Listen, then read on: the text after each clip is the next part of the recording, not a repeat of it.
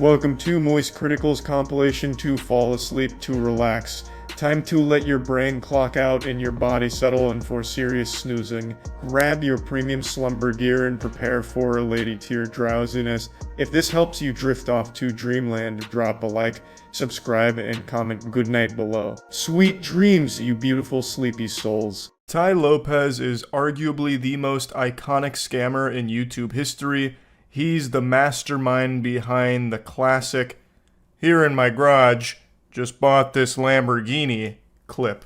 Throughout the years, no name has commanded less respect than Tai Lopez. He is just a clown people shoot spitballs at. He is just like the communal piñata that people used to love to take shots at, like a little punching bag. And it was always good fun because he's a piece of shit. He is literally a scammer. And not many people know this, but he's actually still around. This cockroach has persisted and he still posts videos and still tries to sell courses and seminars. So I wanted to take a look at one of his more recent ones, a tour of his $100 million mansion. Except it's not his mansion, he's leasing it. And he's not trying to hide that fact either. He wears it proudly on his sleeve and spends 17 minutes coping trying to convince his audience that leasing a $100 million property is actually a galaxy brain Giga Chad financial decision, and tries to convince them that leasing is better than buying in a lot of cases. It is unbelievable delusion. So let me give you the reasons why I just leased this $100 million house in Beverly Hills. Why would I lease this for a year? Is that crazy? It's beyond crazy. It's plain brain dead. This is plus ultra moron shit here. Leasing a $100 million property, and trying to posture it as a good thing and a smart financial decision, that is baffling. Now, I know Tai Lopez is just a complete fake person. Like, he even moves around like an NPC out of GTA, like some kind of character you'd find on the street that's like falling over or getting bullied by someone. But like this, it's become his whole persona. You know, I'm oiled up in my garage, rubbing my wiener on my Lamborghini, you know, that kind of thing, like flexing these wealthy things. But this is so unbelievable to me, where he's trying to position a lease on a $100 million property as a good thing. Well, I'm gonna tell you what Felix Dennis, he had the 3 F's rule. If it flies, floats, or lease it, don't buy it. A mansion does none of those things, except fuck you in the face. Like, I understand that this is all for show. I think there's a very real chance he's not even leasing this property, and I'll get into that in a moment. As he's doing the walkthrough, this place is more barren and empty than my fucking 16th birthday party. Like, I don't think he even leased it. I think he asked a realtor if he can just film a video in there so he could promote his seminars. The only reason he's at this property and making this video is to try and push gullible fools into purchasing his courses and attending his seminars and that kind of fucking nonsense, just to keep exploiting people. But that's not the real reason. I'm gonna give you the reasons why I would do something crazy, because we live in a world, it's like if you lease a Lamborghini, people think, oh, this person's dumb, or they're trying to pretend, or if they lease a house, you know, this isn't an Airbnb, this is a long-term lease. People are like, oh, and I'm going, no, use your brain. They don't teach us in school financial literacy. It's not financial literacy, it's substantial idiocy. If you used your brain for even a second, just had one neuron activation moment, you would recognize how stupid this whole thing is. I buy farmland. I own farms. This is number one. There are things you should buy and things you should lease. Tai loves to go on and on about the farms that he owns, and I'm confident he's never stepped foot on them for even a second, past the initial handshake of purchasing it. If that's even a true story, it's impossible to know with Tai Lopez, but if he did own farms, you bet your sweet bippy he'd say, ew, yucky, smelly animals, and run away. To tie it all back to Tai's 10 commandments here of leasing, I'm going to go ahead and poke some holes into that theory here.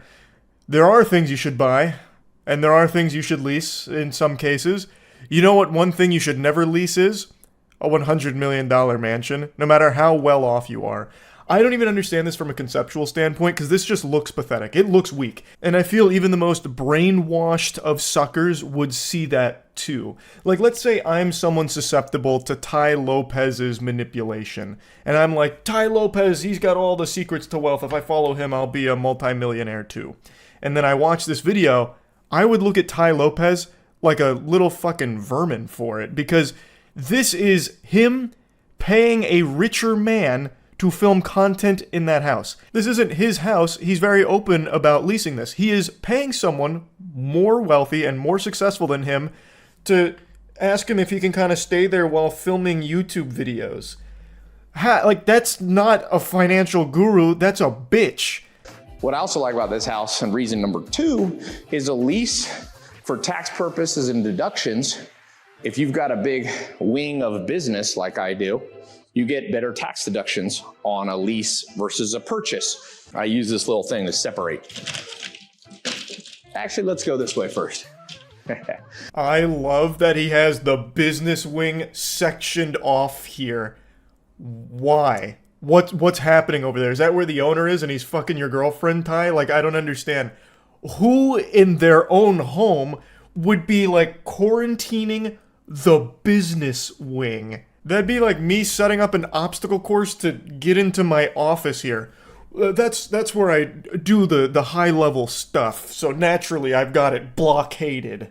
Yeah, it's a sitting room, but I'm gonna put in grand piano. I like to play the piano. You runny-nosed little worm, why are you lying to me? I know you're not putting a grand piano in there. Number 3 is flexibility. Next reason is charity. Yes, charity. Nothing says helping the community quite like living in a $100 million mansion that you're leasing. He's doing it for the people at the end of the day. He's not selfish. He's leasing this property because he's uplifting those around him, helping everyone that he can through this. And he stays flexible, of course. He's not married to this home. If he wants to, he can go get a $200 million lease on my fucking butthole. Like, he's got so many options. Never just live for yourself. I call it the 50-50 rule. You should spend 50% of your life living for yourself and your family and people who depend on you, but 50% live for the good of others. So this house is amazing. I already did a big event, a charity pool party. You know, this backyard will hold 800 people, and I sold tables, and all the profit from the little tables in the back went to charity. So you can do good with a big house. Might actually be one of the weakest arguments I've ever heard for why some narcissistic loser would lease a $100 million property. Well, actually, there's so much good you can do with a big house like this. I threw a pool party and I sold tables. I don't know what that means, full disclosure. I don't know what that... You sold tables? Is that like code for baby oil? Is this like a freak off or something? Like, I don't know what he's saying with that. But whatever. I sold tables and I gave money to charity. Okay, you could also just give the money to charity without leasing a $100 million home. Like, that home didn't help you do any of that. It doesn't make any sense what you're trying to say here. I also love how he tries to get really philosophical. Like, he's a man's man. You gotta live for yourself sometimes, but then live for others, like your family. Speaking of family, Ty, where's your wife and kids? You're pushing 50 and you still don't have a family, man. You're still on this stupid fucking grind set mentality, trying to scam people through dog shit YouTube videos and seminars like this. Next reason to lease versus buy is maintenance responsibility. You know how expensive this house is to maintain? So I love the fact that it's like you're not responsible really for the maintenance if you negotiate your lease right. Another great reason to lease versus buy is I'm too fucking lazy to do any of it myself, so I'll put that responsibility on the person that I'm leasing from. Yeah. Cool flex, Ty. I can't be bothered to do anything except sit here and make YouTube shorts promoting nonsense to fools. So I'll let someone else take care of, like, the actual stuff. Pool, I like swimming is underrated, man. Jogging's hard on the joints. Swimming, there's a certain magic. You look at those people, like the Maoris, like The Rock, people from the South Pacific are in some of the best shape historically, the people who swam a lot. So I love swimming. I don't know why we still have all the ropes up, but I like to do my workouts outside when I can. What the fuck are you yapping about, man? What? Just say you like to swim. I don't know why he's going into this whole spiel about it. I don't think he swims, for what it's worth. I just don't believe anything that ever comes out of Ty Lopez's mouth, to be honest with you. I bet he hasn't even dipped his toes into that pool, because it might be a little too chilly or something. But, like, I don't even understand why he's even going on about this. And then he says, I like to do my workouts outside, and there's like 5 dumbbells there that go up to like maybe 20 pounds. Getting a real big pump out there, huh, Ty?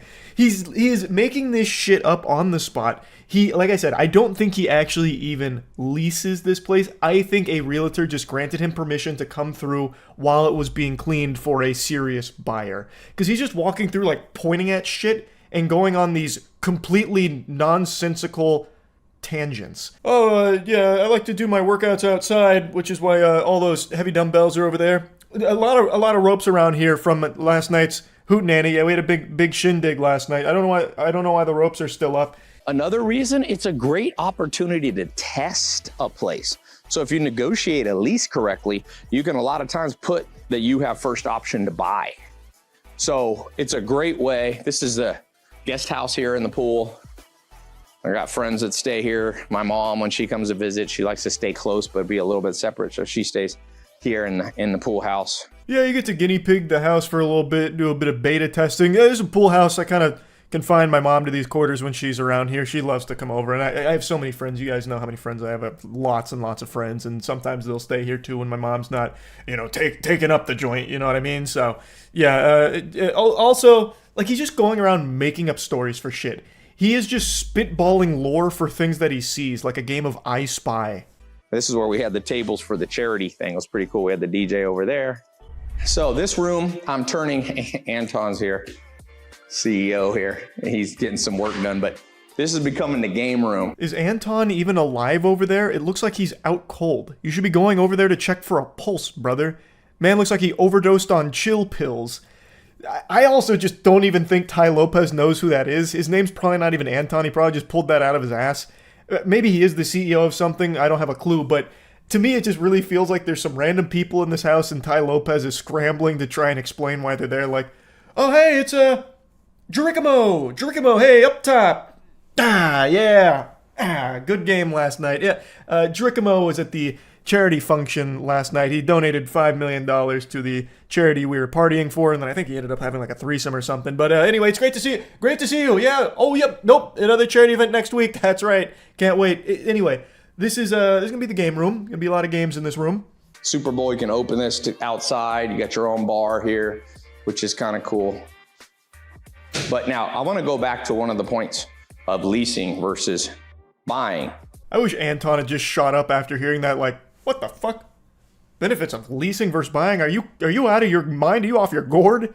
Also can't help but just appreciate that Ty Lopez talks about, like, the bar over there and then, like, slowly walks over there, fee-fi-fo-fums, just to spank it for no reason, just to slap it. A reason that I like to do a $100 million huge house is it's easier to clearly delineate what's personal and what's business. I section it off. What the hell is even that? One of the biggest benefits to a big house in Ty Lopez's eyes is his ability to effectively section off what's business and what's personal. Do you not have object permanence? Are you 5 years old? Man thinks if he's not in his office, it just disappears. So he has to set up these blockers to remind him, like, office on that side, that's where business is. You can't just be an adult and know that your office is where your business shit is. Everything else is your personal shit. Like, what? How dumb are you? Change your life right here. I'm loading all my books in. I have other homes, so I'm trying to decide, do I want to buy all new books because this place got such a good library, or do I want to ship books? I have more books in boxes on one of my farms. Okay, here, as I said, one of the advantages of leasing versus buying is the business element of it. Here, this house has a ballroom. I have a lot of my C-suite, not all my employees, but I have like the leaders come. I fail to see how that's an advantage of leasing versus buying, because you could still get that same effect through buying. If you own the house, you could still have them in that same ballroom, like your little fucking personal sweatshop here. Like, it's not like leasing helped you do that better or gave you the ability to do that, whereas buying wouldn't. Rick Field here, one of the chief branding officers for the world's largest monitor. But yeah, this is a cool place. It's got very finely crafted kind of all of this work that they did is pretty incredible. One thing I find very interesting is Ty Lopez walks around this house like a fucking ghost. everyone around him treats him as if he's invisible. So he's like directly talking about Rick Field, who's in earshot. Like he is right next to him. Ty's breathing down the shoulder. Rick doesn't even give him the time of day, doesn't look at him. Anton, another example, never even acknowledges Tai Lopez's presence, doesn't even look up at him. Neither does anyone in that room.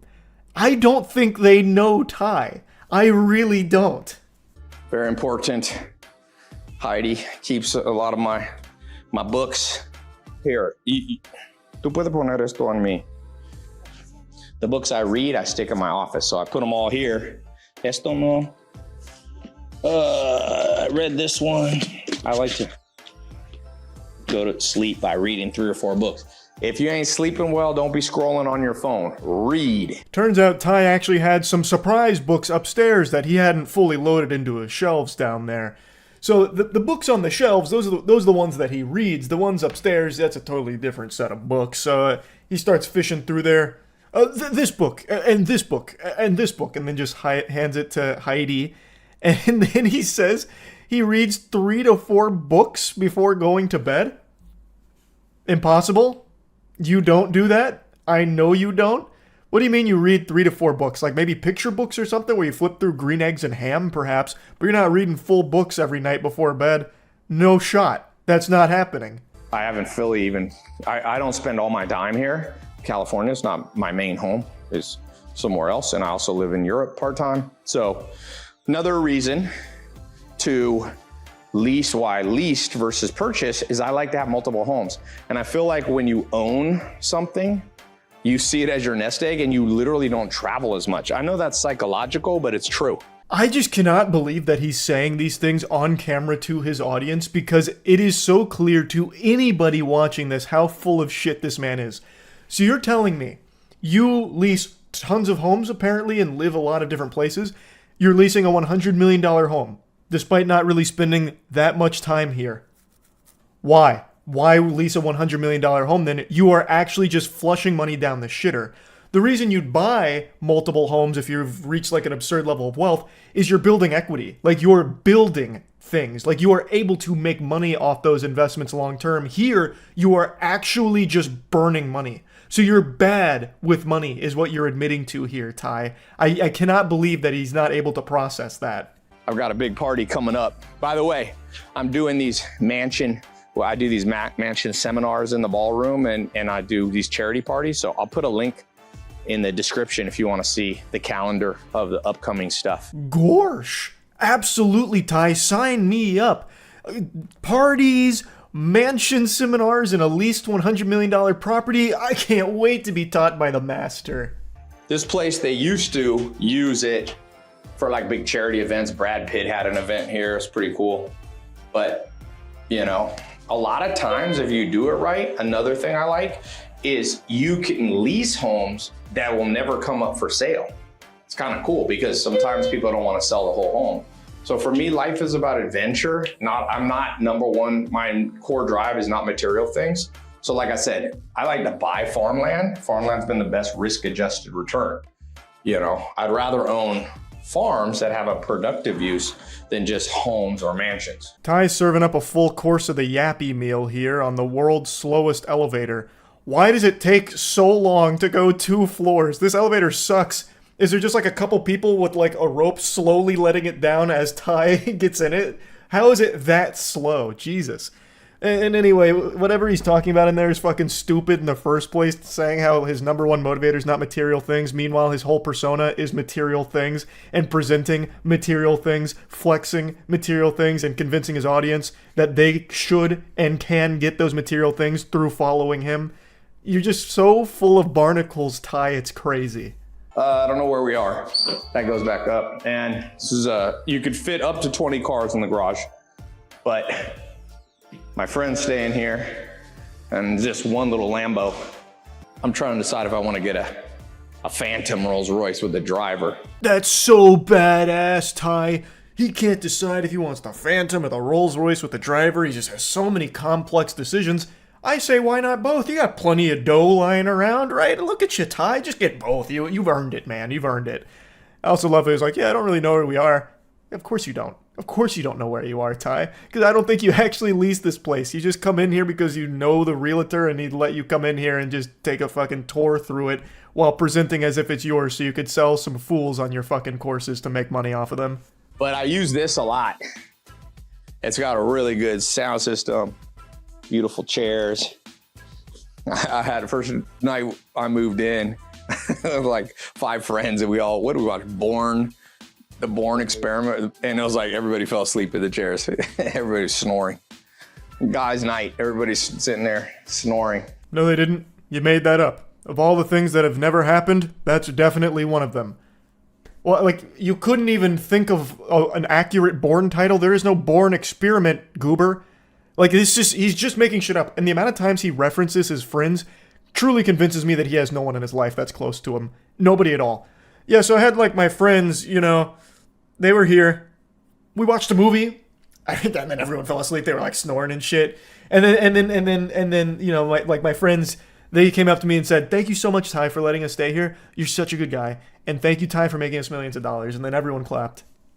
The next reason to buy is adventure. I'm an adventure guy. People always ask me, "Ty, why are you still doing business?" You know, I could have retired and had enough recurring revenue probably in like 2007 or 8.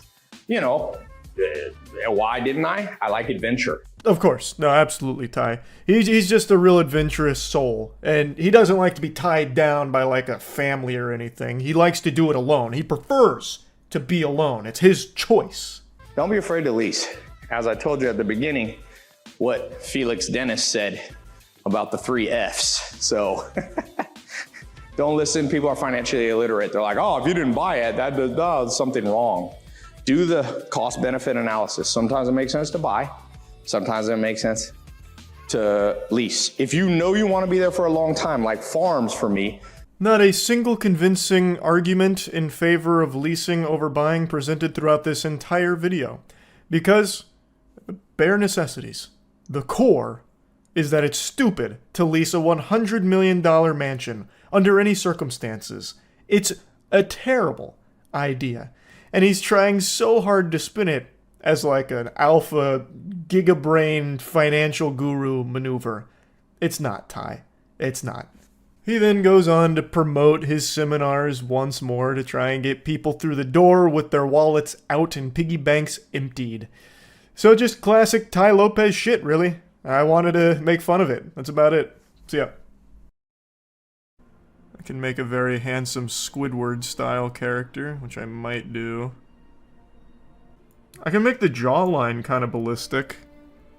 This is looking like one of the Bognadoffs. They have so many jaw options and nothing else.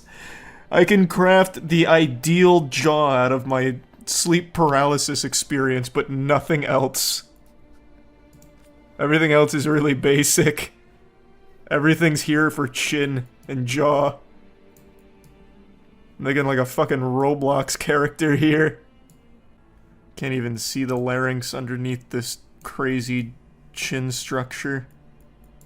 I'll have him be all skin and bones. Oh, I can give him a fat ass. Yeah, I'll give him some cake and nothing else. Ooh, even bulge size? No bulge. Man's not packing. Eye color, I don't really care. Okay, Bloodshot looks pretty cool though. And I can give him cataracts. Looks like he's being mind controlled by something. That looks good. That looks really cool. Man, his fucking face got hit with a frying pan. That looks good. It's looking really good, actually. A lot of good nose options. We'll give him a really tiny mouth.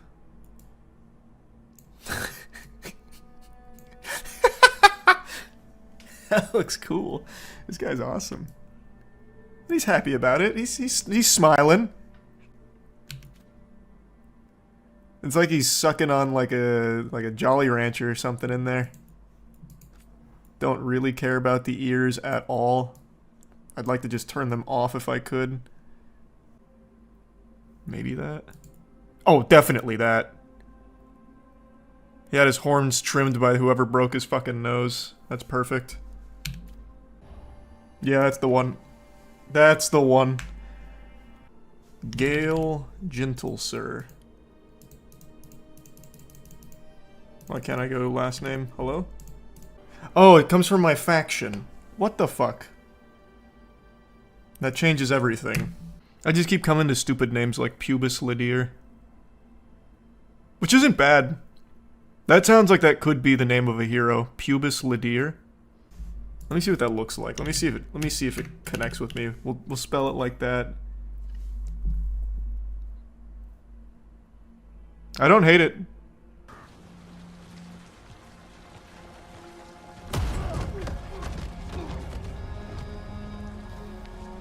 Let's try this again. Yeah! Where's Navgalis? That's what you get for making fun of my nose. You think you can come into my bar and make demands? Yes, I do. So I'm doing a full renegade, everything evil that I can choose. Because apparently the game doesn't let you be evil, so I'm gonna see what it lets you do. This one's definitely the most brutish of the two, I think. Need to talk by the time I get to you. Darling, you're adorable. Yeah, I know.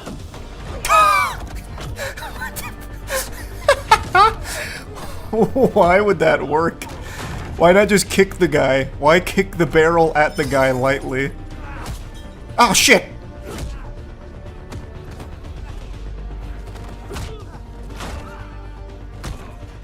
Not enough gold in the world for this. Where do you think you're going?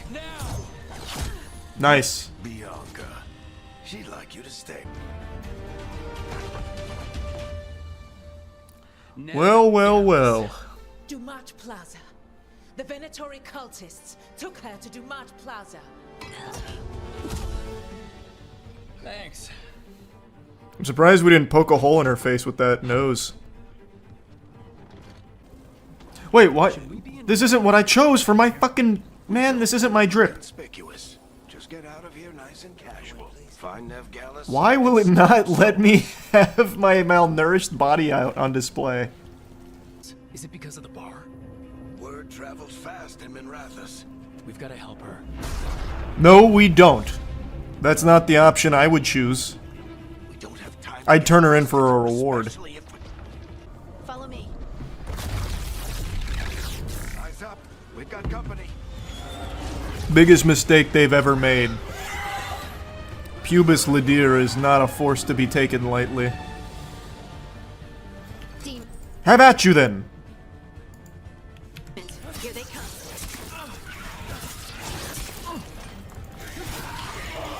Take this! And some of that!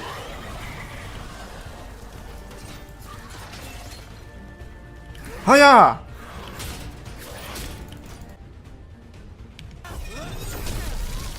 Nice. Huge play, Pubis. Another one! Oh, it's on cooldown. Oh wait, no, it costs... Not, I don't have enough rage. Now I have enough rage. Beware! Hiya! Another barrier. Appreciate it. Rook, this is Navgalis. Call me by my real name, Varric. She's gonna help us find solace. Stop calling me Rook. Meet Rook. Now I want to challenge him to a duel. We haven't got a lot of time. Varric said you had a lead on Solus? You get right to the point. Yeah, I want to be evil, but the best I can do is just being direct. I like how that's like the renegade equivalent. Just being like efficient with your with your talking. Man, I like my little mallet though. It looks like what Eustace used to encourage the cowardly dog. Is Arlethan Forest. It fits my character so well. Power involved. Hiya!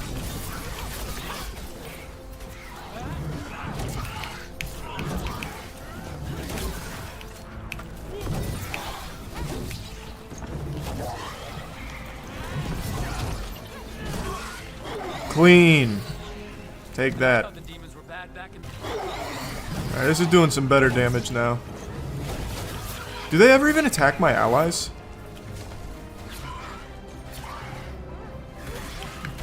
Wait, do they really just not attack them? Hey, buddy, you... Alright. Oh, wait. Wait. I feel like I can just have my companions attack them forever. And I'll just dodge. I don't even have to, like, fight. You're doing excellent work. I've trained you all well.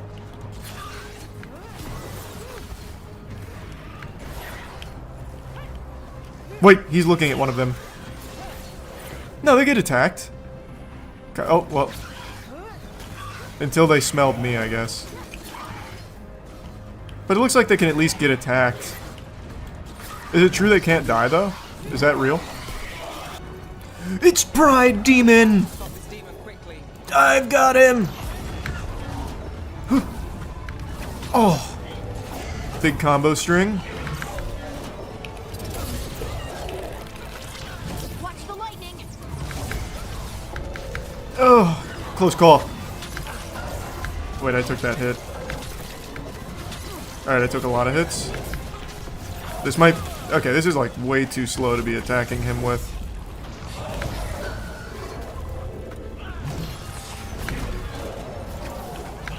Never mind, I'm fine. Damn it! I missed it.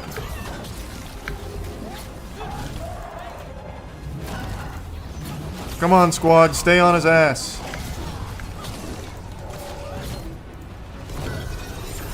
Huge! Big kick. How did a demon this large get through the veil?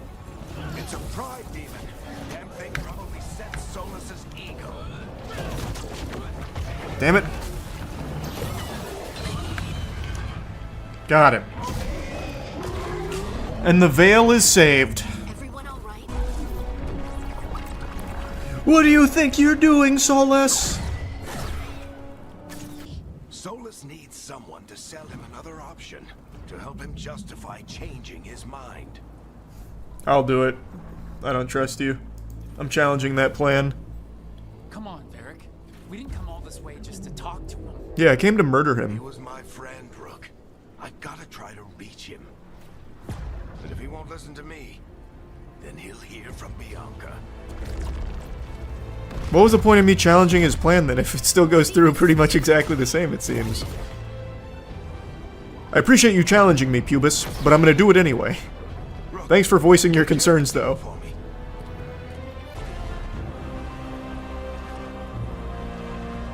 My god, he's bald. Very bald. Still working the cash register, eh, Squiddy? Please. Oh, Bianca! No! Always dying. Good point. It is what they do. That was pretty edgy. Valiant effort, Varric, but this story does not end with my downfall. I wouldn't be too sure, Solus. 'Cause you're in Pubis Ladir's world. And in my world, I win.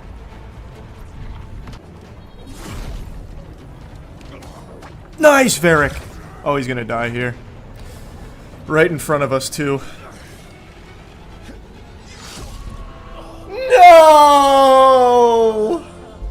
No!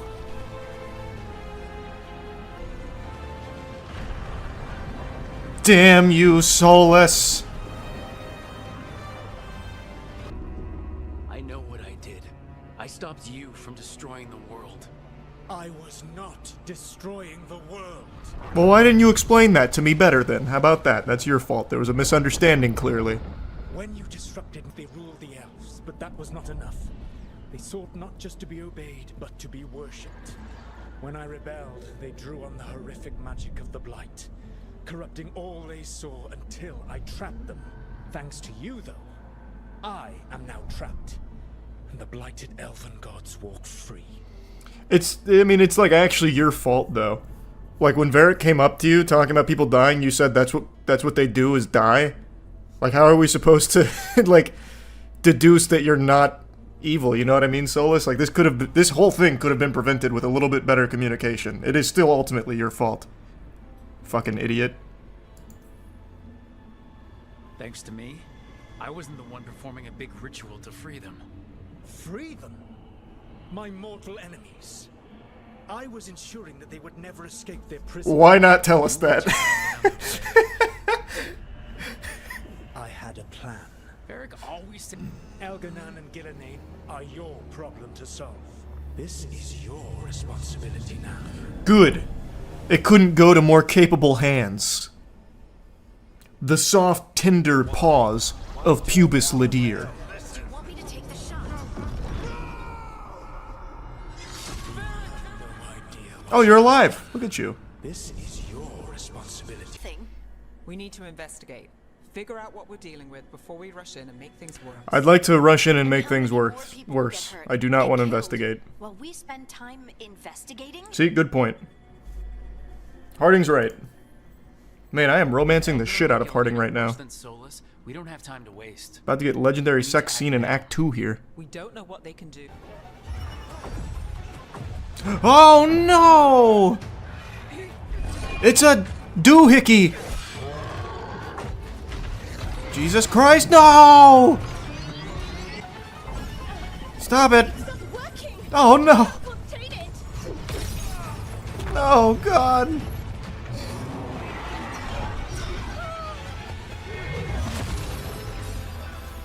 Close shave. Luckily I stood by and watched. Investigating, as it were.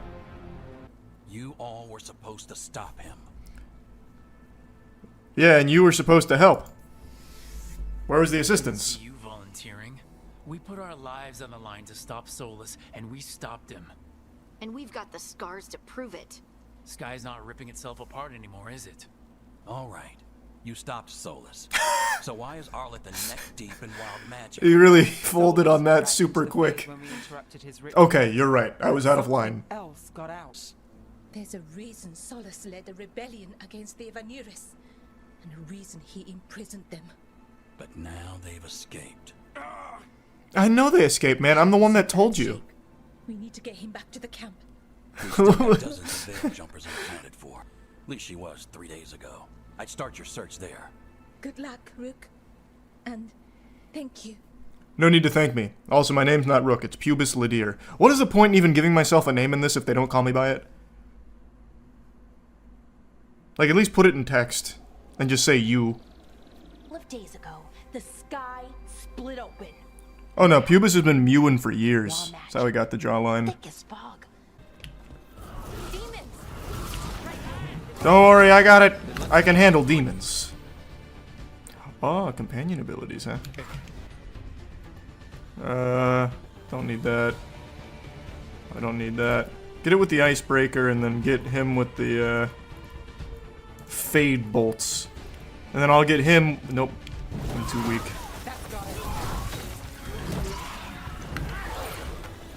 Nice. Oh yeah, wait, I got a new ability. Let me try it out.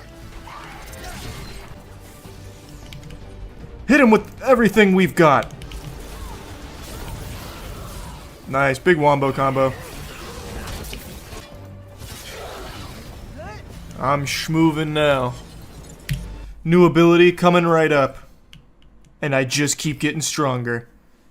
Titan Stomp. Not even the elven gods can survive one of these. Should be clear ahead. I'm running out of rage though. Use it! Kill the rabbit! Fuck. At least got a truffle. Whoa! What the fuck is that? Oh wait, I have a bonus against those guys. I'll one-shot this man. I'll put some fucking discipline in him. Yeah! Oh wait, no, I have bonus against mercenaries, not Darkspawn.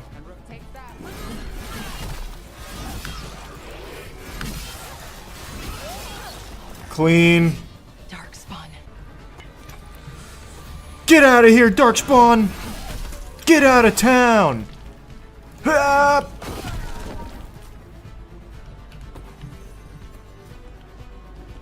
Oh, what's down here? I'm probably the first person to find this. World first. Some flawless crystals. Nice. There's gotta be something for perfect dodge for increased damage, I imagine. Because I'm hitting perfect dodge so much right now. It's so free because they give you like that little thing over your head to let you know when to do it. Nice.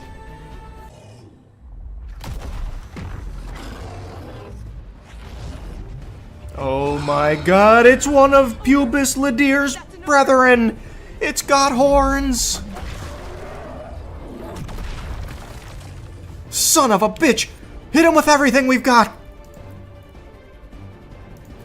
Go, go, go! Cold red!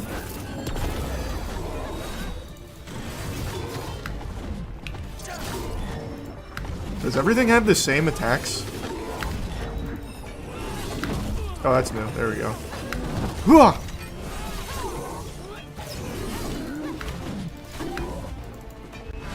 Hit him again! The Pubis Big Boot Special!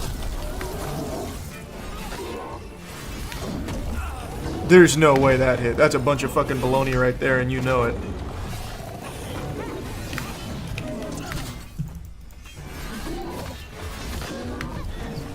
Hey-up!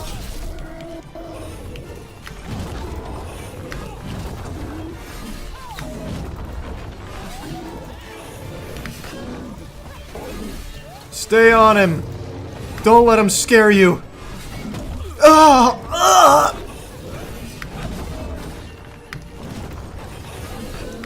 For Arlathan. Oh, these are still on cooldown. I could heal if I was a bitch. Alright, I'm healing. Holy shit. I don't know how that hit. Titan Stomp! Oh, I got my ult.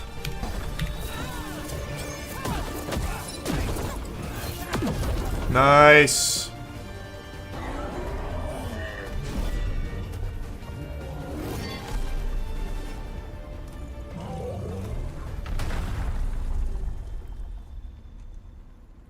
Well, wasn't expecting to fight an ogre today. Then again, That's the beauty of life. didn't expect to learn that my Full of gods are surprises. racing around and trying to end the world. Hi. Right. I have questions. I am the Nadas to Tuah. What do you... Damn, he's been hacked. Fuck, they minted him on the blockchain. No! We aren't getting it. It's broken. Luckily, we already know what to do next. Find Elgranon and Gillenane, and stop whatever they're planning on doing. Easier said than done. They're elusive, even for gods. Signs of their presence all over Arlathan, but no one's seen them yet. So that's it? 2 gods are running around your forest and you can't find them? Well, the next time you decide to unleash ancient horrors on us, What? maybe we'll... Demeda's Crossing. What? Ireland. You're blaming me? How about you help next time? You said you'd lost contact with. The gameplay's not terrible. Like, it's better than I thought it would be based on the trailers. It just feels kind of slow. Like, it just feels a little clunky. But I expected it to be worse based on everything they showed. Really, all of, like, the main things I don't like are the characters' dialogue. I just really hate that they treat me like I'm a fucking 6-year-old. They just keep re-explaining the same shit over and over and over and over again. I'm inside. Listen to the mayor. Hello? I don't think he can hear us. Oh my god! The Blight's taken over! All of us. No, you can't leave. You're to release the Blight. The villagers, they said they needed power. Valara, be careful. We'll get you down. Or maybe it's too late now. No! We just stood around and watched him die! Fuck! Thanks, membership. Yoga. They thought I wouldn't check here. They really thought I wouldn't hit that. Oh my fucking god. I hit everything. Holy shit. Huge loot. First one to find it. Mayor Julius. Oh wow. It's the age of the dragon. Shit.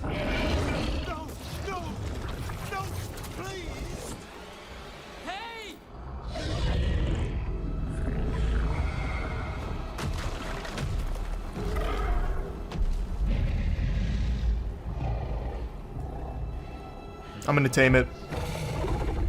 We just connected. We bonded. Fresh blood, a hungry heart. Creature, come to me. Well, if you say so. Fucking marches over. I really thought it was the dragon speaking to me. I thought that was one of the elven gods.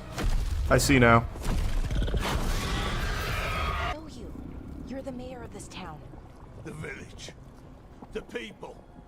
Are they, He's so casual about being strangled by intestines. You gave them to the gods, didn't you? Didn't you?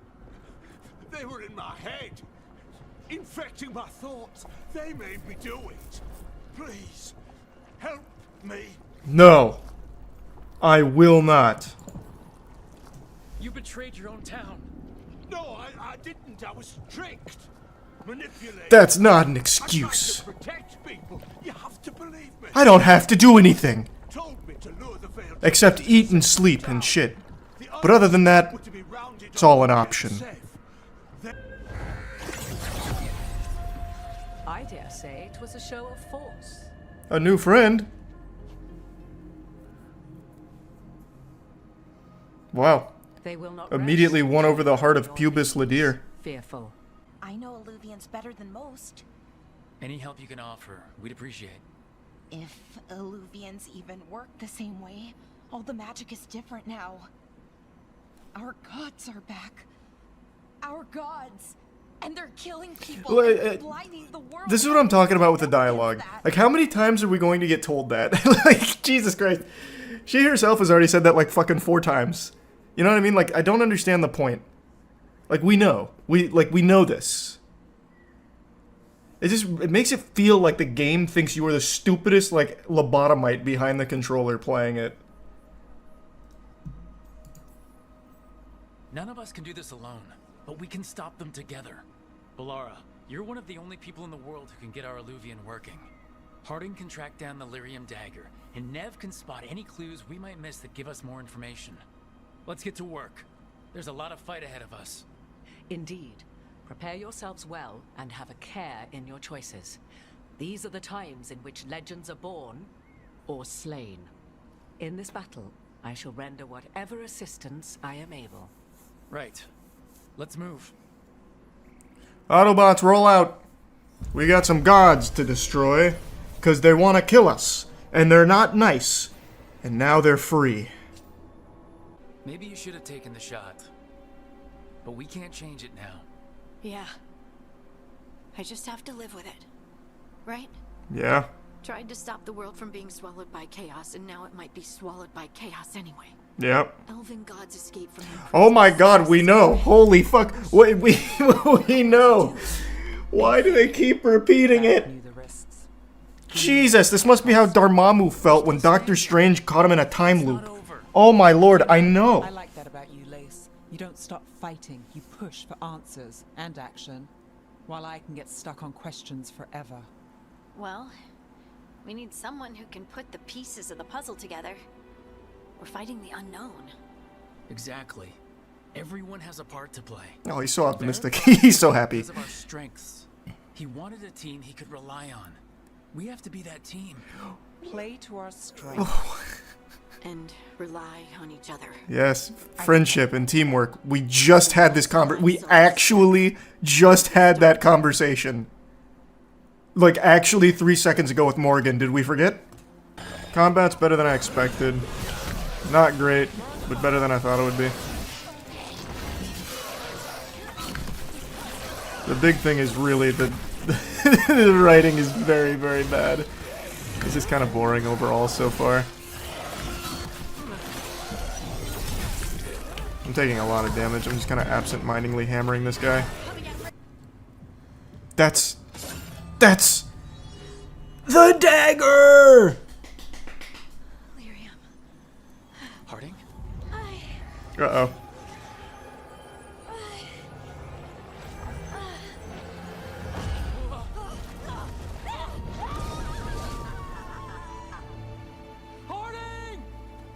Don't worry, she's not dead. I haven't been able to level her up very much, and she has so many more abilities.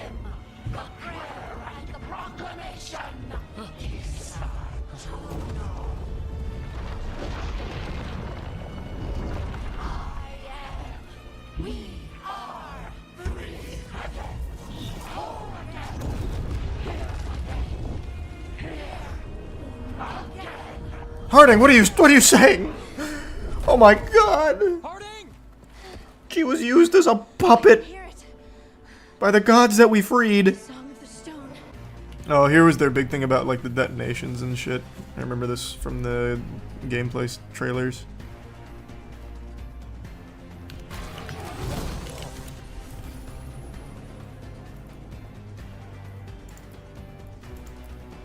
Nice! And it also combos with Titan Stomp! Nice! Take that!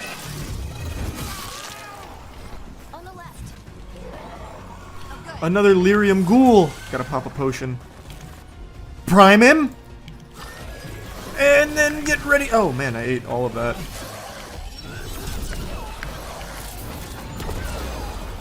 Is he primed? Oh, Jesus Christ.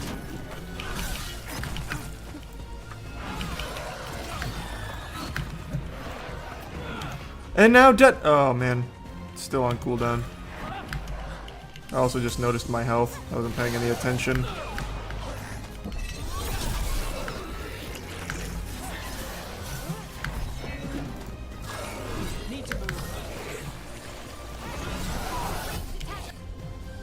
Cooldown.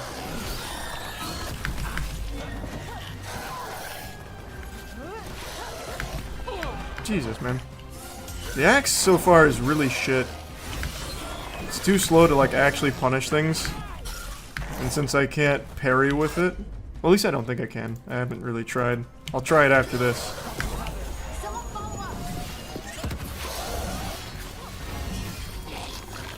I've got my ult up, but I'm holding it.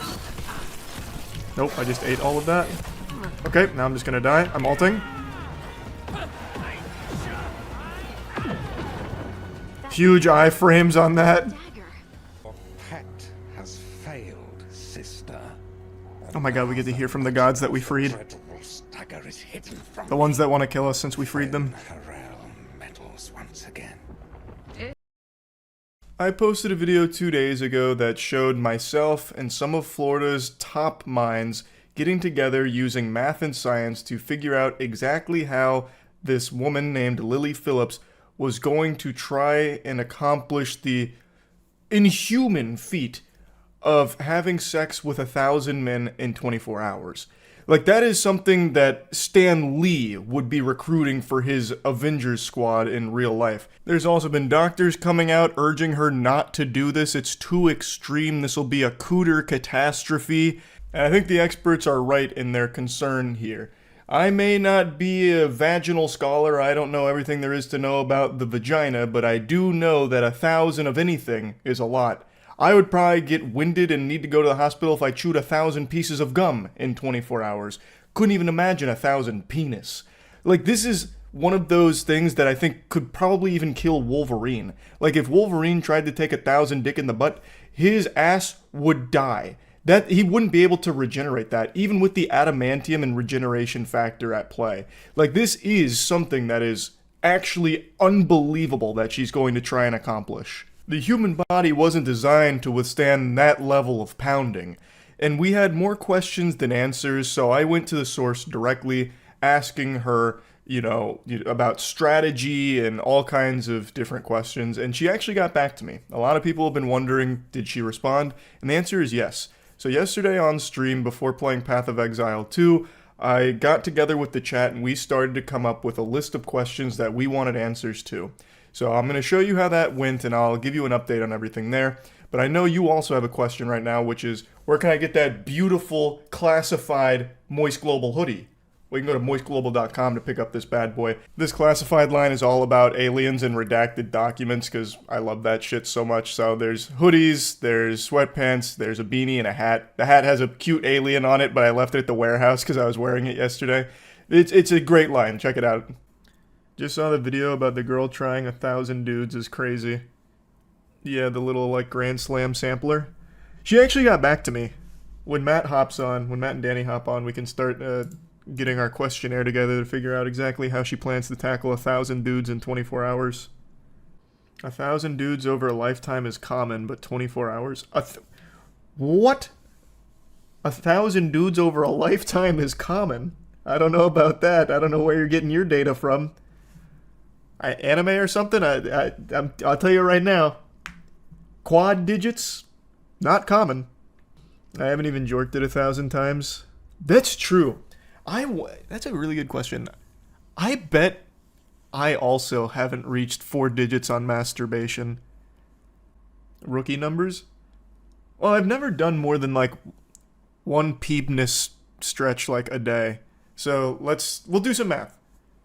Probably started when I was, like 12, 13, so about 17 years worth of experience. And then I didn't, like, even going through puberty, I didn't masturbate much. So we'll do like an average of like, let's just do like 3 times a month. We'll use that number here. I'm going to break out the calculator. So if I did 3 times a month every year for the last 17 years, I will have only played the skin flute 612 times. But then, is it possible to know for sure? Because then there'd be some months where I'd do more, where I'd get like really feverish. But I think it'd be close. I don't know if I've actually done like 1,000 jerks 3 times a month. Yeah, I really did not hit it that hard back in the day. How's she gonna find 1,000 men to sign up for it? She has applications. She's doing a casting call. I don't know what the requirements are, which is a question I'd like to ask her. I'll do like a bullet point format. What are the requirements of the athletes that apply? Is it to completion? What counts as sex? Ooh, that's another good question. Will they be tested? Because I imagine she doesn't want to contract like 1,000 STDs, so what about STD concerns? Do you have like what would be like a vaginal masseuse? A gynecologist? Probably not a gynecologist, but someone to like 1,000 dudes in 24 hours, like her pussy's gonna blow up. Like you won't survive. You'd need a professional, but I don't even know what professional would specialize in that. So I don't know how to ask that. I guess here, I'll do it all-encompassing. Do you have a pit crew? I'll put in parentheses in case she doesn't watch NASCAR or F1 or anything. Team that will help. How will she eat or pee? Another good question. Are there bathroom breaks? Food breaks? Catering for athletes? Nice. Maybe they can prepare themselves beforehand and immediately... That's not even going to be a good speedrun strat. The only real speedrun strat you can do for this is you would start naked, so you don't have to waste time taking clothes off. So you just have a queue of 1,000 naked men, and it's just like a assembly line that you go down. That's the only way. That's the only real speedrun shortcut. That's wrong. You'll also need lube. Oh, good question. That's a good question to ask.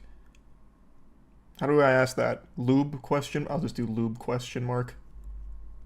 I don't even know how to phrase it. I think she'll know what I mean. Is she going to start from smallest to biggest? That'd be a good strategy. I don't think it'd save time or anything, but it would definitely help with pain, I would imagine. Will there be fluffers for the next 10 or so dudes so they aren't soft when it's their turn? I already asked about, like, her pit crew. I'll specify fluffers, though, because I imagine that has to be a necessity here. I don't even... Man, my questions read like a caveman asking them. Will there be team of fluffers so time isn't lost on softness to hardness? I don't know what's going on with my brain right now. I'm not asking questions in a coherent way. There, that's a much better way of asking that. Will there be a team of fluffers so time isn't lost waiting for erection? Because you could lose a lot of time on that. And especially if if they go past the 1 minute 26 seconds allotment because someone can't get hard, you'd have to like throw out the contestant and bring someone in quick because there's no way you'd already lose too much time. I will ask that though, because I imagine optimal position would be doggy, right? That'd be the quickest entry, and they wouldn't have to worry about like going on like, you know, like splaying out. I said, what position is used for optimized speed? Yeah, I'll just start with these questions, and then if more arise when Matt and Danny get here, I'll throw it to her. I already asked if it's to completion and everything. All here, just so that way we're all on the same page. The questions I asked were, what are the requirements of the athletes that apply? Is it to completion? What counts as sex? What about STD concerns? Do you have a pit crew, team of experts that specialize in pain management? Do you have a team that organizes the participants? Are there bathroom breaks, food breaks, catering for athletes, lube? Will there be a team of fluffers so time isn't lost waiting for erections? What position is used for optimized speed? There should be a few hundred on the bench just in case. Where is this going to take place? A place where you can fit more than 1,000 people? No. So, at our round table meeting about it, we concluded that what's likely going to be the case is people are going to have time blocks. So it won't be 1,000 dudes all at once in a queue. It'll be like probably batches of like 20 dudes that show up at this time, another batch of 20 dudes that show up at this time. That kind of organization would be my guess. Because you're not going to find a place for 1,000 naked dudes. Like not even Ram Ranch could handle that amount. So it's going to be blocks and showing up. Are you excited? I'm very excited. Also, Lily responded, so I tossed her a bunch of questions, so hopefully we'll get some more clarity on that soon. What was her response? Oh, she said that she thought it was fun, our conversation, and she'll answer all the questions that we have. So I sent her a huge list of questions, and now they're not there anymore for some reason, because it said she has vanish mode on, so I don't know what that means. Ah, shit. Now the real question is, did she approve us to go shoutcast? She didn't say anything about that. Vanish mode is a feature on Instagram that lets users send messages that disappear after they're viewed. Oh, that's nice. I mean, she viewed it. She's probably just talking with her team about the answers to the questions, what she can share. Yeah. She printed that out, put on her reading glasses, and she's putting thoughtful responses to each question. She got out a cup of Joe. So, I saw some comments on the video saying even Lisa Sparks has come out and said like the news was very exaggerated and it was only like 150. I just mentioned that a little bit ago too, that apparently there's a lot of debate on even if it's real or not. I read a little bit about it. I didn't know Lisa said it though. That's what a comment said. I did zero research to confirm. Good. The way it should be. This is the chat. So she has vanish mode on, and I sent that whole list. So now that whole list isn't there anymore. Does that mean does she still have the list, or do I need to double text her and ask if she has the list? Yeah, I know it means she read it, but can she still like access it? Because there was like fucking 15 questions on there. There's no way she remembers all of it. No, I'm sure she wrote it down on a notepad. If she read it and closed it, it's gone. Okay, I don't know if you're telling the truth or not. I'm just gonna say, hey, did you get my questions? You've decided you're going to type it in the way that sounds like you're like, hey, why haven't you responded yet? I have no other way of asking it. Why don't you just say, they disappeared on my end. Do you still have them? That's a much better way. 24 hours later and still radio silence on the questions, but I wanted to give you all this update because I'm getting asked about it so much. I asked a bunch of questions. Hopefully we'll get some answers to them at some point, and even if we don't, eventually come, the Super Bowl of sex, we'll see how it all plays out, I suppose. But yeah, just wanted to keep you all in the loop on this. That's about it. So yeah. I'm sure by now all of you have heard of dead internet theory. I don't think I need to really dive into what it means, but fundamentally, it boils down to the idea that the things and the people that you see or interact with online aren't actually real, it's bots, and upcoming AI.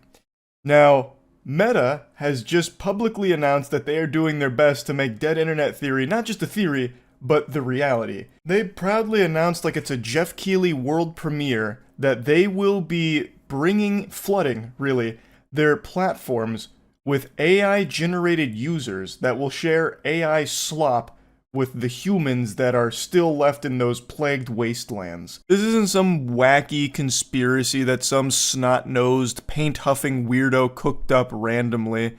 This is an actual upcoming change that Meta themselves announced. We are getting this fart straight from the butt, the source.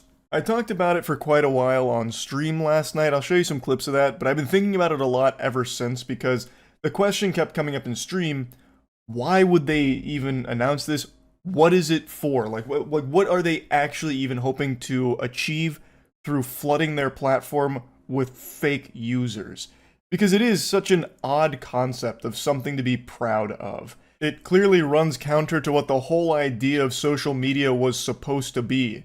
A way of connecting to others and experiencing the world through information and content from others. It's social media, but this is becoming more programmed media. So I thought about it some more, and I think I have some more theories on beyond the obvious of like bigger number equal more money, and also being able to control the narrative through just brute forcing a narrative with a bunch of bot accounts that people might not be able to tell if it's AI or actual human beings. I think there are a couple more things that they're hoping to achieve through having the platform be bots. Why would Meta admit to using AI? Well, because these companies view it as a really positive thing. This isn't like some kind of dark secret to them. They're proud about it. So, their vision is drumming up engagement on their platforms through AI accounts. So what they want to do is fill it with AI-generated characters. They want to fill it with profiles and bios that will all be sharing AI-generated content with its users to the point where people won't know if they're communicating with a person or AI. And they are so out of touch that they view that as a really good thing for their platform. So, we expect the AI to actually, over time, exist on our platform kind of in the same way that accounts do, according to the vice president. They'll have bios and profile pics, and be able to generate and share content powered by AI on the platform. That's where we see all this going.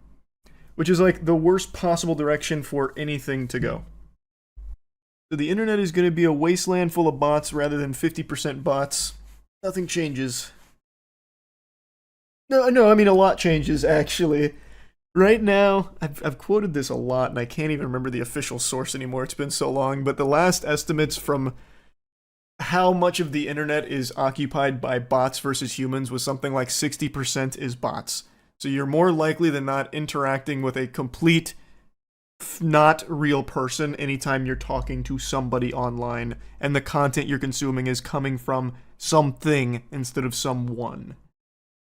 Can someone explain why? So, I'm going to be honest, I don't really see how they view it positively, but the benefit they will get is by having all of these AI accounts, their engagement numbers are going to be much higher, which is going to drive the value of their companies up. By being able to boast more users and boast more engagement and keep people glued to the platform, it's going to make the investors more satisfied. It's going to make things on their end more profitable.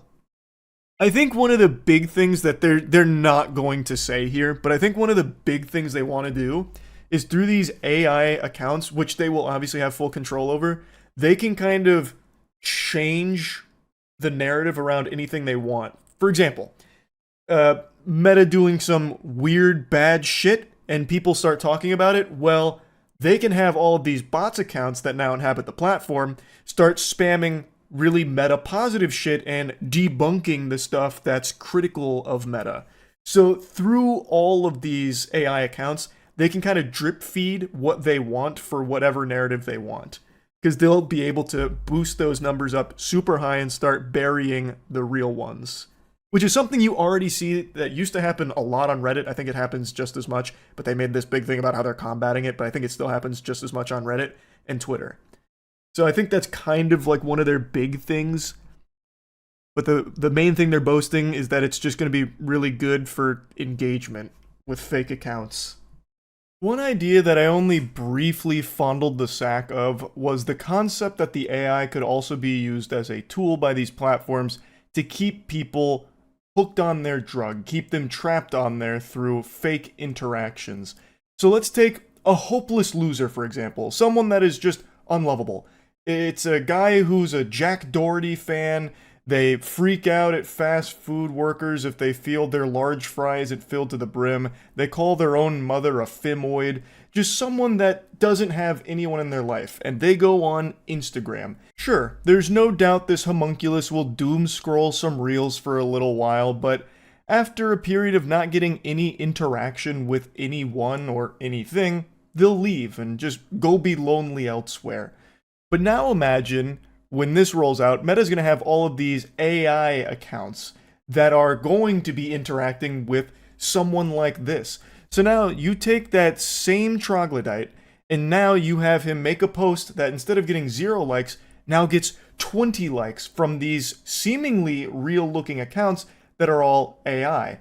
And he'll click on them, and he might not know they're AI because they're going to have their own profile pics, they're going to have their own bios, they're going to have their own posts that are not real, but it's going to be convincing enough that it is. So now all of a sudden, this guy who's got nobody has AI that's interacting with him on this Instagram platform, and it's going to make him more likely to stay on there and interact and engage with it. So they're going to retain people longer through this program, because it'll give someone like this the sense that they're connecting with someone. So they're going to be more likely to want to stick around because now they are getting interaction. They are getting some kind of engagement out of it. This guy isn't going to have anyone naturally talk to him. No breathing human being with a pulse is going to speak to a guy like this. But AI can. I have no doubt these AI accounts will also be DMing users. So you'll have this guy get a message from Phil Cheeseburger that'll say something like, "Brother, I just saw your most recent post. That is so insightful. I never stopped to think about that. You're right. 2D waifus are better than 3D cringe." And now we've got this loser who's now interacting with Phil, who he thinks is a real person. They're talking back and forth. And now you've got this guy on your platform longer through a complete fake connection that has been made thanks to these AI accounts. He's seeing ads from your advertising partners more often because now he's more intertwined with this ecosystem of bots. Like what I'm getting the impression of that Meta is creating is an ecosystem that doesn't need humans on it. It's making a network of AI that hopes to keep humans on there through all of this phony baloney shit. It's so sad. Like, it is so dystopian, and I know that word's lost so much meaning, but this really is a dystopian step. It's craziness. Let's just keep playing around with this for a moment. So this loser now has Phil, and he's got some other AI accounts that are reaching out to him as well. He's got, George Hamhawk that's saying similar things. And over time, as he's like connecting with these AI that he might not even be aware is AI, I imagine that's going to be a thing where people are going to be confused on if they're communicating with someone real or a fake AI account. But over time, these AI accounts will start maybe subtly influencing the way that this loser thinks through AI drip feeding the narrative that the platform wants the users to be fed. So they can help control, like subtly brainwash people through all of these AI accounts. It is a really fascinating and fucking terrifying concept for a platform that is just going to openly flood its users with AI accounts. Because it's preying on people, like, their desire to not be alone. Like, I think, at least with this concept I'm toying with. Because, again, nobody likes to post something and have 0 people see it, and Meta knows that. And the solution to that problem is to have fake people see it and pretend that people are seeing it. So now they're creating that feeling of, I'm being seen. And then they start connecting with those bots, and it just spirals so out of control, and it is a horrifying future. Why would any advertising agency buy into that? I don't know. I actually don't know. Like, to me, you're being very open that you're just going to flood it with AI fake engagement, thus those new numbers aren't going to translate to more sales for your advertising partners. So to me, it just seems like you're defrauding them, to be honest. Like, I don't know. I don't get it. Fake customers are fake customers. Yeah, but fake customers aren't buying it. AI is not going to be purchasing a waifu statue. Like, it's not going to lead to more sales for their advertising partners, even though the price of their advertisements is going to go up because the engagement numbers have gone up. I thought of it more as fake customers leaving good reviews on stuff so real customers will buy it. Oh, I see what you're saying. Yeah, that's very possible. Instead of paid shills, they could just do AI shills, which would save them money. Now scammers no need to operate their own bots, just use AI. That's already happening. AI bots and everything are already very prevalent. I'm sure some of you have already seen them around in like YouTube comment sections. This is just the first company that's just being forthright, letting you know the whole platform is going to be infested. Yep, United Healthcare uses AI to deny claims. I did see that. AI is being utilized in a lot of different sectors right now. The AI topic is one that stretches into every possible discussion because it is technology that will be in every single sector. It's going to be everywhere. There's a lot of people that naysay it and poo-poo on that, like, I understand, but you're wrong. AI is going to be used by every corporation in every single industry to some degree. Some worse than others that is going to be using to outright just replace jobs. Just do their best to get rid of workers because it's going to be cheaper to not have to pay them and just use AI instead. Which is something I and everyone else on the planet has been discussing pretty much fucking daily since this technology's been evolving so rapidly. But now, it's not just replacing jobs, it's literally replacing humans on social media platforms. I mean it when I say there is nothing that is safe from AI. Not even just... like, it's faking being a person now. Like, Meta is making a push for AI to just outright replace humans in general on social media. Like, that's not even a job of just shitposting while on the toilet, and yet it's still going to be trying to take that. It's actual insanity. So yeah, I just had to talk about this a little bit. That's it. So yeah. Thanksgiving is a wonderful holiday where friends and families come together to exchange smiles and food and galaxy gas. A very special holiday where we light candles and put a turkey leg by the chimney so Santa Claus can wiggle his ass down there and boof it as a little appetizer to Christmas. And I know sometimes it can be hard to think of something to be thankful for when you're going through a difficult time, so I'd like to help you out here because I think there is something that everyone should be appreciative of, a blessing that we just recently got.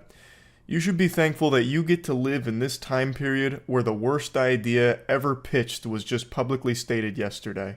Elon Musk just announced that too many game studios are owned by massive corporations, so he's going to use his massive corporation to start an AI game studio. It's finally here, an idea worse than Concord. This is some Powerpuff Girl shit with Professor Utonium in the lab mixing all the ingredients, but the only ingredient here, the Chemical X, is just AI. AI, and AI to create the perfect pile of dog shit. If you're unsatisfied with the games that have been coming out recently, that's totally fine. I'm not your dad. I'm not going to come in there and fucking shove your face into the computer and force you to play them. There's not going to be some kind of covert, off-the-books government agency that's going to kick down your door and arrest you for not liking modern games. That's fine to not like them.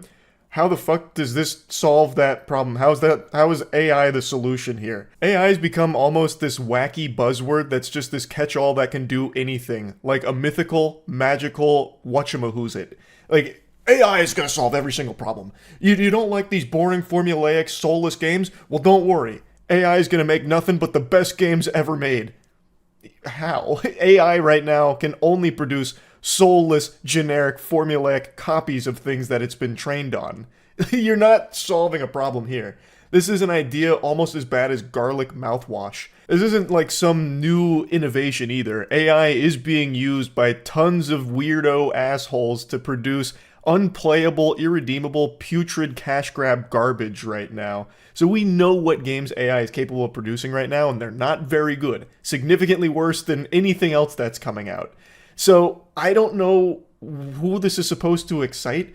As the richest man in the world, if you're unsatisfied with the games and want to start your own studio, why would you choose the cheapest, worst possible option with AI instead of just assembling the goddamn Avengers to create, like, heaters? Like, just a fucking fantasy football team of the best developers that money can buy and put together your own studio with this talent. It'd be significantly more effective and far more likely to lead to something really good as opposed to just relying entirely on AI to make games. That's wumbo idiot mode stuff. That's stupid. Anyway, though, this isn't the only thing I wanted to yap about. I do want to wish all of you a very happy Thanksgiving. If you don't celebrate Thanksgiving, I hope you have a really happy day. You need to make today a great day, and if you don't, you're going to make me really fucking mad about it. So, you don't want to do that. You don't want to see me when I'm angry. I start doing some of that. It's not pretty. And also, I'm going to be doing a money giveaway stream tonight. It's been like a month and a half since the last time I've done one of these, so it'll be a bigger one tonight. I'll probably go for a few hours just giving money to a bunch of different people.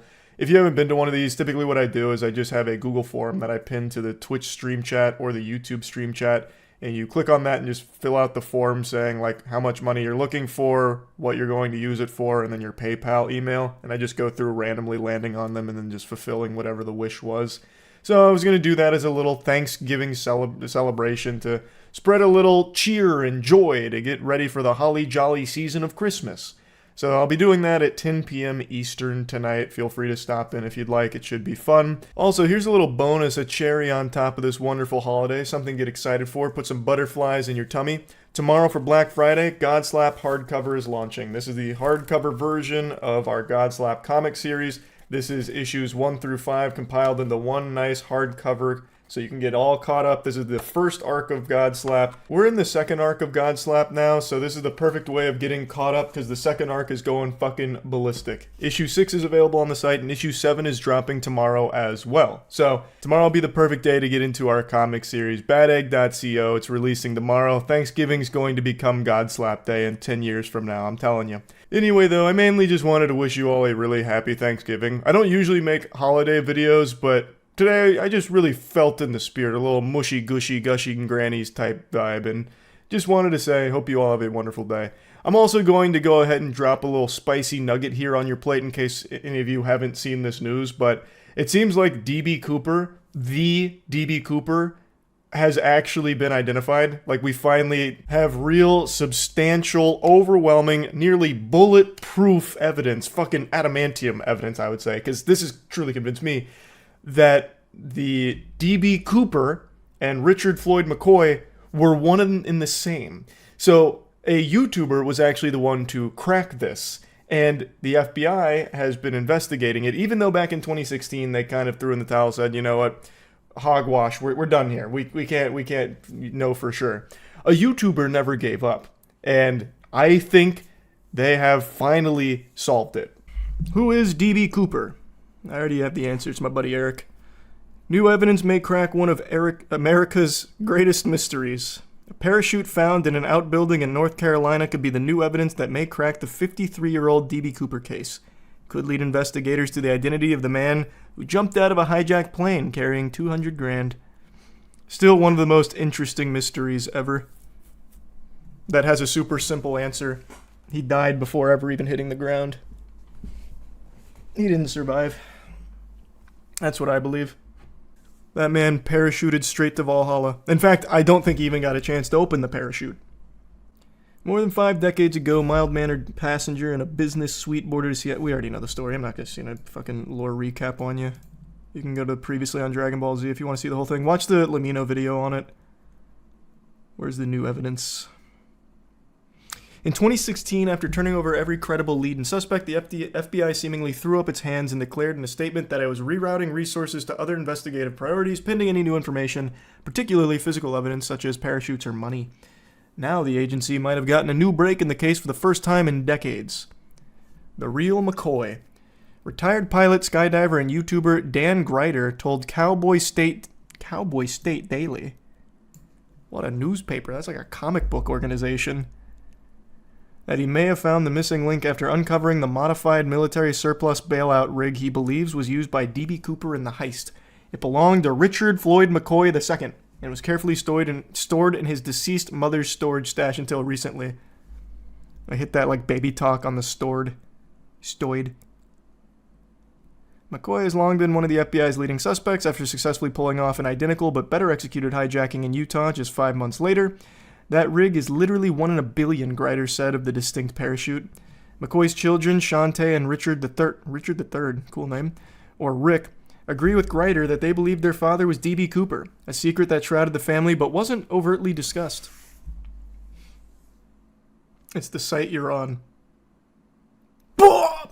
You're right, I'm on Cowboy State Daily right now! I had no idea. It's just the first thing that came up. For years, they said the family stayed... What? For years, they said the family stayed mum out of fear of implicating their mother, Karen, whom they believe was complicit in both hijackings. Upon her death in 2020, they broke their silence to Grider after being contacted by him off and on for years. Grider, who has been researching the case for more than 20 years, documented this investigation in a lengthy 2-part series on his YouTube channel, Probable Cause. YouTubers are cracking the craziest fucking cases these days, man. That's so hype.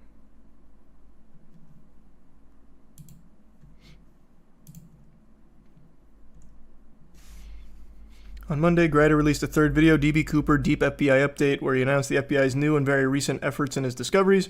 After watching his first 2 videos, Grider said FBI agents contacted Rick and Grider to see the parachute. It was the first investigative move by the agency since issuing the 2016 statement.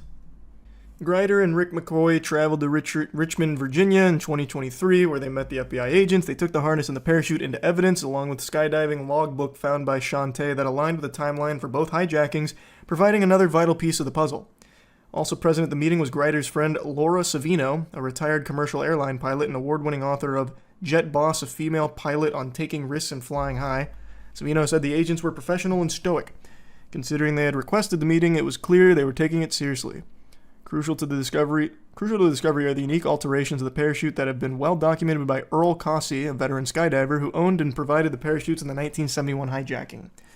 Grider and McCoy's children feel it's those small details that provide definitive evidence that tie Richard McCoy to D.B. Cooper hijacking.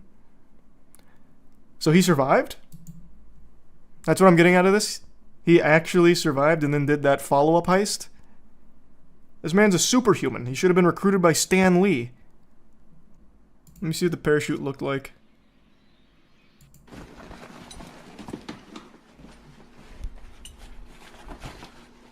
We just solved it. That's a mic drop right there. I love that. Man's fiddling with his parachute and he's like, you know what? Nah, that's checkmate. We solved it. Of video footage and traipsed around an investigation, and I produced D.B. Cooper Part 1. That video did very well and up and on the air and convinced a lot of people. In my opinion, Richard Floyd McCoy was definitely D.B. Cooper. Because of D.B. Cooper Part 1, I got 2 phone calls. Huge phone calls. That's so cool, man. Good for him. I think he probably did crack it. Based on what I've read here, I think he actually got it. D.B. Cooper was Richard Floyd McCoy, and he somehow survived that jump. I don't understand how. The Lord chose him to be his warrior. I don't know, man. People have been claiming to know who D.B. Cooper is for years. Yeah, but he's right. If you know the story of D.B. Cooper, you will know that the parachute is known exactly what they gave him, and he's claiming to have that exact parachute here. The FBI seems to be thinking so as well. The family of Richard Floyd McCoy also seems to think so and has thought so for a while. I don't know. It's pretty overwhelming amount of evidence, to be honest. Physical evidence as well as testimonial evidence. They have his log dates. Andy committed a similar hijacking months later. Also true. I think that this is probably dead to rights here. He died in 1974. They still won't find him. It's been too long and the case has been tainted so much. Well, he's dead. They can find him. They can just go to his gravestone and arrest the corpse if they wanted to. But the evidence is overwhelming. Before this, who else did you think D.B. Cooper was? I don't remember all the people I thought it was. The main thing I've always believed is that he died. He didn't survive the jump. Most experts thought it impossible to even survive that jump. Fucking pitch black. The wind, like all of it was a miracle to have survived, and I guess he did. McCoy's death is actually pretty crazy because he got sentenced to 45 years in prison and escaped by making a fake handgun out of toothpaste and stole a garbage truck with his fellow inmates. They committed a bank robbery together soon after, and he was killed in a shootout with the FBI. Didn't see that in his Wikipedia. I'm trying to quit smoking and I'm losing my mind. Hey, I'm wishing you the best with it. I've got a tip for you. Get hooked on something else, like League. You'll forget to smoke. You'll be too fucking angry at your teammates. Yeah, I played League earlier today, but I actually had fun. But I already know if I start actually playing League, it's gonna be fucking miserable. I smoke because I play League. Alright, try getting addicted to Magic the Gathering cards, then you won't be able to afford cigarettes. There you go. From the very first trailer and gameplay footage, I said the game looks fun bad. I thought this would be a slam dunk, fun bad game, but all the reviews are like 8s and 9s across the board. People saying like it's one of the best games of the year, so maybe it's just fun. Maybe it's just a good game. We'll see. We will see.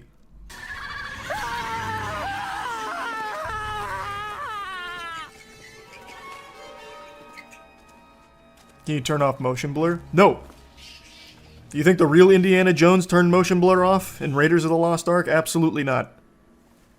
I used to love the old indie movies. Used to watch them with my family all the time. Friend of yours, a competitor. I still remember the thing that freaked me out the most. They were pretty hardcore. I'm pretty sure also Indiana Jones is the reason PG-13 exists. That and Jaws, because those were PG movies. But the one that freaked me out was, it wasn't even really the heart grab. It was the one with the Fountain of Youth, like where it aged him and all that. That one freaked me out. And when they open the Ark of the Covenant and it melts their skin off, that was pretty brutal too.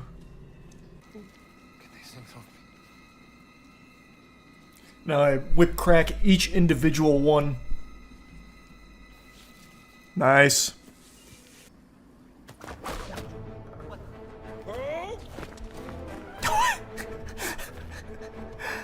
That was a lot slower than I expected it to be. That was at like Harrison Ford athleticism now at like 90 years old. I'm doing it! That's it.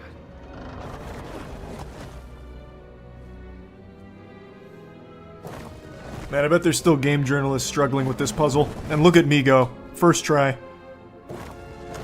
On the highest level puzzle difficulty. The real oh! Thought we were done. The real Indiana Jones would be proud. That's it. We gotta get the fuck out! You bastard! That was the alternate ending to the director's cut of Indiana Jones, Raiders of the Lost Ark. Give me the whip. Throw it!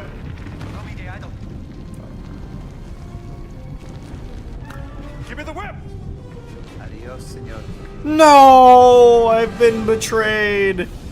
Whoop! That's what I did a moment ago.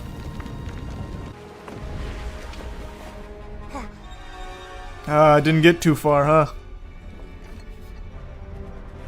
Thanks for the idol. Adios, Vito.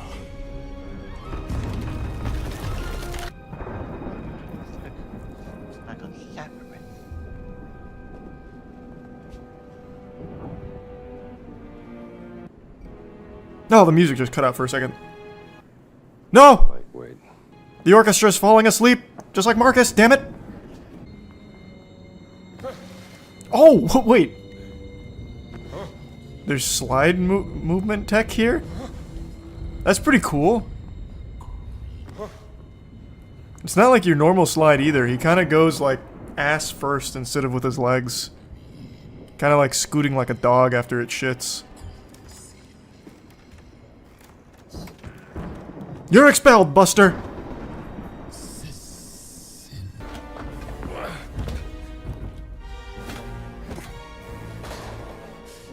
No! Ouch! No! Jeepers! Now hit him, Indy. Use your signature maneuver. Whatever you're up The right jab. Oh, fuck. Alright, hold on. Hup. Blew it. Okay, what? Oh, gotcha. No, I didn't get him, I don't think. You aren't going to open. It's a beautiful journal, isn't it? Who's it from? Man, Marcus, you like the voice in my head or something, brother? What the fuck? Can you just stop? Like, I'm about to find out who it's from. On the other side of this fortress. Oh. I'm just a tourist. Hey, no need for this. No need for this. It was an accident. Okay. Holy shit, Indy. And that's Professor to you. Man, he's got the fastest right jab in the business. Holy Toledo.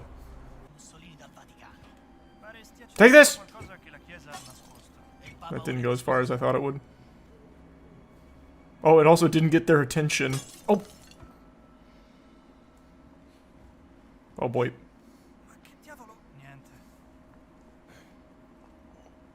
Can they not see me right now? I'm standing up.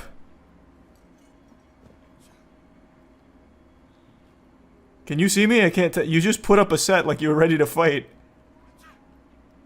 Okay, it'll be our little secret, I guess.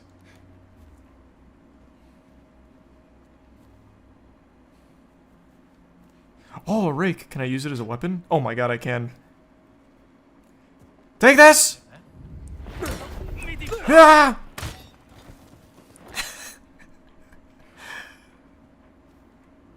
I ruined the accord me and this guy had. Oh, turn around. Hiya!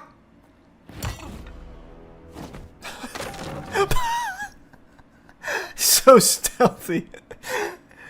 The actual hit was like beautifully silent, but then he blew up the table. What a shame.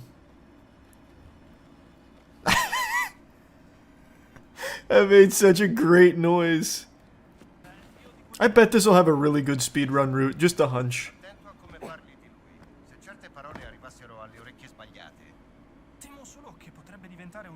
Wonder how close I can get.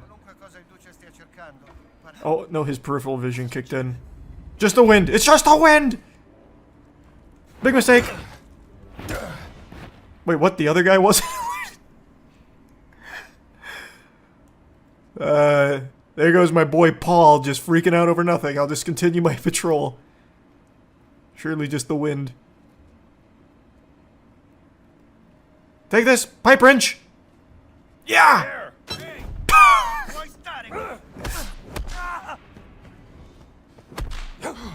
Alright, I fucking love this. Hello? Sorry. Did you have the house key? Not much to write home about. Oh, Mike Tyson's Punch-Out? Oh, nope, that's not Mike Tyson's Punch-Out. That's fascinating. A fly swatter. This is so good. Wait, and I get new abilities? I'm just gonna go all in on fisticuffs. There's no way this is going to be a useful weapon, right? A fucking fly swatter. And here's a loot. Found the house key. Let me see. Come here, there's a maniac on the loose. And he's using a fly swatter. Time to shine. Okay. I was kind of just punching him with my normal hand, but with a fly swatter in it. I didn't really, like, use the fly swatter on him.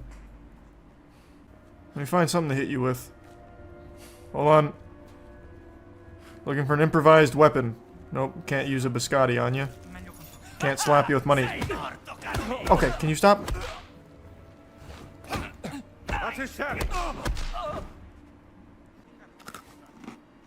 Nice. What did that do for me? Didn't heal me. Take another bite of the biscotti? Oh, it gives me like a biscotti shield, I think. Oh! Seem pretty flimsy. Damn it. Man, nobody gets alerted. There's no reason to even do stealth. Take this! Give it a rest. Who did that? No, don't do it. Don't make me do this. Ah, why?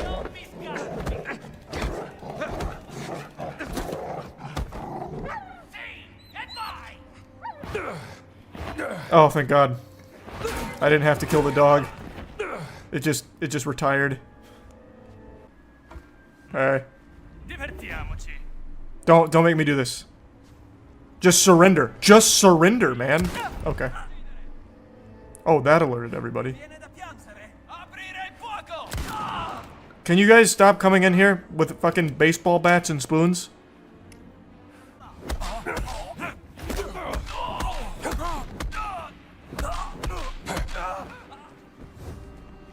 Easy enough.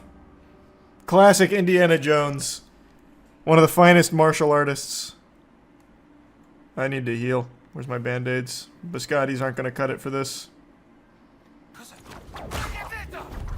Take that! And some of this! And some more of this! Okay. I get the feeling I can't kill them with that. That's close enough. That'll work. Buongiorno. This American music is astounding. How do they play like that? Wait until you hear Through the Fire and the Flames. Oh, wait. Oh, wait. These are people I can actually fight. Sorry. That's on me. That's on me. Not trying to cause a ruckus. Okay. I'm out of stamina. I can't fight. Oh, fuck. Sorry. I'm winded. Stop. I'm winded. Help. Help. Biscotti. Need a biscotti. Ow. Biscotti. Ow. I know I can pull up the journal to see main objective. Are you a good guy or bad guy? I can't hit you, so you must be a good guy.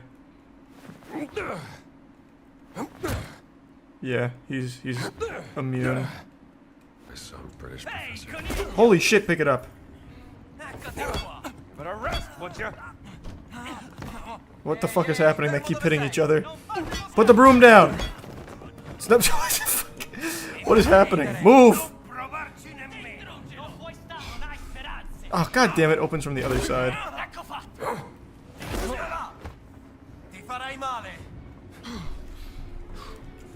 Oh, if I could have jumped there, I would have been fine. Pardon?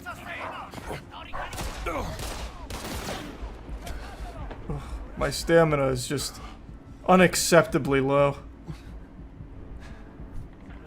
That's definitely not where the disguise is. Can safely rule that out. He went that way!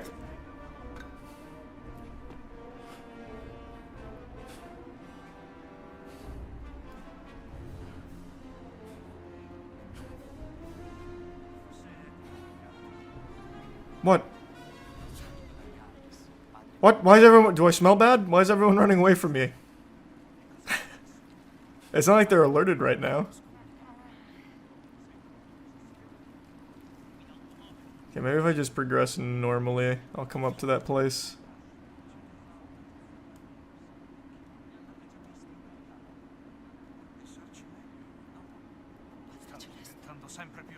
All of, like, the civilians are really afraid of me, but none of the people that would actually hurt me are.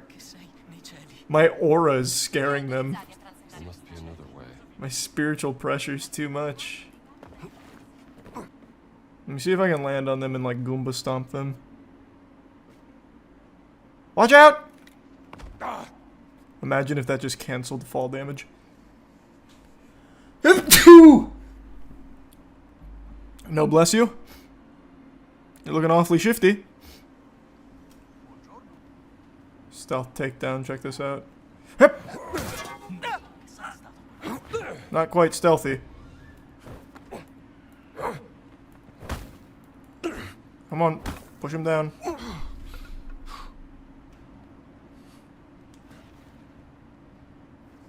I wonder if this will scare people.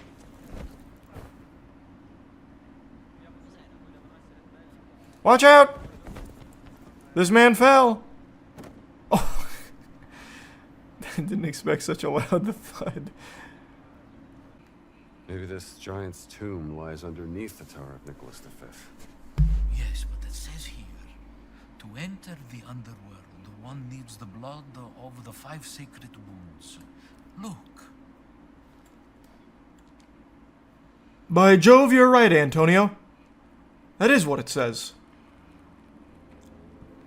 5 sacred wounds from where Jesus shed blood. Where was that? I'm gonna need some blood. Alright, I know just where to find it.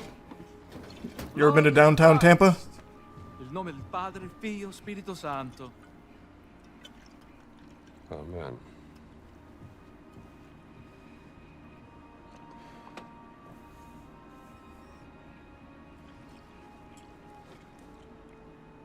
What has been hidden beneath the Vatican? Henri, you should go to the Tower of Nicholas V and investigate. Don't need to tell me twice. Hup. Yeah! Imagine I just died right there. I'm on my way, Antonio, and you just hear a huge thud and Indiana Jones's neck is fucking broken, splayed out on the floor. Take a photo of Antonio and give it to the nuns at the bottom of the stairs and you'll get adventure tokens. Why would I get adventure tokens for giving the nuns a selfie of Antonio? I love that. That's so good. Well, let me get Brawler 1 though while I'm thinking about it.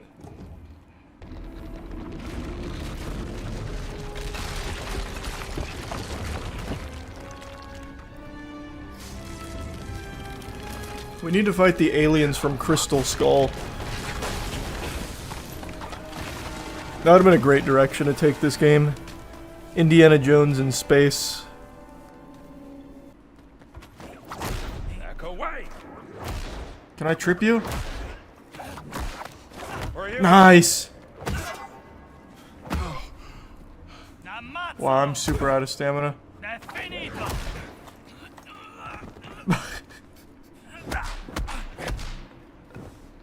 That's so silly, I love it. How did you miss that? How did you not see me? Man, these NPCs just do not give a fuck.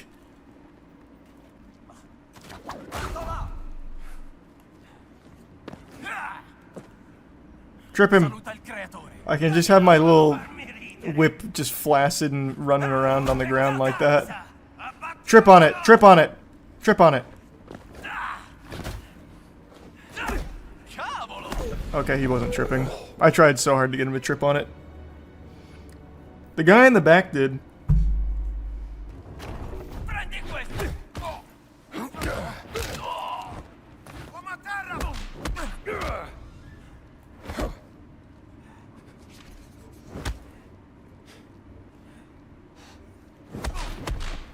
Nice. Outplayed. He thought he had the drop on me.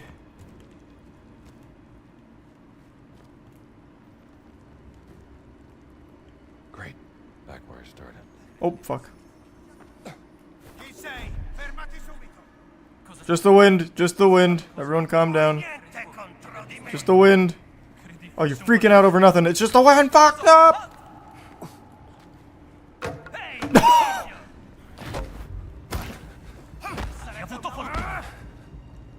Oh. Oh, oh! Quit throwing rocks! Stop throwing rocks and sticks at me. Good luck catching me now! Idiots! You'll remember this is the day you almost caught Indiana Jones.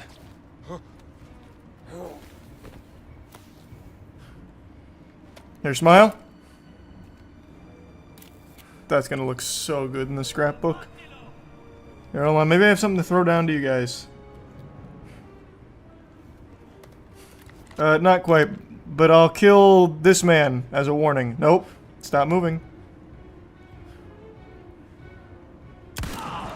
Alright, there we go. Alright. Don't forget what happened here, guys.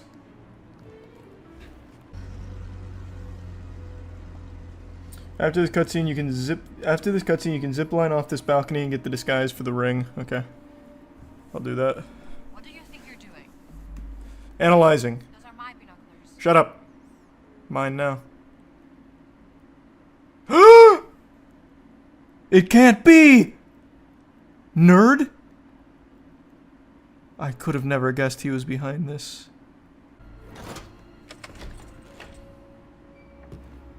Hello, hello, yes, I'm here to fight. Get me in the pit. Perché ci hai messo tanto? Oh, guarda questo! Ti spacco la faccia!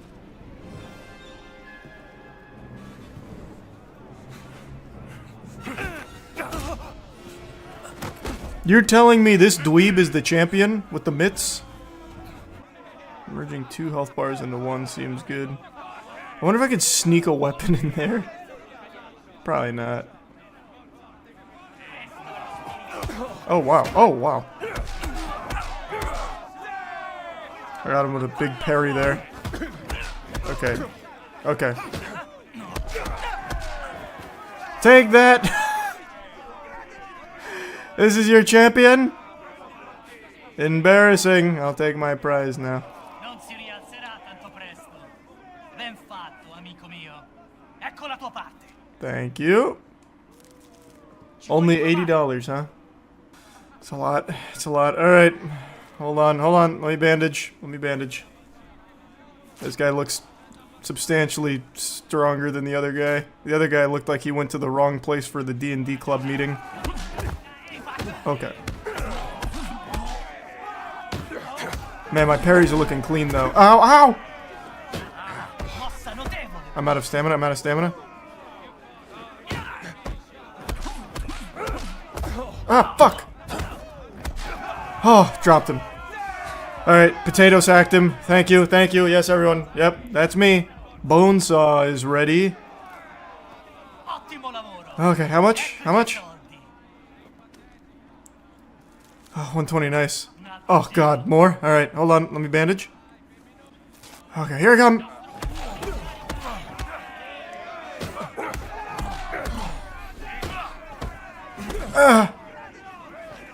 God, this guy's throwing frying pans at me.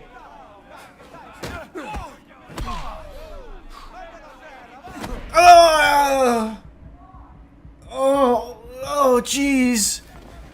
Ouch.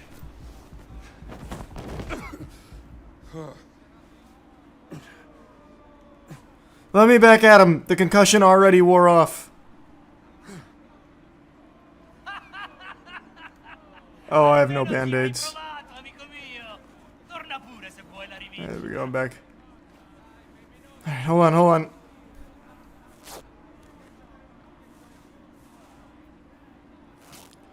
Here I come! Yeah, jumping kick! Okay, bad idea. It was a bad idea, I admit it. I admit it.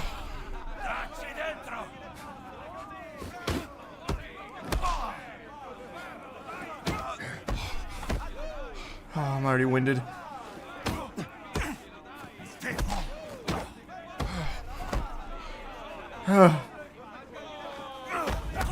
What? How did I not parry? Okay. I'm supercharged now. Flying kick? Okay, bad idea.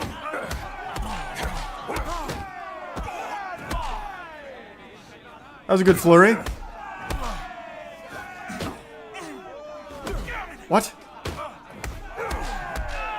There we go. Alright, huge, huge. All I needed was some Grissini. forza della natura, amico mio. Ecco la tua parte. How much is this? 10,000? Caro amico, è 240? Not it. Not enough. coraggio di sfidarti. Goditi la vincita. Only 3 rounds? Give me more! You're next! Oh, if only. God damn it. Now I need more violence. Wrong place, wrong time, friend. Oh, much better. I'm doing great. How are you? Wonderful. Hope you're doing well. Man, you look so embarrassing. Whoa, hey, don't leave me like that. Fine! Fuck it then. Excellent stealth takedown. Excuse me. Thank you so much. Boxing class? Help me, nuns! Oh, they're... Oh, nice. Good distraction. Nice. I have a plan.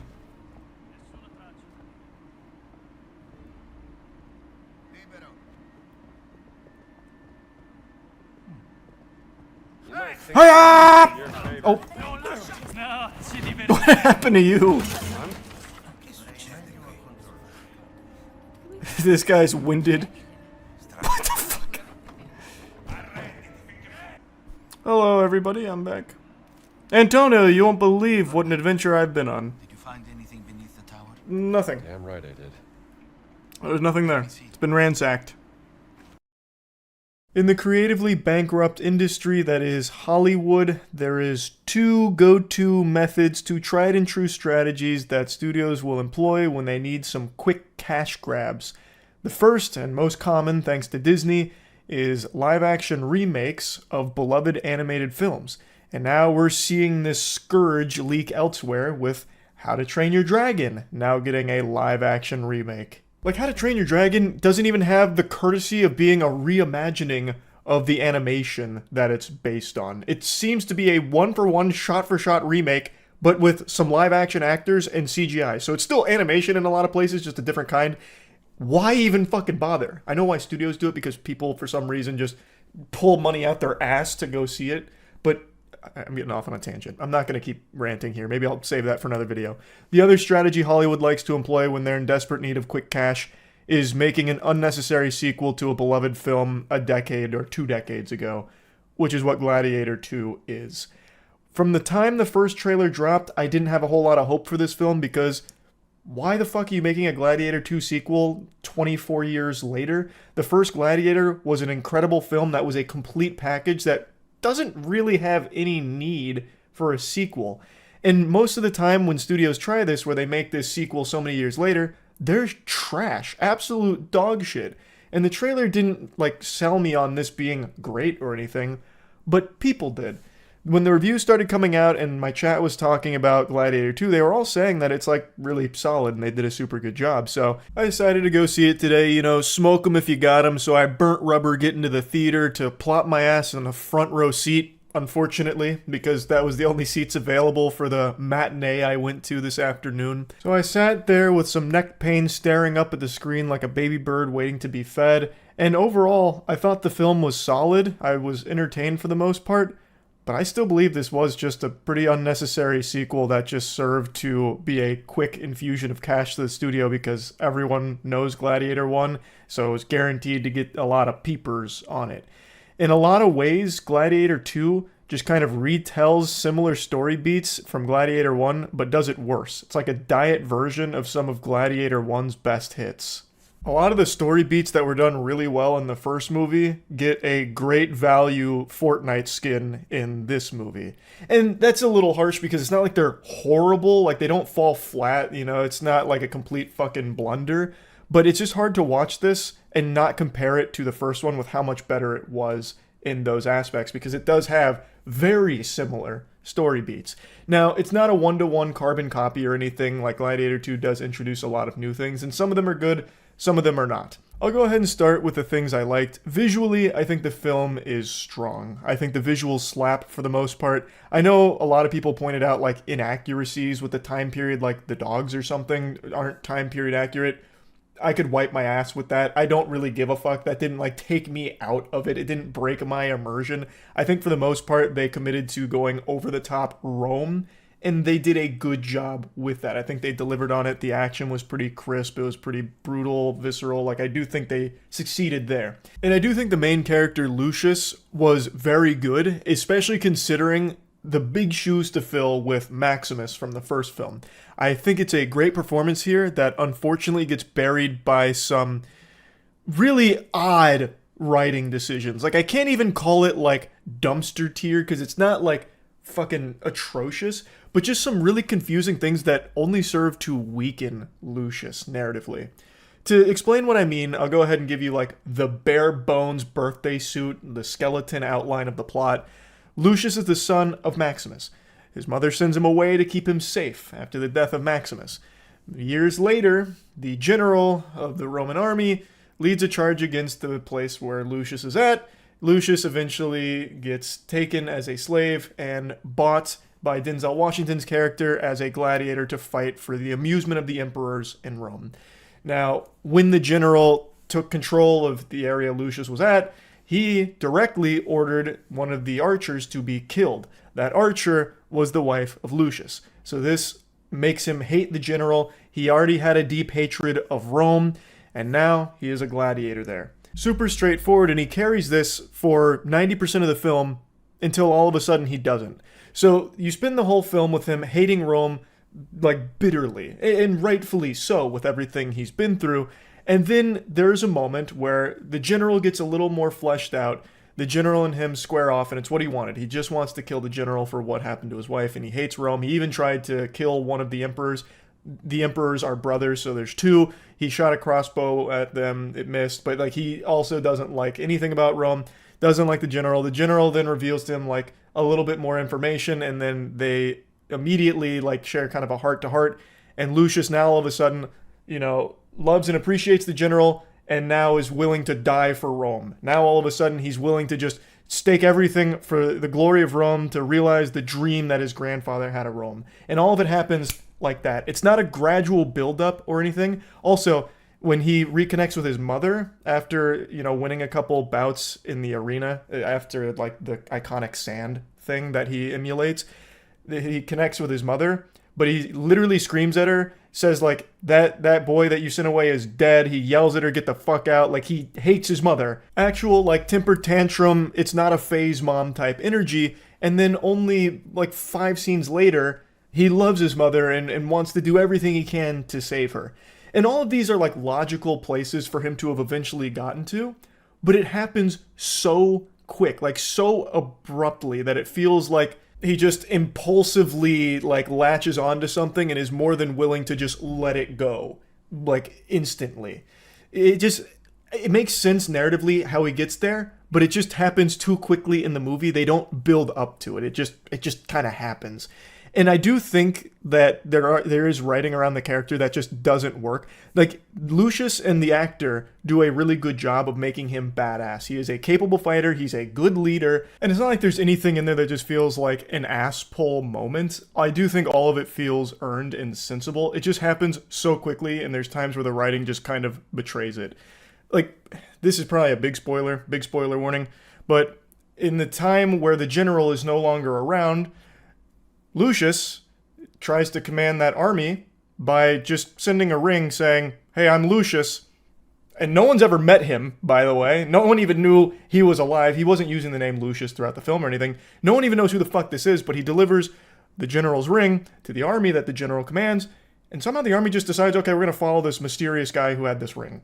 Like, that's a bit of a leap. And it's not necessarily like Lucius or the actor's fault. Like, that's just kind of silly writing, in my opinion. Like, it's cool visually to see, but there had to be another way of getting to that point. Like, it just feels like where it gets is cool, but it gets there in ways that I don't think work super well. But anyway, I think for the most part, like, the film is solid, but there are 2 characters I think are just terrible, and it's the emperors. I thought the brother emperors were just awful. It was just like so over the top and in your face that it just became annoying, and it like reminded you that this is a movie every time they're on screen, because it felt like you were watching Thespian Troupe Drama Club monologues where they just go so big and so silly with it. Like, for example, I really like Joseph Quinn. He is one of the Brother Emperors here, and I just do not think it fit at all. So, like, I'm trying not to spoil too many things here, but this is probably not a spoiler. Like, in the scene during one of the battles, in the iconic, thumbs up, thumbs down type shit, well, he's like channeling the gods, and he actually does this. I'm not shitting you. And he does that for a while before, like, bringing it down into one of these. And it's like, what the fuck, man? Like, that's not... Especially when you compare it to how great the villain was in Gladiator 1. To have the two Brother Emperors come here and do that kind of performance is just, it's laughable. And it's not supposed to be. Like, I know they're supposed to be kind of incompetent with the way the movie portrays them. And the other brother that's not Joseph Quinn, I don't even know their characters' names, by the way. I actually cannot remember. They were just pretty annoying. But Joseph Quinn's brother, the other emperor, I'm pretty sure every scene he is screaming. Like, he is yelling in pretty much every scene he's in, or he's, like, doing cartoonish laughs, like, violence, war, let them eat war, let them eat war. And it's just so dumb. Like, I just don't think it fit at all. I can recognize that was the goal of the characters, to be pretty unserious and silly and not take them too seriously, because there is a bigger villain behind the scenes, not getting into spoilers, but come on. There had to be some kind of middle ground to reach, because right now I just think those two characters kill this film's momentum pretty often and take wind out of its sails, because you'll have like a good scene that happens and then an emperor will come through. Remarkable, glorious, absolutely magnificent, good sir, I must have your name. What is your name? Give me your name. Every scene they are in, they are the worst part of the scene. They are evil for the sake of evil. They don't even have any real motivation at all. They are so one-dimensional. Like, they don't have... Like, they're not characters, they're caricatures. And that just... I feel like that's so underwhelming. They didn't have to be. I feel like there was definitely something cool they could have done with them, but they just abandoned it, because there is a lot of characters here. Like, it is a movie that has a lot of characters that you're supposed to care about or root for or root against. So maybe it just fell to the back burner and they just didn't bother. The other characters I do think around them are good. Lucilla, while not having a major role or anything, when she's there, she is doing a good job of pushing things forward. So she made the decision of sending Lucius away. She regrets it. She wants to fix things for the future. Her son's back in the fold, and she wants to, deliver the Rome that was the grandfather's dream and do her best to help Lucius. Pedro Pascal plays General Acacius, and I think he does a really decent job. Although, I don't think he was given a whole ton to do, unfortunately. Like, I thought he was going to be a much bigger character in this movie, but he's kind of not. But he does a good job of balancing, like, the guy who knows the emperors are assholes, that they're not feeding people, and he wants, like, kind of the best for Rome, but he also still has a duty to them. Like, I do think he does a good job with it. Even though it's not, like, amazing, it's still pretty decent. And then Denzel Washington's character, Macrinus, sometimes is great, and then other times is just not good. Like, the character will come up with these great plans and then all of a sudden decide, you know what, I think I'm just going to engage in fisticuffs here against someone that is clearly one of the best fighters Rome has ever seen. I'll go ahead and fight him, even though I have not been a fighter this entire movie. So you're like scratching your head like, what? Why would you do that? Like, your whole thing is like plans and being 2 steps ahead, and now you're just gonna fight a guy you have no chance against. What the fuck is, like, what? So, like, sometimes Macrinus is great, and other times, he's making decisions like that. And he is a character that pushes everything forward by making Lucius a gladiator. And he is a character that's slowly gathering power behind the scenes. He's crafting these elaborate plans. He's scheming. He's manipulating. Like, he just is a cunning individual who is clearly working towards some big goals. And it's cool, but I also feel like that character just gets lucky almost entirely. Like, there's a whole monologue he has about being chosen by the gods, and that's, like, super accurate. He was chosen by the writers just to have, like, this plot armor where things just kind of work out magically for him. Like, things that he couldn't possibly have known or had any control over. Things just kind of fell into place exactly how they needed to for his plans to work. Like, I think Denzel Washington's a great actor, and I do think this character is a strong character, but there are times where I'm like, okay, really? This is a big spoiler warning, but the way that he gets Lucius to fight the general, which is the promise they made in the beginning, where Lucius would, do his best for Macrinus as long as Macrinus delivers the general's head, the way that he eventually puts those chess pieces on the board was entirely by accident. Truly by just happenstance. Because the general was working on a plot behind the scenes that one of the people at the facility just happened to overhear, relay to one of the guys that happens to be indebted to Macrinus, who just happens to be like really easy to squeeze information out of. So he hears it and then it's like, oh, okay, I'll just go ahead and turn him in. And that's kind of how it happens. But if that plan was never in place, like if the general was never doing that plan, which Macrinus had no idea he ever was, then there would never be a way for him to have ever delivered on that deal of the general and Lucius fighting. But it worked out for him magically. But it is still cool to see it work out for him because, it's a movie. The plans that he creates, they're gonna come to fruition. It's just, I would have liked if his plans were actually because of his brilliant strategy. And some of them are. Towards the end, him gaining power, he had a good plan for overall, until eventually his plan was as simple as it gets of just kill, now I'm in charge. That's a pretty simple plan. That's not a galaxy brain scheme. But up until that point, when he was gathering power in the shadows and all that, it was pretty smart stuff that he was putting into play. Overall, I didn't regret my time watching the film or anything, but it really is just a movie that was made because the studio execs were like, we need something that'll generate money no matter what. What kind of a beloved property we have in the back burner in the toy box collecting dust? Gladiator?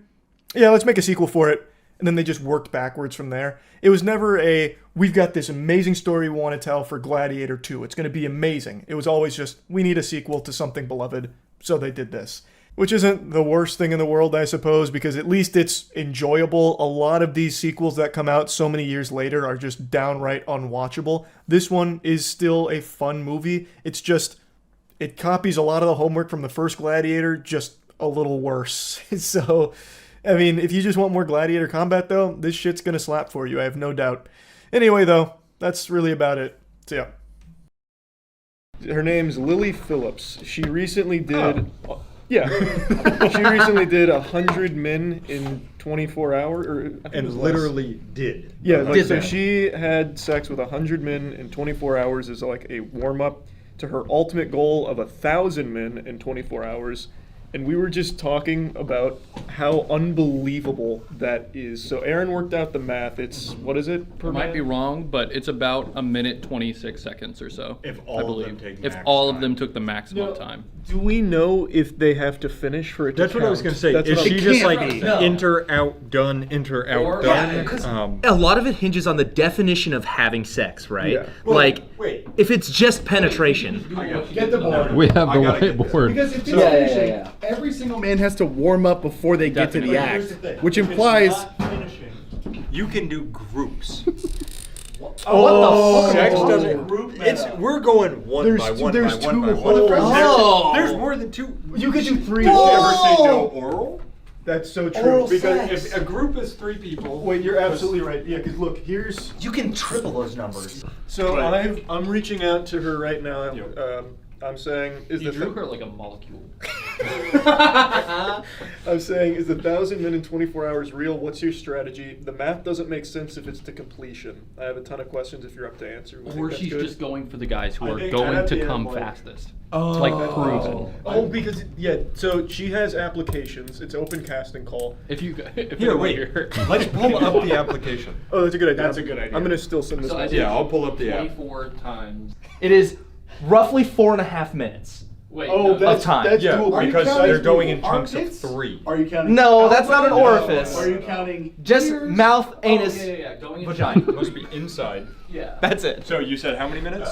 4.3 minutes, which is 4 minutes and 20 seconds. That makes it, if they're going 3. Just to assume one at a time. Well, then I would think. It has to be, right? Does hand count? Because then it could be groups of 5.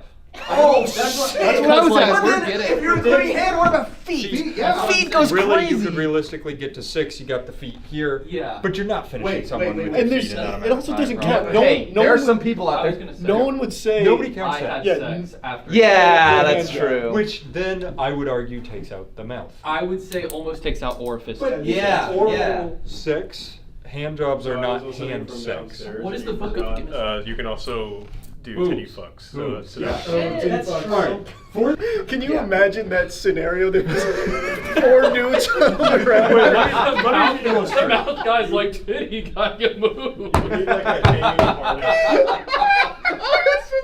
Be a part. She does not. She says 1,000 men in 24 hours. She doesn't say 1,000 men penetration in 24 hours. I don't know if she can legally say. Yeah. So I'm gonna put in my Google search what we're all scared to say.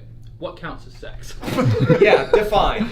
She did the 100 men in 24 hours. That was full, and she actually showed the aftermath, like all of the liquids, the fluids, like like the way she was did feeling. those men arrive? They Wait, arrived. have you all 100? I believe it was all 100. Oh wow! Have you seen the video? Yeah. Okay. It's like Google's not helping because it said Planned Parenthood says. Oh yeah, thanks. What's sex? Vaginal sex, oral sex. I can Great. see it. Anal sex. Crazy to jump that below mouth, Yeah. but you know. I looked up what sex and it said awesome. Yeah. I went to Catholic school. This is all new to me. So. Yeah, true. Fingering hand jobs. That just doesn't. It doesn't feel like it does, but then it says dry humping or rubbing, No. and that. Oh, doesn't- that's for the Mormon community. Yeah. Let's go. And then it says masturbation, and it's like, well, that's an Ouroboros. Yes. Like that's Yeah. self-fulfilling What I'm prophecy. saying is, right now we have to decide what we consider sex. Well, That's the important. For the record. We, For the record. we have to. No, it's not us. We're her. It's about her. Yeah. Right. So she. This is what she said after the 100. Yeah. We had a whole waiting room. Made sure the participants had a bit of time as well to go through and think about it and stuff like that. Had to obviously sign forms, so it gave them thinking time. Obviously, they've already applied for it a month in advance, and once we got to the room, it was genuinely, I filmed it super amateur, gave them my iPhone, filmed it POV because a lot of them didn't want their faces in it. Wow. Super amateur, didn't want all of this. I didn't want all of this, like I can imagine going into actual porn studio be intense. Some of them were definitely nervous. I had such a mixture, like it was genuinely, you go onto the street and every different looking person, they all kind of came, and there was like one person that showed up at all. Why isn't she going into detail about this? Yeah, what we it don't is? care about that. I feel like some people might wonder like what it was like to just look at 100 people. Yeah, right. No, But here's the 24 hours. I No, think, she right? took 14 hours. Oh, 14 Yeah, hours. see? Yeah, but the math is crazy. She's not going for 200. She's going for 10x. Yeah. What Yeah. she did. No, you're right. Is probably That's- what she was saying there politely is that the holdup was the guys. She's saying that she could do it. I think that's true. And so in the video where she was showing it, I'm pretty sure it's all penetrative because she had like a ton of condoms. She was like, and this was Okay. the condoms that I'm we glad all she's use. So safe. that I think it has to be penetrative. Why don't we for her. pull it up tall on here and is blur it? 1,000 Yeah. condoms? How tall is 1,000 condoms? Just unopened. It's a lot. Like 101 was like a vase this big. That's crazy. Yeah, it's a lot. So, worth mentioning, the record she's aiming to beat is 919 men in one day, held by Lisa Sparks. We all know Lisa. Of course. God bless. And she did that in 2004 in Poland. What if we got in contact with Lisa and we were like, listen, someone's coming for your crown. Oh, and then we train her That's big. to hold the record. Okay, so if we're back to penetrative gotta sex, be one. that means it has to be one at a time, which Yeah. means that it's a minute and 26 seconds. For Lisa Sparks, it was, judging by this, and she spent roughly 45 seconds with each man. She must have been hot. Okay. What Well, did they now, all finish? That's the thing. That's It what I sounds don't know. Is One any and of it done to sounds completion? All our lives as men, we've been made fun of for being fast boys. Right. This is a contest. You're only getting in the door if you're the Yeah. fastest. Yeah. Only the Sonics get in the door. Email a photo of your ID and a photo of you holding your ID to your face to this email. So it says, be a part of the record-breaking event of the year, January 2025. Hey, Chelsea, do you know what we're talking about today? No, what are you talking about today? I don't know that you want to know, Chelsea. Is it the woman that's trying to have sex with 1,000 men? Yes! That's crazy. Get it, girl! All right, so I think until she answers, the only thing we can go off of is it's at most is 2. I'm finding a little more info. So Lisa Sparks did it in 2004 for the World Gangbang Championship. There's a championship. It was the 3rd annual World Gangbang Championship. Is there a belt? Is there a trophy? No, this insinuates a rule set. Yeah, it does. So we can agree that after a certain event, there was a shift where they decided we need to do gangbang events. Yes. 2001, something happened, and they were like, we got to start doing gangbang competitions. Yeah, what do you think it was? I don't know. Is 919 the first record? It was. It followed a pattern of this. It was controversial. So like No. the Warsaw mayor actually like illegalized it right before it happened. They still did it. It's like a speakeasy. Can't stop. Yeah, love. right. You can't stop love, Charlie. It's like Footloose. The previous year, Mariana Rokita had a 759 Even that's one-day so performance. impressive. Yeah. Jesus. That's crazy. Yeah, she's kind of washed though, because she got she got absolutely blown demolished the next year. Come on. r/am I the asshole for not going to the gangbang hangout? They have a WordPress. Oh, wow, well, I that's forgot that existed. Well, Wait, maybe not. this will help Maybe you. not. For the World Gangbang Championship was thrown at Eroticon. Here's a fun little fact for you from this site. 19% of guys polled said they would have sex with Brad Pitt if it meant they could have Angelina Jolie afterwards. Okay, wait. So 1 in 5 in this room. This is a whole new thing. Are you topping Brad Pitt or are you bottom? Like, are you switching? Like, there's so much that comes into it. As sex? No, it's Brad Pitt. You just say yes, dude. You tried to go for 1,001, Yeah. but quit after 319. Why? I don't know. There's levels to this thing apparently. Yeah, I imagine I heard. Yeah. Well, you gotta. She must not have trained for it. Yeah. You can't just go and. You build gotta up. build up the tolerance. 50 a day, I think. You gotta is a good stretch. Oh yeah, took place in secret on October 16th. The mayor did engage police and other city services to block the championship. Police all day were cruising through Warsaw looking for the place where the championship was. Oh my god. Never Could you found imagine? it. Wow. How do you hide 919? 919. It's just a McDonald's with a line out the door, and they're like, "That's normal." They Oh brought my the grid back. The god. police state stopping the gangbang is hilarious. You have to. That's so You can't be looking like you're ready to have sex. You got to be so Like uninteresting mid- looking. The event was transmitted on the internet on sexrecord.com. great. It was covered by Mark Medoff, which is Adult Press Service, Los Angeles, the American photographer and reporter. They let people in. Why can't we go? Well, and so here, back to the Lily Phillips, she's planning on doing 300 in a couple of weeks. So she's working up to it. Smart. That's smart. Is Lily Phillips the name of the person? Oh. 1,000? Yeah. Charlie, that might be No triads. relation. I was like, Oh, good for the men. Why Yeah. would you do that when you know 1,000's coming up? Yeah. Here it says that she had sex in the 2004 world record by Lisa Sparks, bless her heart.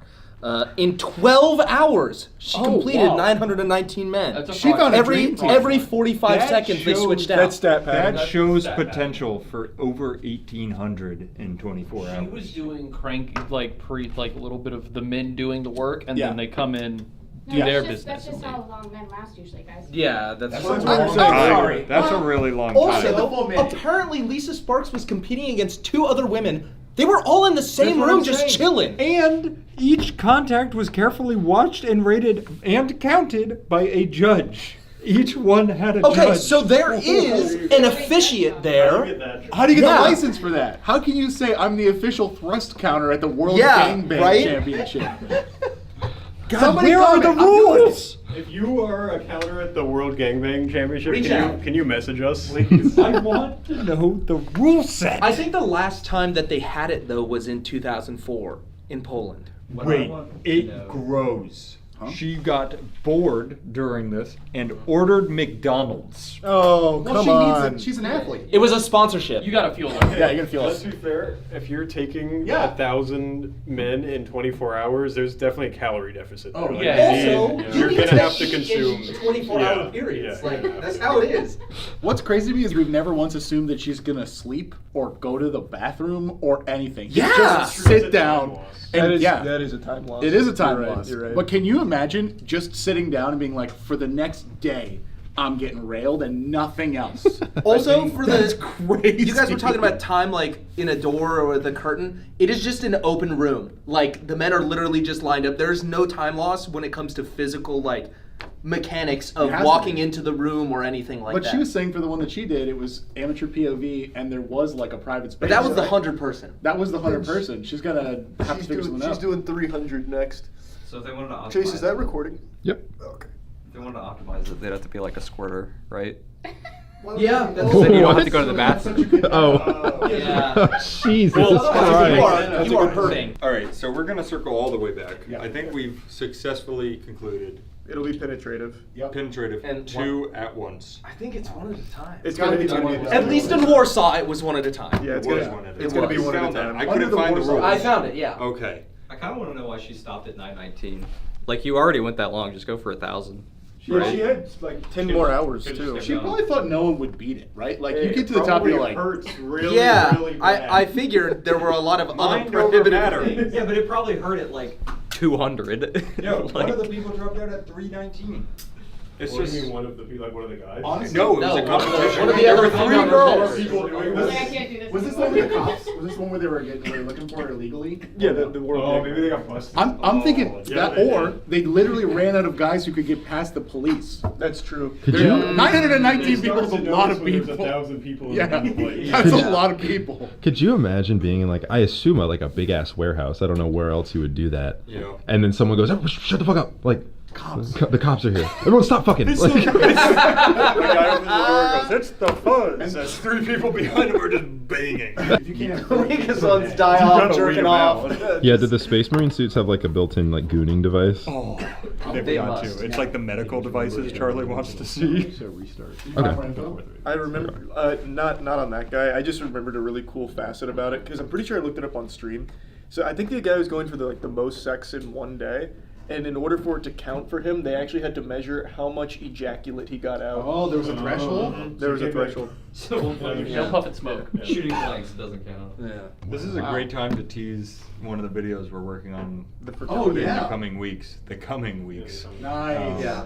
We're all taking fertility tests where you have to be, what is it, sterile? 3 days charged. No, 3 days. not 3 sterile. days. Charged. Celibate, thank you. Yeah, we're just trying No, to that's a figure- Pokemon. Yeah. Yeah, you can't do anything for 3 days. Luckily, none of us hang out with like girls or anything, or We're have all like, gonna wives or married or walk anything. in here like silverback gorillas. Aaron walks in, he's just fucking shoving everybody. Found a little 20 minutes. Found a little more info. So the guy who set the record did it in 2022. It was 57 women in Singapore and was immediately rushed to the hospital. Oh my I was gonna god. say that's still. That's crazy. People say it's Did he hit the 57. threshold? He Yeah. hit the threshold every single time. I think this is the guy that had to What's, get measured. like, the refractory period alone is rough. Like, Yeah. You gotta be hopped up on medication. Yeah, you're Yeah. chugging Gatorade and Pedialyte, like you're replenishing your electrolytes. I've always said it. Men just have it harder. We do. Men just have it harder. That's what we do. Like we literally die. We can literally die from fucking Chelsea like. just sat up like someone stabbed her in her back with a needle. No, Monique can't do that. Unrelated, slightly unrelated. Why'd you to the go video. there? That's right. Every time every guy gets a day, sees how many times it can happen in one day. That's how many votes you get. Election season comes around. That's how many votes you I was get. like, I thought you No, just no, meant no. our group, and I was like, what are we voting on? You get election season comes around, and it's like, well, the Democrats have like, the average Democrat load is like 15. They get like 15 votes That's the each. smartest thing I've ever heard you say. I like that. That kind of goes crazy. Yeah, we can only elect big comers from now on. Exactly. Yeah.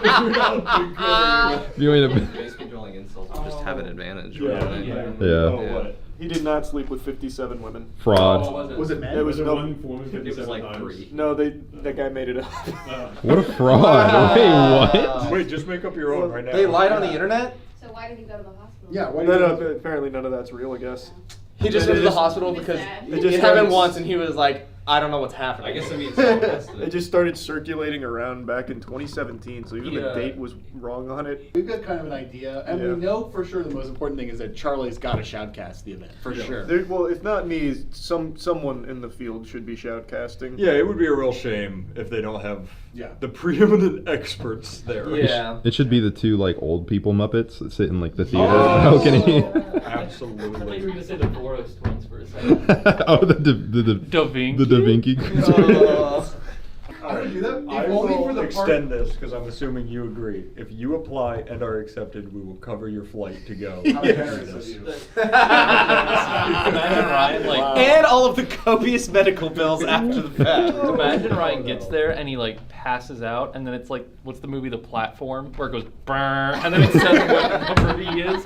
You're in room 455. It's like, no. Oh, that's so good. The GoPro for just being in line with 999 dudes would be Except so I want the worth it. GoPro set up like the guy who watches the trains, where it's here on his head, like his head's totally blown out of proportion, and it's just you like looking around. Ryan in line with 1,000 guys. They're all speaking Polish, and he's like, "What is going on?"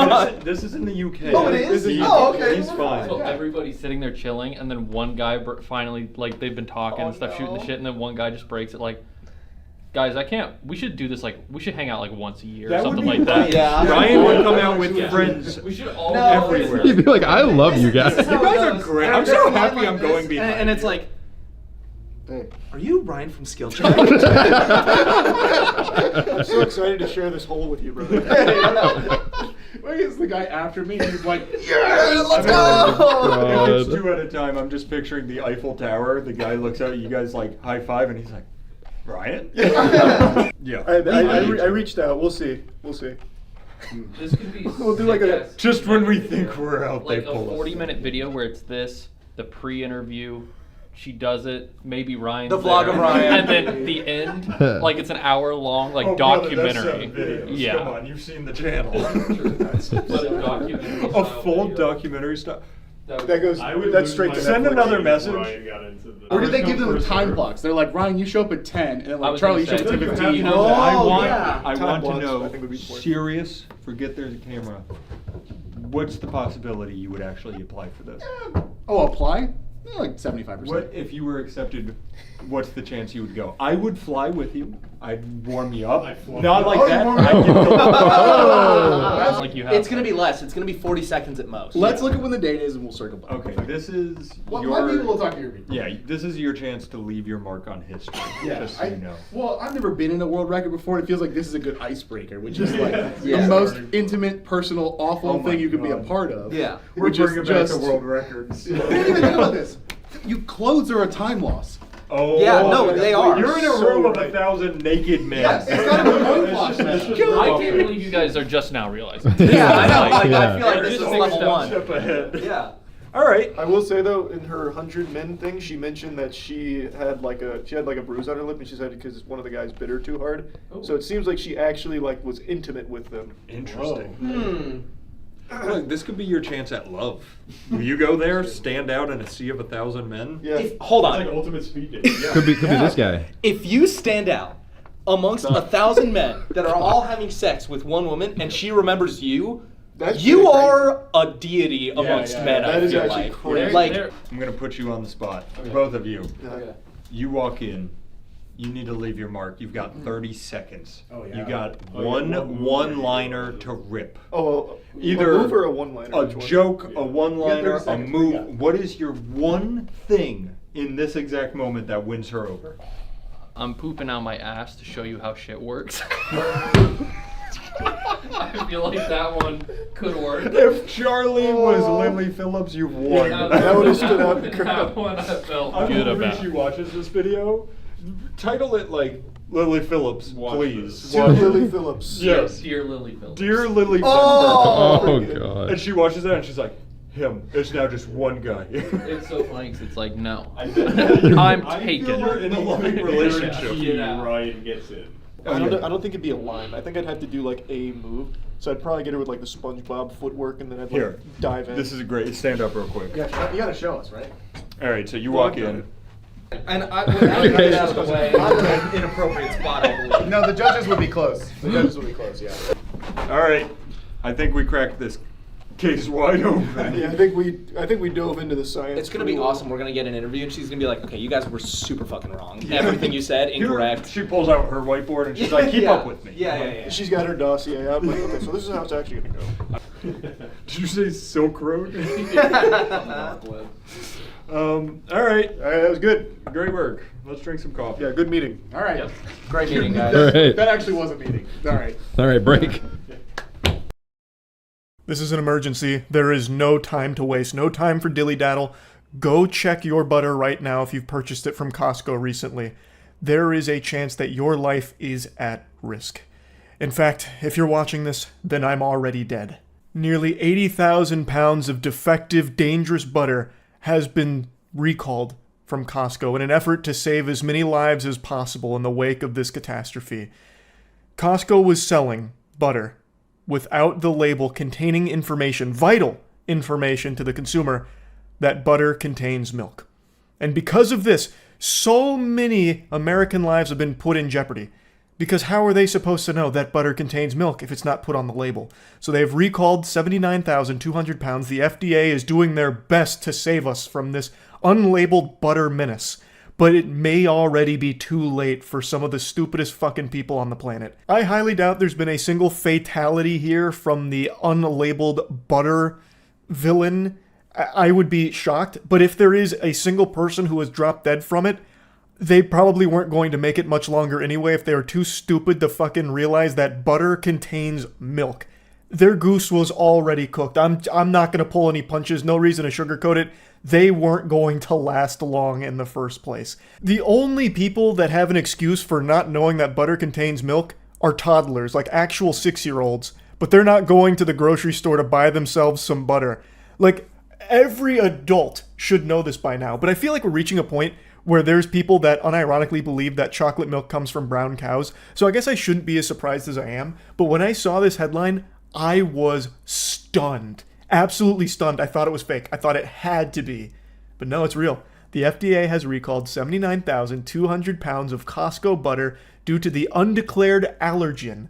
The allergen being milk. Now, to bring us back down to earth real quick, I actually do think there is a positive to take from this, aside from like the obvious silliness of people not knowing that butter contains milk.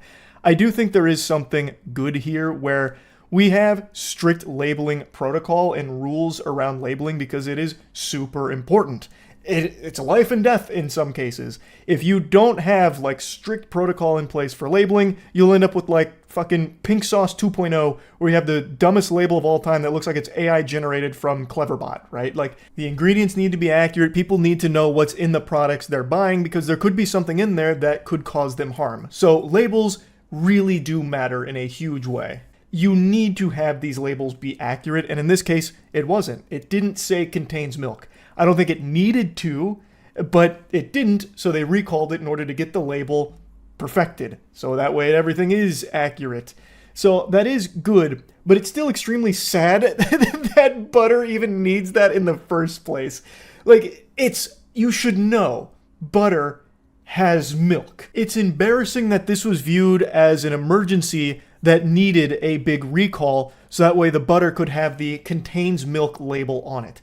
Like, that is something that I don't even think needs to be present in the first place. People should know butter has milk. It's just unnecessary. But since it's been standard protocol on the labeling for so long that butter has the contains milk label, I suppose it can be viewed as a positive thing that they're taking it seriously enough to recall it to put it back on. Is recalling nearly 80,000 pounds of butter because of an undeclared allergen. The butter was sold in stores across Texas and includes the Kirkland Signature salted and unsalted sweet cream butters. Apparently, the company did not list milk as an ingredient, which could lead some people to think it's dairy-free. If you do not have an allergy to dairy, it is okay to use, but if you are allergic, you need to toss it out and contact Costco for a refund. And then once you finish that, promptly contact your local education center for a refund on all the wasted years you spent in class, because it clearly did you no good, you bumbling imbecile, and then go check yourself into Arkham Asylum, because you are fucking insane for not being able to recognize that butter has milk. The only time you will ever find dairy-free butter is when it is labeled dairy-free butter, as some kind of like vegan alternative. That is plastered all on the branding. There's never going to be a time where you see just normal butter somehow not have milk in it. It's impossible. I can't even imagine a hopeless world where some consumer is so mindless and just such a fucking drone that they go to the supermarket and pick up butter, an item they've been familiar with their whole life, look it up and down and notice that it doesn't say it contains milk. So all of a sudden they believe it doesn't have milk, and then they go home and die because it turns out they're allergic. Like, that's what kind of place is this? The recalled products, which were both produced and distributed in Texas, include 1,300 cases of unsalted sweet cream butter and 900 cases of Kirkland Signature salted sweet cream butter. So none of the butter was safe, because all of it was missing the crucial contains milk label on the butter. The products all come with Best Buy dates between February 22nd, 2025 and March 29th, 2025. Sleep in fear. If you've had Costco butter sitting in your fridge recently, you might be harboring a fugitive. You need to check right now, or else you'll be tossing and turning all night wondering, do I have one of the violative products in my fridge right now? In the trading card community, misprints are worth tons of money. But in the real world, when it comes to real products, misprints cost people lives. You are not safe. If you have any Costco butter, please proceed with the utmost caution. I would recommend perhaps dressing in a hazmat suit before handling your Costco butter as you investigate the Best Buy date and try and locate whether or not it says contains milk. Vital allergen information for your butter. I love how they're displaying the Costco butter here in the articles, by the way. It looks like the wanted posters from One Piece. Like, they got the butter up there like there's a bounty for it, like a reward. And I guess there kind of is. You could easily just get some free money from Costco if you have some of this faulty butter. You could just say like, oh, I didn't know that butter contained milk, and they'll give you a refund, I guess. So, I mean, that's kind of a little free money glitch there if you want to use that.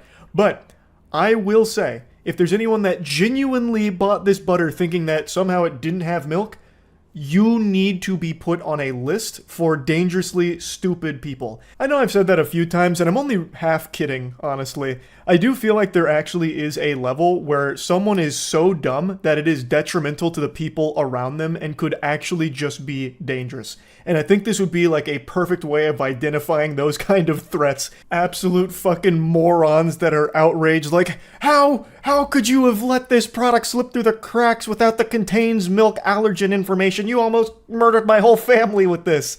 Like, if there's anyone out there like that, that is someone that needs to be monitored, because they are so fucking stupid that it is going to be a problem soon, if not already. Now, they're taking this pretty seriously from what I can tell, and normally that'd be something to be happy about, that they're being, like as diligent on it as they can. Like recently with the Listeria outbreak from Boar's Head and all that. Like, that's something extremely serious. That's an emergency that needed to be taken seriously. This is a fucking joke. This is embarrassing, is what it is. That it's like an all hands on deck red alert situation because butter went out there without the contains milk label slapped on it. Because they must think every American is so fucking stupid that if it's not posted on the label, they might be liable for a lawsuit because someone might be dumb enough to think that somehow this butter was in the clear and they'd be allergic to milk and die from it. Like that, do you know how sad that is? Do you know how fucking sad that is? So the FDA has not put out information on what to do if you have purchased these recalled items, nor has it shared if there have been any illness or adverse reactions from consuming the product. The usual course of action is to either discard them or return them to your place of purchase just in case. So yeah, anyway, that's the big Costco butter breakdown. That's about it. See ya. Are you going to do a top 5 movies of the year? Probably. I do it every year. I'll do top 5 best and worst games and movies. It's been a very competitive year for top 5 worst movies. Oh god, it's been cutthroat. Is Craven in top 5 for worst? No! That's how bad some of the movies have been this year. Craven is not in my top 5. Actually, you know what? I can do the top 5 worst movies of the year now. I don't think there's any other super stinkers coming out between now and the end of the year, right? I think it's safe to go through the top 5 worst. Okay. Here, we'll just pull up a list of all the movies and we'll go through it and check for worst movies of the year. Oh man, I forgot Night Swim was this year. That was the very beginning of the year and we got one of the worst horror movies the year had. But it's actually, again, you know what's crazy? Night Swim is not in my top 5 worst movies of the year. That is how competitive this year's been for trash. It's been like 2024 is a year for the history books in terms of how shit movies can be. It's been unbelievable. But here, I'll make a special note for Night Swim up here. Madam Web. Oh my god. It's hard to believe that was less than or only a month after Night Swim. We had such a fiery start for dog shit. Madam Web would definitely be in my top 5. It's just a matter of where. This movie, actually probably one of the worst superhero movies ever made. Nothing happens in it. It's also one of the very few movies I fell asleep during. So at the end of the movie where I was reaching its big like climactic final battle, I already forgot who the villain was. I fell asleep for a little bit. It's just very bad.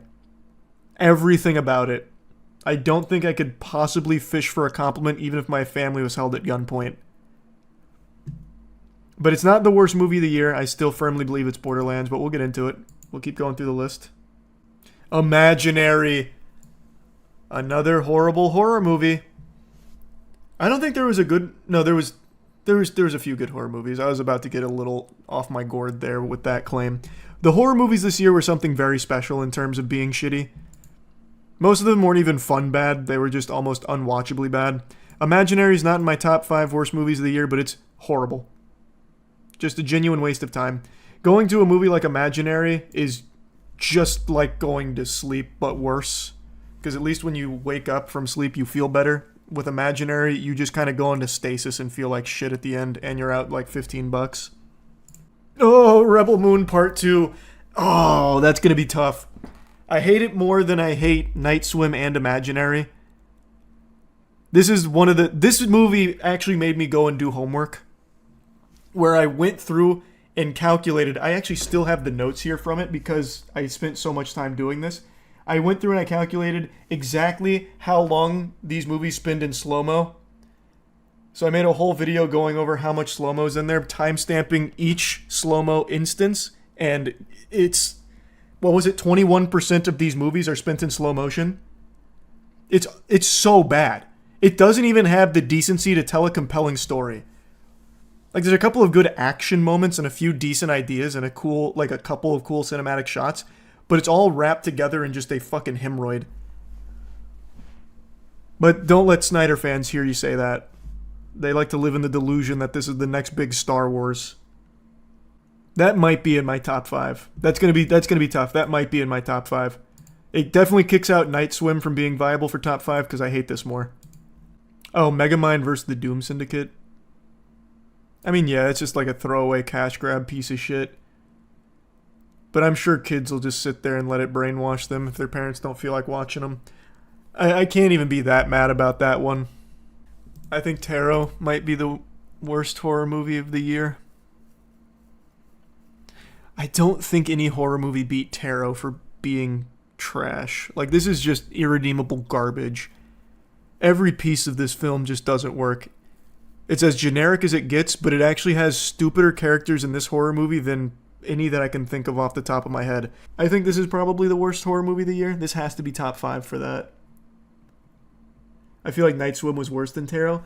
I don't know, though. Like, Night Swim, even from a conceptual standpoint, is worse than Tarot. It's about a haunted pool. The pool is built on cursed water. It's bad. And the dad goes in there and it heals him, but it also like steals his soul, and there's like a fat guy who splashes around. Like, it's dumb. It's super dumb. But that's like silly, fun, stupid, kind of. Tarot is not. It's just a headache. A nauseating chore to sit through.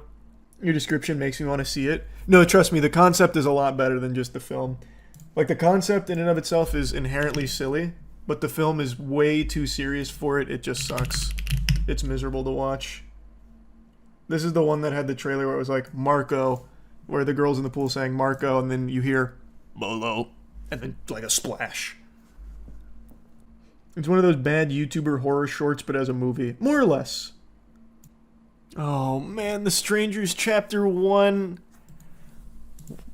It really is impressive just how bad this year was for horror movies. Everything about this was just a downgrade. It's definitely not in my top 5 worst films of the year, though, but it is very bad. You thought this would be good, too. I mean, I like The Strangers. Was I wrong for having a little faith in the property? What is the charge? Enjoying a meal? A succulent Chinese meal? Like, I mean, I thought it was going to be good. How can you ruin The Strangers? But they found a way. The Watchers was also really bad. This was M. Night Shyamalan's daughter's directorial debut. Really kicked it off with a wet fart. There are people that really liked this movie, though, which I was surprised by. Because I don't know how anyone walks away from this theater feeling anything other than bored. Definitely not in the top 5 worst. Exorcism super sucked. This was Russell Crowe in his flop era. It's also like the second Exorcist he played in the last, 2 years. The Exorcism was fun and I stand by it. How can you possibly stand by that? What happened? Did you walk into the theater, see the intro, and walk out? Because the intro is great. Like, the first, 15 minutes of the film, I thought it was pretty good. And then everything else is really bad. It's not the worst, though. Oh, it's far from the worst. This is definitely not in top 5. It's probably not even in top 5 worst horror movies of the year. But it's still just not good. Yeah, I know Russell Crowe's just collecting bags. I get it. Like, I'm not mad at him. And in this movie, contrary to Craven, he actually did put in effort. Like, I do think Russell Crowe put in a good effort. Like, the possessions in there, he really did try with this. It's just the material was so flat to work with. It's just the movie itself didn't deserve him trying. This was M. Night Shyamalan's new movie. Apparently people really like this film.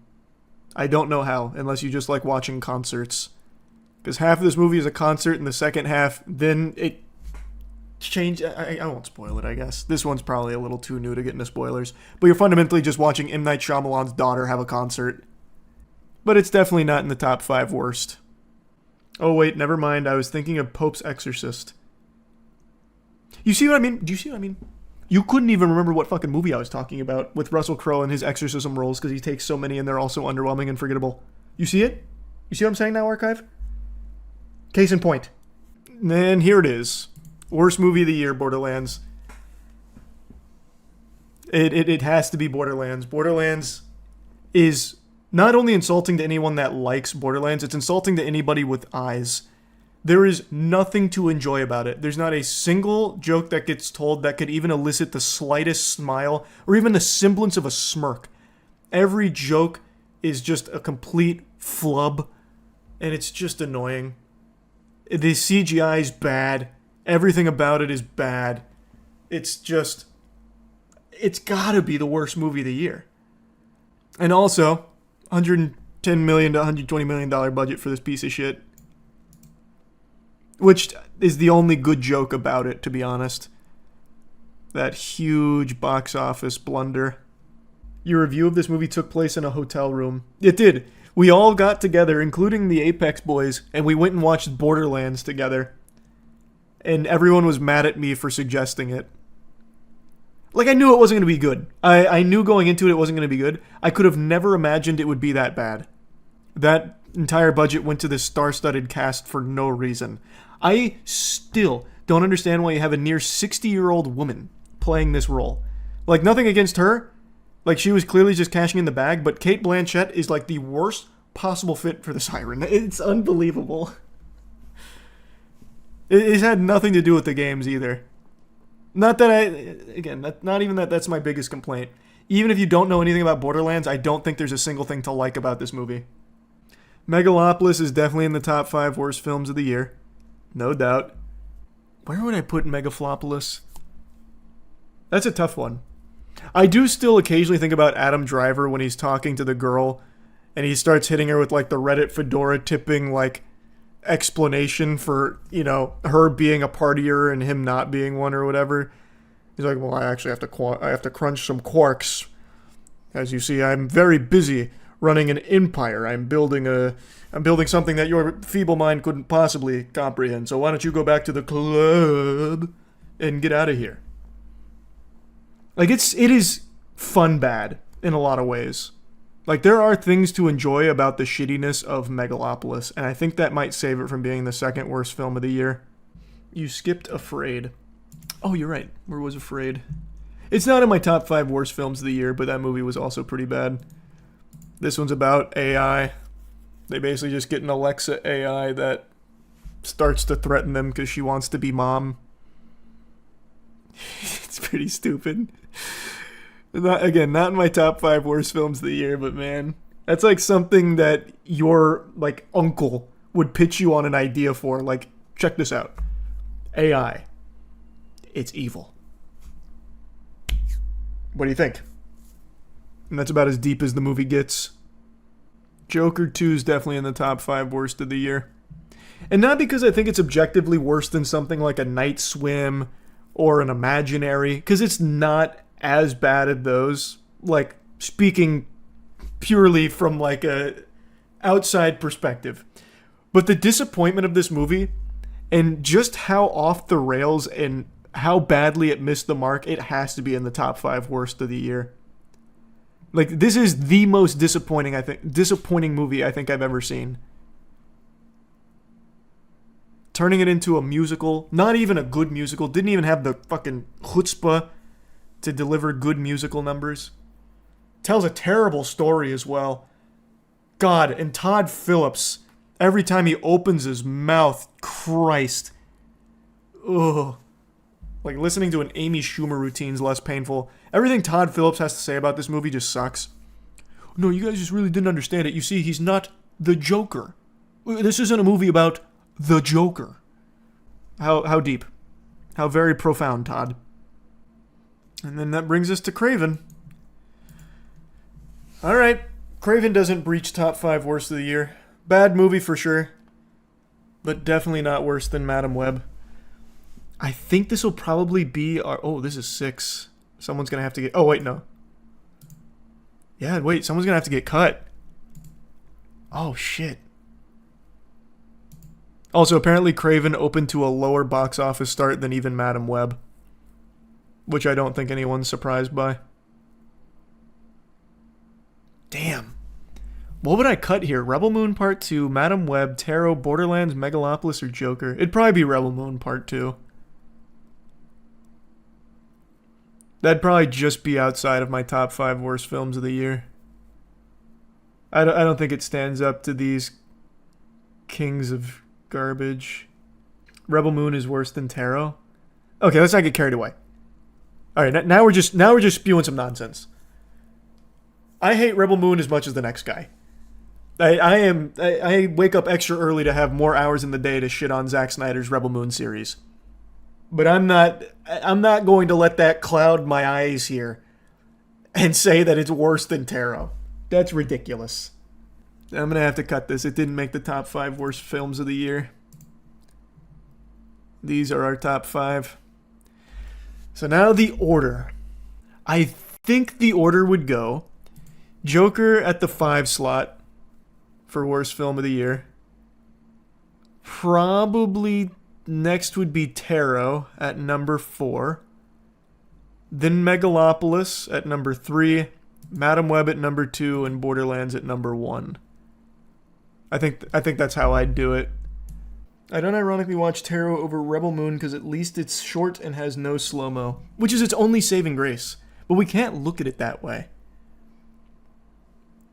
Brother, you don't have to hard sell me on how shitty Rebel Moon is. I have an entire note an entire note page dedicated to everything I hate about Rebel Moon. I know. But on my integrity as a shit connoisseur, a fucking poop sommelier, I have to look at this from an objective lens. Which is why Red 1's not here, and it's why Rebel Moon Part 2's not here. So you would rather sit down and watch Rebel Moon over Tarot. If I had to, I would sit down and watch Rebel Moon over Tarot. If you fucking forced me to, I would. which actually defeats the entire point of your question, because if I was forced to, I wouldn't have a choice. If I was given two choices, I had to sit down and watch either Tarot or Rebel Moon, I would pick Rebel Moon, is the point I'm trying to make. Brother, I would have to smoke the crack you found in that shitty hotel. You know what? It's my top 5 shittiest films of the year, and I'm sticking to it. Rebel Moon did not make it. It's number 6. It just missed it. It fucking tickled on it. It was close. Tarot is worse. I can't believe we're splitting hairs over what's worse, Rebel Moon or Tarot. Zack Snyder thinks Rebel Moon is groundbreaking. The director of Tarot probably did it for money. I cannot believe we're still locked in this Thunderdome in fucking debate club. We cannot be taking these extenuating factors, these other variables from outside of the film itself. Zack Snyder is delusional when it comes to Rebel Moon. He said like over 1 billion people have watched Rebel Moon. He said it's like bigger than Barbie or whatever. I know. He's a clown when it comes to Rebel Moon. It doesn't change the fact that Tarot is a worst movie. This is a top 5 worst movies on their merit, not the director huffing his own farts. Should I give Borderlands a shot if I like bad movies? No, there's nothing to enjoy about Borderlands, even as a fun bad movie. It's miserable. Yeah, I definitely think it's anime of the year. Dawn to Dawn is a show that really came out of nowhere for me. Never even heard a whisper about this manga before, but then once episode 1 of the anime hit, everyone's screaming its name from the rooftops. I also thought it was Dan to Dan until 3 minutes ago when I decided to look it up, because last time I mispronounced something, that's the entire comment section, is just how much of a fucking Neanderthal I was for getting the pronunciation of something wrong, so I wasn't making this mistake again, especially not when it came to something as sacred as anime. I probably would have been thrown to the guillotine and had my soul exterminated like the Emperor did to Horus at the end of the heresy. And I wasn't going to take that chance. So I have confirmed that it is Dawn to Dawn, and I am also confirming that it is anime of the year. When this show dropped, my whole chat was telling me about it, saying I need to watch it, and then every single week from that point forward, they'd always ask me if I'd watched the new episode, and if I had, what did I think of it? I haven't seen this level of hype around a new anime since Chainsaw Man. And I think the show lives up to the hype. I wasn't disappointed or let down. Not that I really could have been. I had no expectations, because just like the top shelf in my kitchen, I had no fucking idea this existed. So I was just pleasantly surprised at how good it is. And on paper, it's not the kind of show I like, because I have been a very outspoken Scrooge when it comes to slice of life. I'm really bored by it. I don't like slice of life. I can count on one hand the amount of slice of life anime I've ever even moderately enjoyed. And now, I'm going to have to add a new finger to that hand, because I do like this one, and it does have slice of life elements, but it's not putting all of its eggs into that basket. It has a lot of action, which is animated beautifully. The animation in this show is spectacular. Also has by far the best opening in recent memory since probably Vinland Saga Season 1. So yeah, the action is really good. It's beautiful, it's fluid, it's fast, it's chaotic. I was really surprised with how high quality the animation was for this show. Basic concept of this show is that it revolves around aliens and ghosts. Two things I fucking love. I'm obsessed with aliens, and every new alien update that hits the planet, me and my dad talk about it and argue about it daily, and I fucking love ghosts. I hunt those bitches. I've gone on 4 different ghost missions to try and prove their existence, even though I myself don't believe in them even a little bit, just for the sake of seeing if maybe I'm wrong and ghosts are real. So I love aliens and ghosts, and they combine both of these into a really beautiful stew. And our main characters are discovering they have powers. One gets psychic powers. The other gets a spirit possession power, where Okarun, that's his name, gets possessed by a spirit called Turbo Granny, who bites his wiener, steals his cock, and then it ends up, through a large series of events, granting him the ability to call upon her really impressive power. So the action's really cool. Like, these elements themselves aren't anything super new, except for, of course, the possession via cock. I haven't seen that before, but maybe I just haven't watched enough anime. But everything that it has, aliens, ghosts, psychic powers, that's nothing new. But what the show does is it combines all of these elements so well. Like, it is wacky, it's self-aware, and it is first and foremost just fun. It's also really good at delivering emotional beats when appropriate. There's an episode in here that I don't want to spoil that is probably one of the more emotional episodes of anime I've seen all year. And it's just one episode, and it was able to convey so much. They do such a great job of balancing the comedy, which there's a lot of comedy in it, the action, there's a lot of action in it, as well as these few emotional moments, as well as making you, the viewer, probably relate to some of the situations when it comes to the romance and like the awkwardness of romance and shit. So I just think they just nail all of it, to be honest. I don't have a single complaint about the show. And like I said, a lot of what this show offers are things that I really just don't even like in most anime in general, like the comedy bits. I don't really like a lot of anime comedies.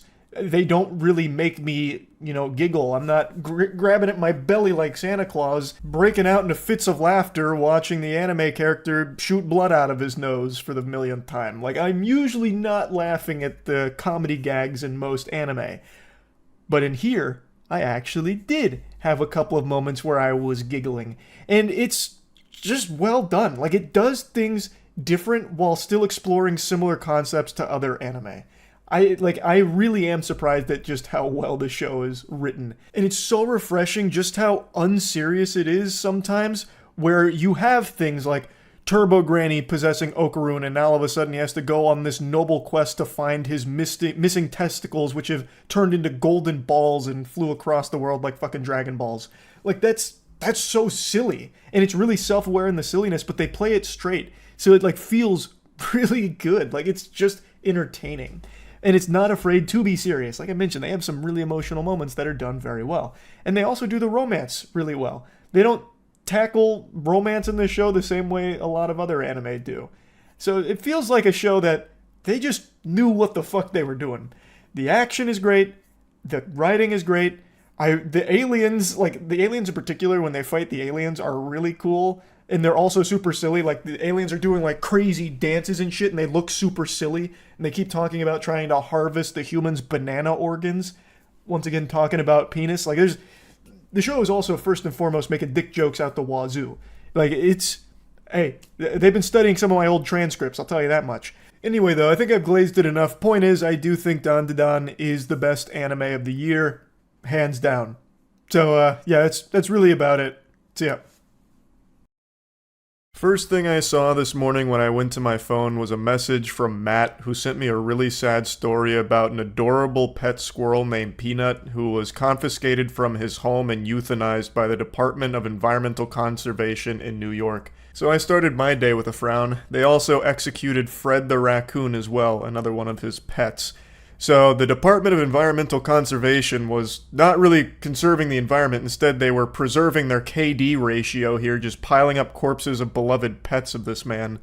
It's disgusting. The reason the Department of Clowns gave is a load of barnacles. They said they got anonymous complaints, thus they showed up here like fucking every villain is Lemons from SpongeBob, and they confiscated his pets because there was a risk of rabies exposure through him having a squirrel and a raccoon in his home.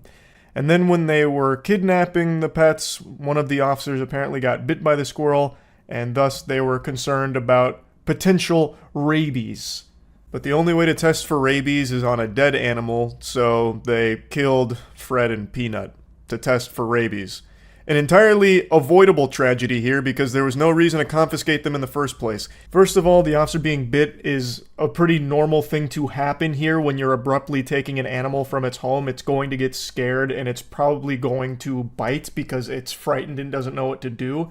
That's not exactly concerning, alarming behavior. That's unusual.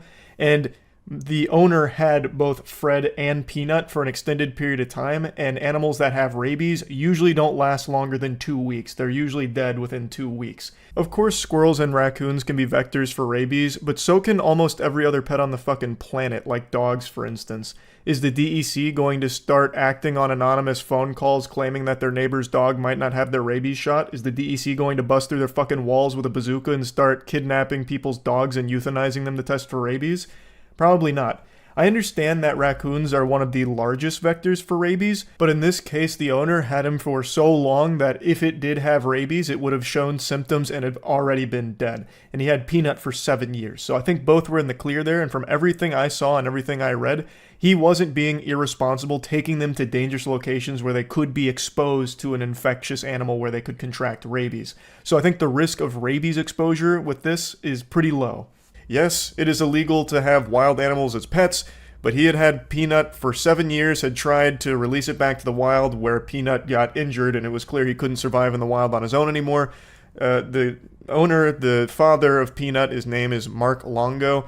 He said that he found Peanut after his mother had been hit by a car, so he took him in, nursed him back to health. When he released him, it was clear he couldn't survive after getting injured pretty much immediately, and thus he had Peanut for 7 years, took him to vets, everything, did his due diligence, but he never had a permit to own Peanut or Fred the raccoon, and a bunch of anonymous weirdo losers on Instagram reported him to the DEC, who showed up with 6 officials, he's had fucking 6 officers deep in there, they're about to arrest Cobra Commander, and they took Fred and Peanut and then killed them. On October 30th, DEC seized a raccoon and squirrel sharing a residence with humans, creating the potential for human exposure to rabies. Now, I recognize that might sound like a logical reason to people that may have just had a lobotomy, but as a hypochondriac, I have studied rabies extensively because I worry about every fucking disease and virus on the planet, and I can tell you that rabies isn't just some kind of random mutation that happens. They're not the fucking X-Men.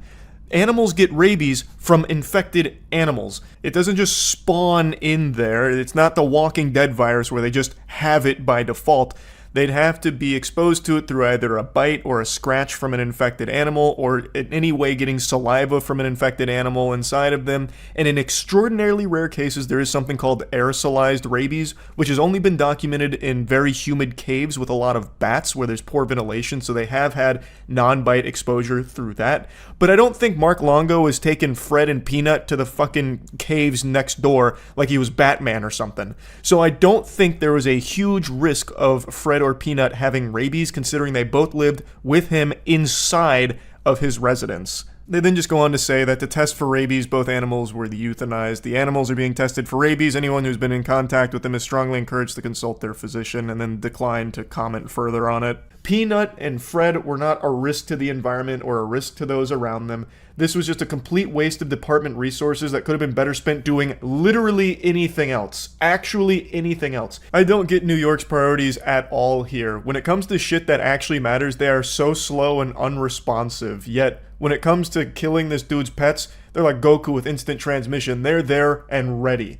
It just doesn't make any fucking sense to me. But hats off to the DEC for quickly and promptly executing these pets, keeping the city safe, doing the important work, the dirty work that people are afraid to do, but it needs to get done. So, if you like animals, sleep in fear, because the DEC might come over and just slit their fucking throats at some point, just for fun. I think this is just ridiculous. As you can tell, I'm pretty upset by it. There's really no justification I can see for this. This did nothing to help anyone. It just killed this guy's pets. The people that anonymously complained about it from the internet are some of the most joyless, vile cretins. That is so pathetic. And from what I can tell, all this guy ever did was post cute videos with his squirrel Peanut. And he even has a non-profit for rescues where he has 300 something animals there. It's called the Peanut Freedom Farm.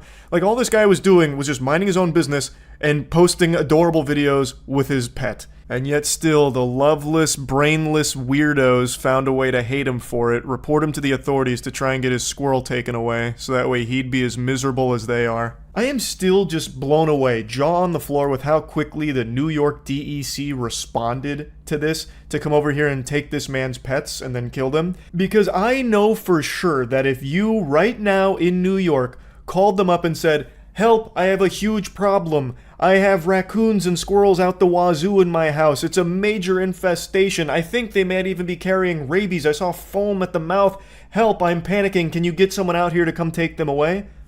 They wouldn't show up.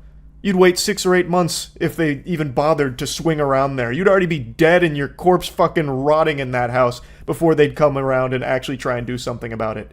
Yet for this case, with a social media superstar squirrel Peanuts, I guess they made an exception to get out there to execute him as promptly as possible. Now, as with everything, I've seen some people defending this, putting the cock of the DEC as deep down their throat as they can possibly muster.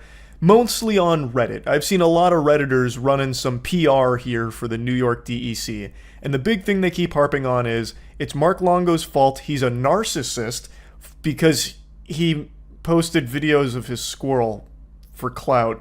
He didn't have the proper paperwork, so play stupid games, win stupid prizes. Redditors love that one. They love that expression. That one's always a guaranteed thanks for the gold kind stranger moment. That's a certified Reddit platinum. Classic. So a not small number of Redditors in the comment section of this story that was on the front page were saying it's entirely Mark's fault. He is responsible for the death of these animals, and this was a justified action, barging into his home, taking them, and then euthanizing them. I think that is so fucking stupid. I think it's okay to say, like, why didn't he go through the process of getting whatever paperwork he needed? From what I can tell, he tried. In fact, he was in the process of getting Peanuts as a registered educational animal when this happened. And from also what I can tell, he was also planning on trying to release Fred after it was fully back to health. So apparently Fred was dropped off at his place, and they nursed Fred back to a healthy state, and they were planning on releasing him into the wild once he was ready to be. But even still, he did have Peanut for 7 years and didn't have the paperwork. Big fucking whoop. I don't think that should be a death sentence. I don't understand why people are so excited about the government's ability to just come into your home and kill your pets. Like, why is that something that people are going to try and champion? Like, Mark Longo's fault. Should have had that paperwork. Would have kept his animals alive. They'd still be breathing right now. I think this is a totally fair response, a totally fair punishment for not having paperwork. We're going to kill your pets. I think that's stupid. Yes, I believe there was probably a way Mark could have had the paperwork earlier, sure, but I don't think it should be just a death sentence for the pets because he didn't. I think it's ridiculous. Unless there was extenuating circumstances where the animals were living in a terrible environment, they were in harm's way, they were abused or something like that, which has happened in the past. There have been stories where people have taken wild animals, domesticated them, and then they put them in like the worst possible conditions that they're living in, and eventually the authorities swoop in and take them. That has happened, and those I do think make sense. But here, in the case of Peanuts and Fred, I don't think there was any of that going on, at least not from what's been reported. I think if that was the case, the DEC would have absolutely tried to save their own ass, saying, when we went there, Peanuts was in a malnourished state, he was surrounded by filth, neglected, abused, or any of that. No information there, none of that was stated, so I don't think that's what happened here. This truly seems like a complete abuse of power. I don't think this was necessary at all. So yeah, anyway, I wanted to talk about this a little bit. That's it. See ya. There is no company on the planet that deserves its failure more than Ubisoft. Just take a peek at their stock price right now and it'll tell you a beautiful story about a company that's so out of touch that now it is going through a catastrophic collapse where its shares are worth less than shoelaces. I've blabbered on, ranting about Poopysoft till the cows came home, so I'm not here to just do that again. Instead, I want to focus on their most recent blunder, where they just released another NFT game in 2024. 2,024 years after the death of Jesus, they have released 2 NFT games 3 years after the death of NFTs. This is their second rodeo here, releasing NFT games this year. They've released 2 NFT games in a month of each other. That's like releasing Madam Web twice this year, except these are flopping even harder and even more embarrassing. Their previous one was called Champion Tactics fucking Goober Chronicles or something. But the only thing Ubisoft champions, the only tactic they're championing, is putting fart from my butt onto the blockchain. I don't know who's actually the head honcho at Ubisoft, but whoever their leader is objectively the stupidest person on the planet. If you walked into the office of the Ubisoft CEO, you would be walking into the domain of the world's dumbest man. It's... I keep using the word baffling, but it actually is just mind-boggling how this company can be this bad at the one thing they're supposed to be doing, making games. They're allergic to making good games, and at this point, they're just downright allergic to making games. They're pushing NFT slop shovelware now. So they already did the Champion Tactics, and now they have a new NFT game featuring one of their most beloved IP, Rayman, except it's not really a Rayman game, it's an NFT game. It's just a full-blown NFT game called Captain Laserhawk. You see, Ubisoft released another NFT game, Captain Laserhawk the Game. Nope. They released another NFT game? Oh, God! No way the game plays like that, right?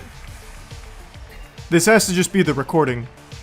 Oh, jeepers! Well, I mean, it's Ubisoft. It really might play like this. This is a Ubisoft game. You said this is an NFT game? Let me see. How is it? I mean, it looks like an NFT game, but what do they do? Captain Laserhawk the game from Ubisoft. I have to buy my ID card. Complete your pre-admission and reveal your ID card, your key to play Captain Laserhawk the game. Citizenship service. Owning one of the 10,000 IDs will transform you into a Niji, a brave warrior of Eden. You'll have the power to shape the future of this world and chance to earn exclusive rewards of great value reserved for your rank. It's unbelievable. It's actually unbelievable. 2 NFT games from Ubisoft this year. Within the last month. That's amazing. I know there's only 10,000 IDs. We need to act quick. They're flying off the shelf. How much is the ID? Good question. Here, the December 11th, the Niji Warrior IDs were minted. 3 days ago, early access. Then we have public. It's a transmedia gaming adventure where the community drives the narrative through innovative governance. How innovative. And if the game runs like this video, you are actually paying to play a game at 3 FPS. What a joke. Hold on, I have to see another video. Maybe it really is just that. Oh, good news, that is actually the only video on it. Not a single other piece of footage exists. Love that. Ubisoft, you've done it again. A smash hit. The game is a competitive online top-down multiplayer shooter game developed by Ubisoft. When will they learn that putting their name on things makes people less likely to buy it? They should be hiding that fact, honestly. Like, if they want to make more sales, they should just take their name off of shit, or use an alias. Eden Online is the layer which gives power to the community when it comes to decision-making for the game updates each season. Eligibility to play the game in early access will be reflected by ownership of a Citizen ID card. Eden Online has a limited capacity of 10,000 seats for citizenship. The game beta will be available at the end of... Yeah, we're past that. I already know that. I'm curious. What do the delusional NFT Twitter community members think? They weren't super thrilled about the last Ubisoft stinker. Still nothing positive yet. There's only a few posts about it, too. The only post that has any real traction is from IGN saying Ubisoft has secretly launched a new game that features Rayman through its powered NFTs and blockchain in the year 2024. Not even the NFT people that actually buy fucking popsicle sticks as long as they're minted on the blockchain is biting on this one. You've done it again, Ubisoft. Click your buy ID card to see prices. Alright, let me see. Oh man, these all seem so reasonable.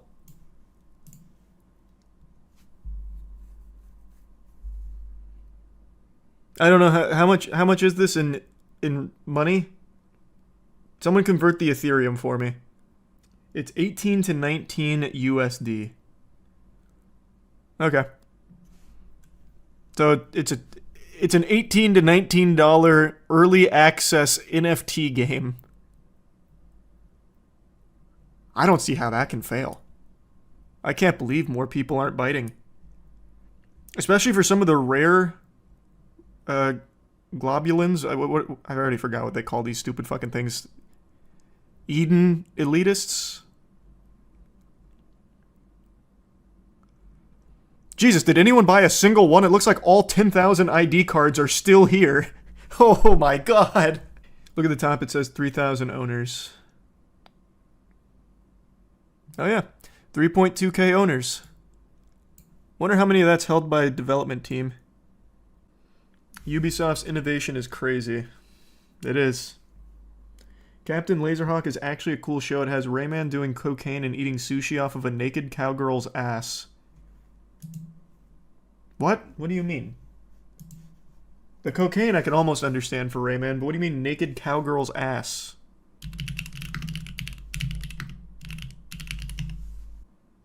Holy Lord, you're right. And this is not what I thought. When you said naked cowgirl, I thought you meant like a human being, like a cowboy, but woman. No, it is literally a female cow with titties and butt cheeks. And he is actually eating sushi out of her ass, like, no, like just straight up. What? What is this show? Wait, that sounds unhinged. Isn't Rayman a kid's game? Well, I thought so, but I don't think it is. I absolutely cannot pull this up on screen. I'm not exaggerating either. You can't see her nipples, but you can see the big fucking honkers, and he is pulling a sushi roll out of her asshole. Either way, though, this show definitely looks a lot better than the NFT Ubisoft game. That's for damn sure. I don't know why Ubisoft keeps making NFT games. In 2024. X-Defiant died for this. Yeah, Ubisoft had to shut down X-Defiant so they could take all the people working on it and instead put them on... I already forgot what this was called. Captain Laserhawk, NFT Eden Online Adventure.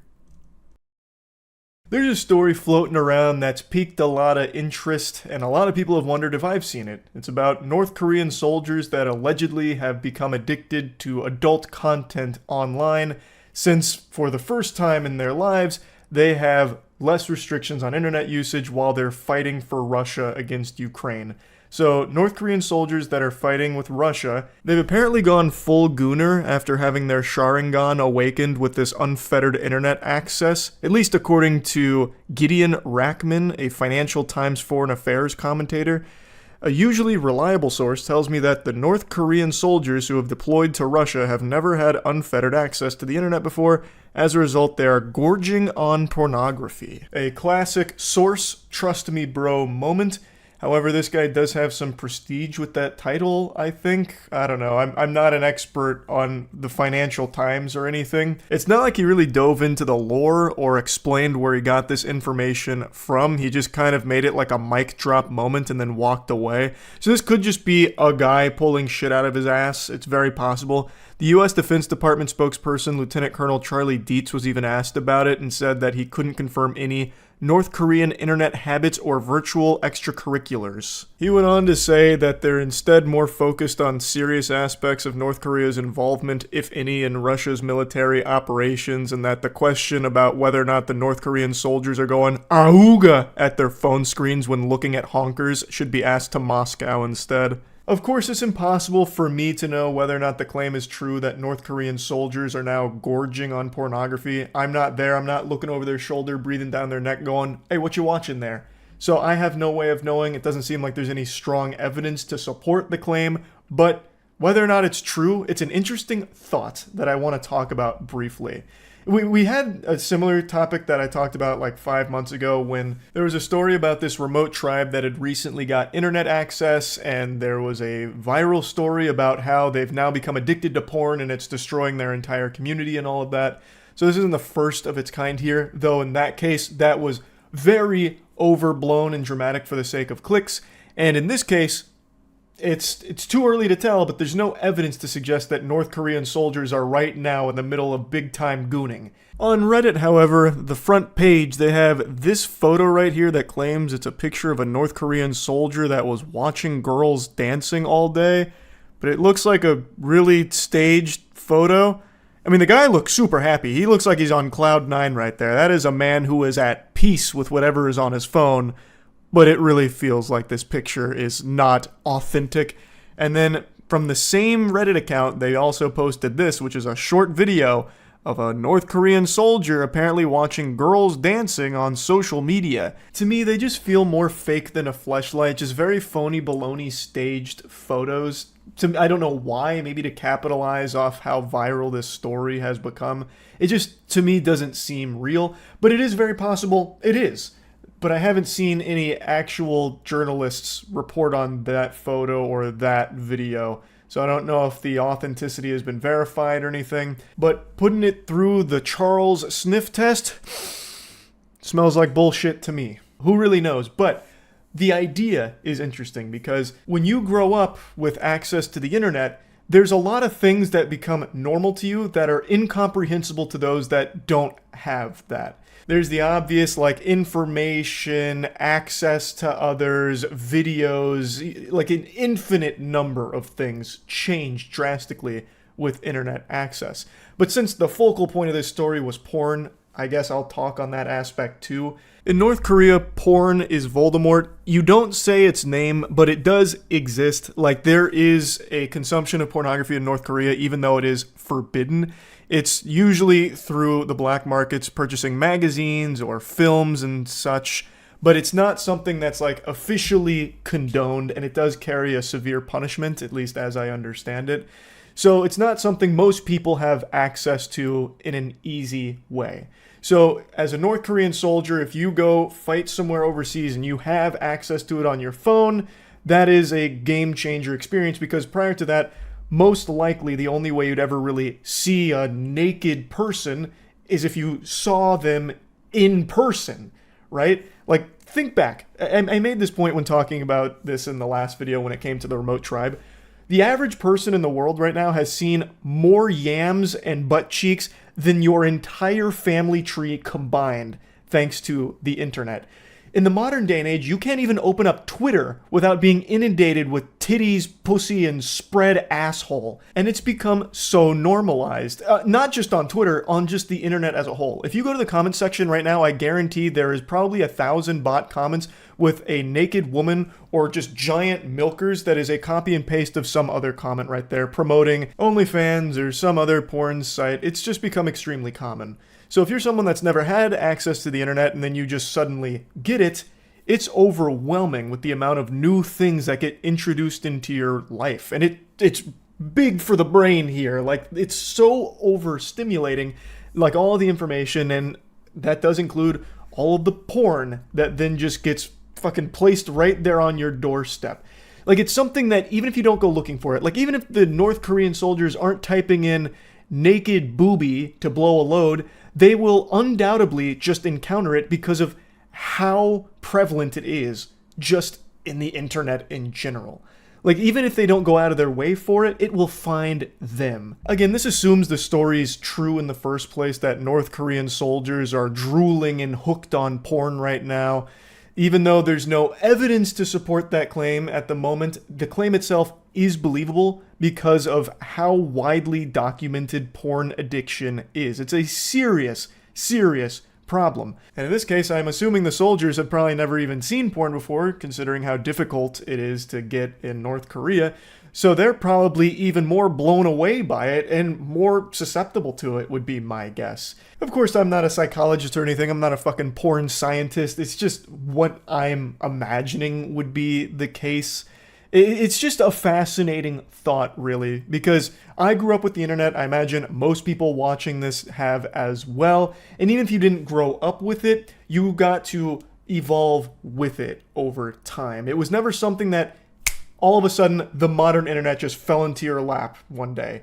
You watched it grow and build into what it became today. In this case, they're getting the internet dropped on them all at once, coming from nothing to everything.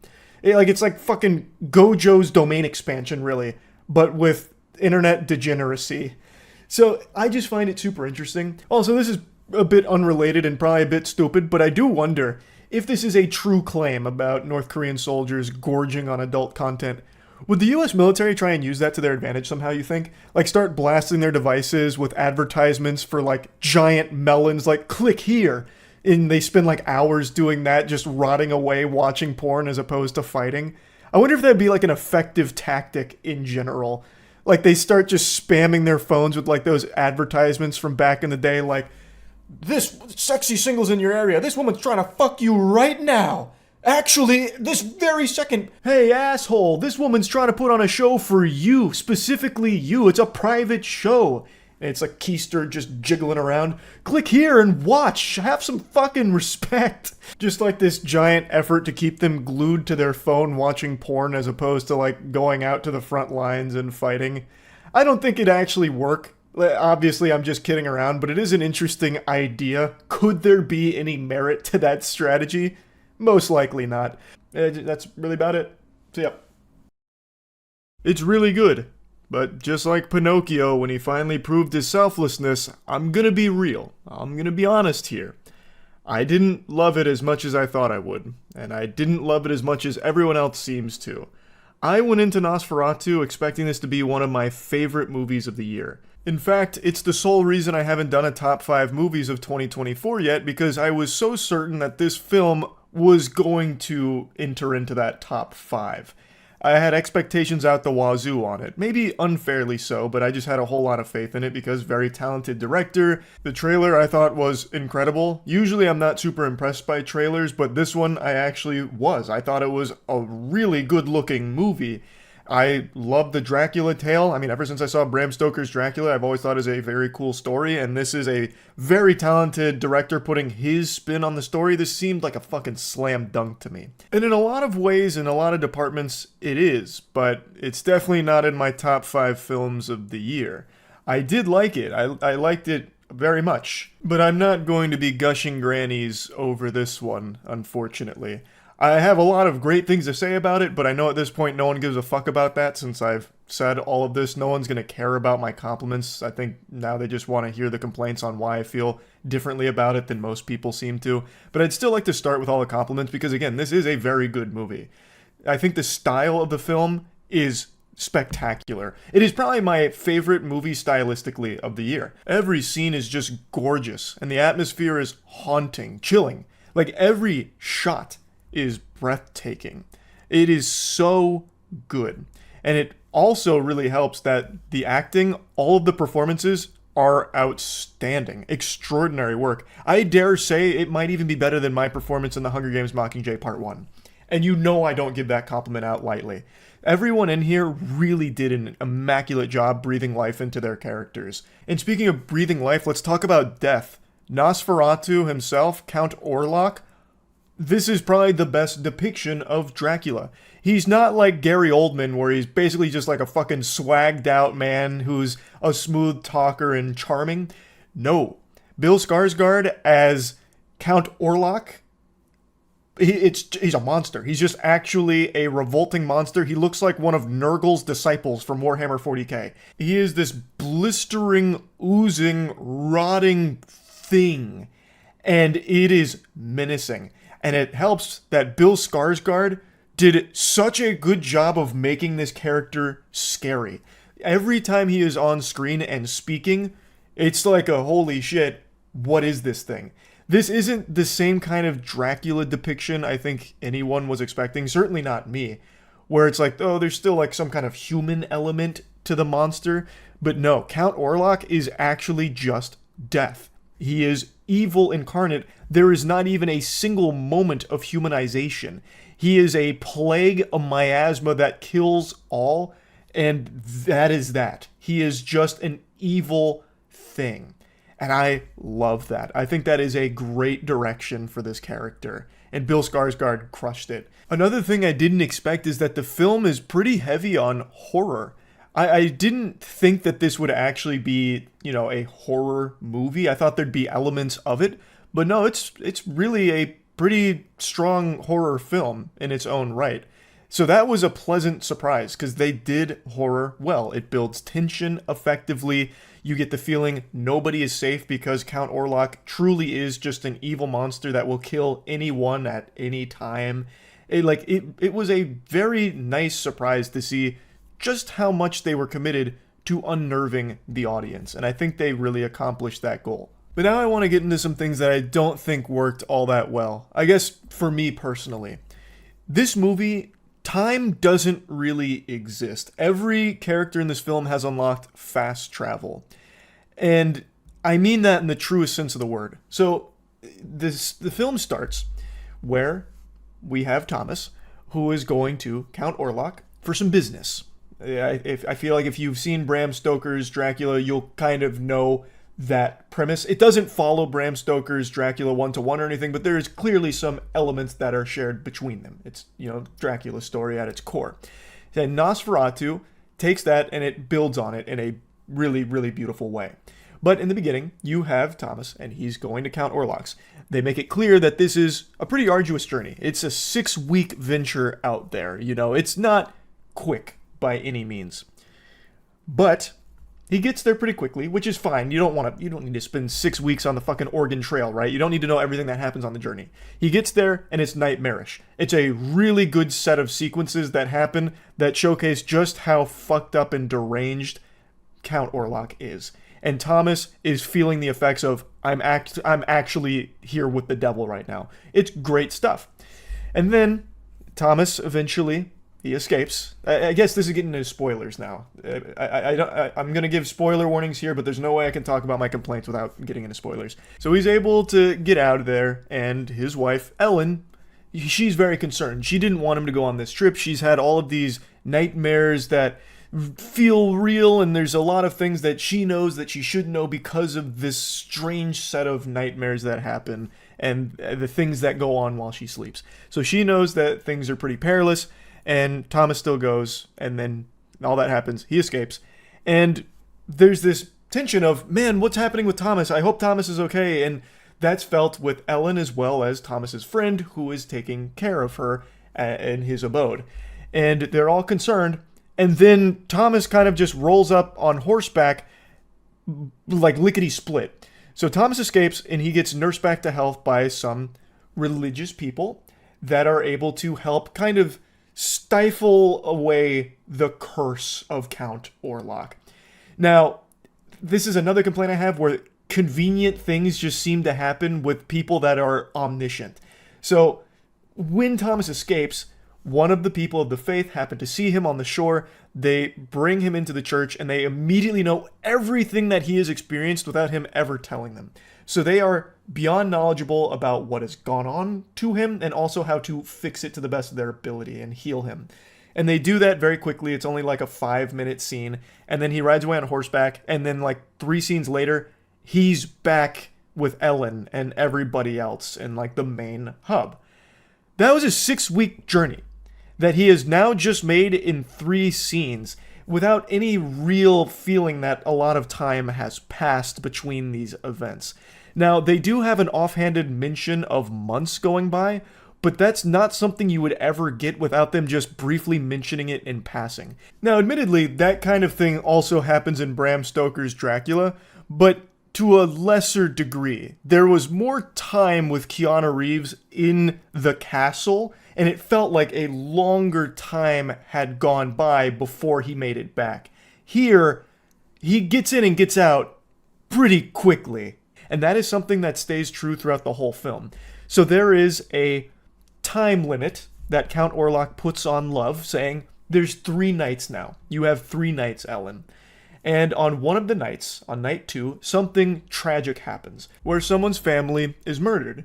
And in the morning, the person wakes up, realizes this, and then somehow all in the same day is able to throw a funeral, have that service, go back, talk again and strategize about this plague, and then still have time to once again go back to that funeral, to the cemetery, excuse me. All of this happens in a day somehow. So he must have woke up, saw his family's dead, and said, all right, immediately, Jarvis, we need to schedule the funeral now. Like, how the fuck could you have gone from something that horrific to having the funeral in a matter of minutes, I guess? Because that's the only way that the timeline makes sense. He would have immediately had to have that funeral. It's just really weird to me, unless I somehow missed something. Now, they do have, like, coffins that are going down the streets for some other shots because of the plague that is coming through. So I'm guessing it's entirely possible that, well, he just immediately wrapped them up in the coffin and just sent them to the cemetery for a quick service. But I just feel like that's really out of character for that guy to do, because he loved his family so much. I don't think he would have immediately tried to speed run the grief process in the morning and a funeral. So like, it just feels like time doesn't really exist properly in the film. So even though they say 3 nights, it feels like weeks pass. There's a couple other instances I can point to, but there's no need. You get what I'm trying to say. It just felt a little weird that every character seemed to have Goku instant transmission. But it didn't bother me all that much because it kept the pacing moving. Not that I mind slow pacing, but there are a couple moments where the pacing does get a bit awkward. Again, that's not even like a complaint or anything. But what is a complaint, and it's my biggest complaint, is that it really feels like no matter what the characters did here, they didn't actually have any effect on the story. So even something unexpected like Tom's escaping, Count Orlok didn't plan on that, and when he gets the news he escaped, he was surprised. But he even says, hey, he could be useful to me.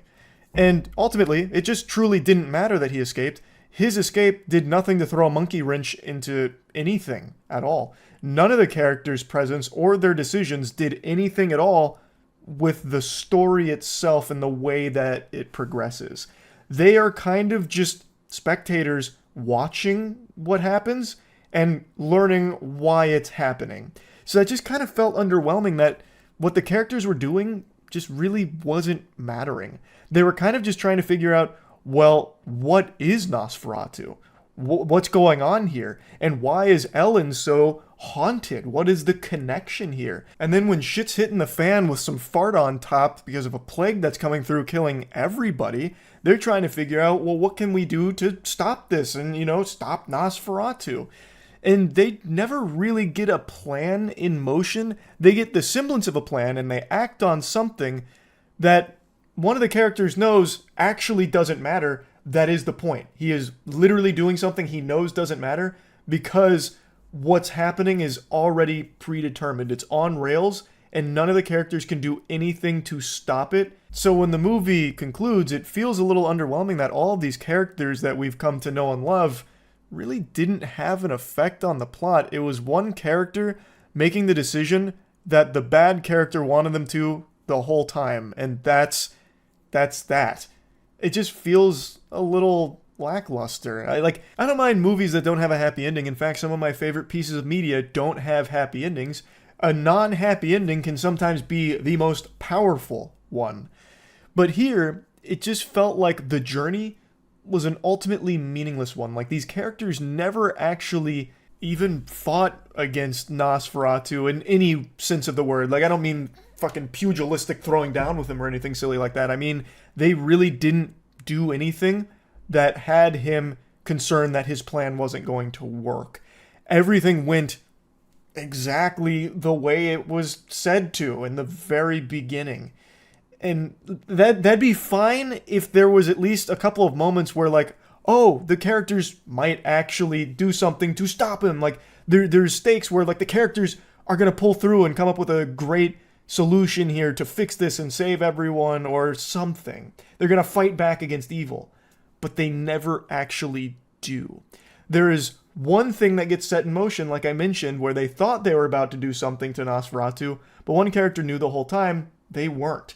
And they didn't. And for me personally, that just doesn't feel very satisfying, especially when you buy into this love story between Ellen and Thomas about like how powerful that love is, that it can overcome evil and defy evil, defy Nosferatu. But it doesn't. It never even for a second makes Nosferatu think that it might. Like, there was never any defying of Nosferatu at all. It's just, I don't know, it felt very unsatisfying for me in that regard. And that is pretty much the sole reason why it's not like in my top 5 of the year. There is a lot I really like about the movie. Like, there's a lot I could glaze it on. And there is a lot that I mentioned at the beginning that I did glaze it on. But this one thing for me is just kind of a big deal because for a movie like this, you buy into these characters. The performances are amazing. The storytelling is great. Like, everything is getting you hooked. But as it gets towards the end, the characters aren't actually even directly participating.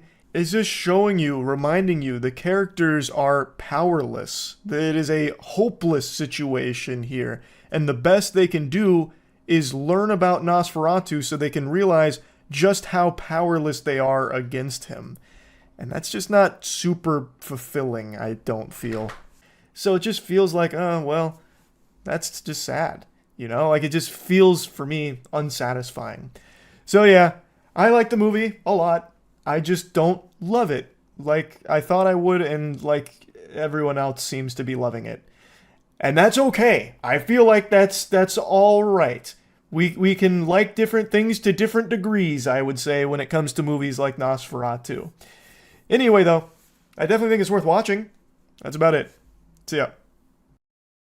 I know the title sounds like clickbait, but I do mean it with complete sincerity. I believe this is the one product every single one of you watching needs to own. It's a dash cam.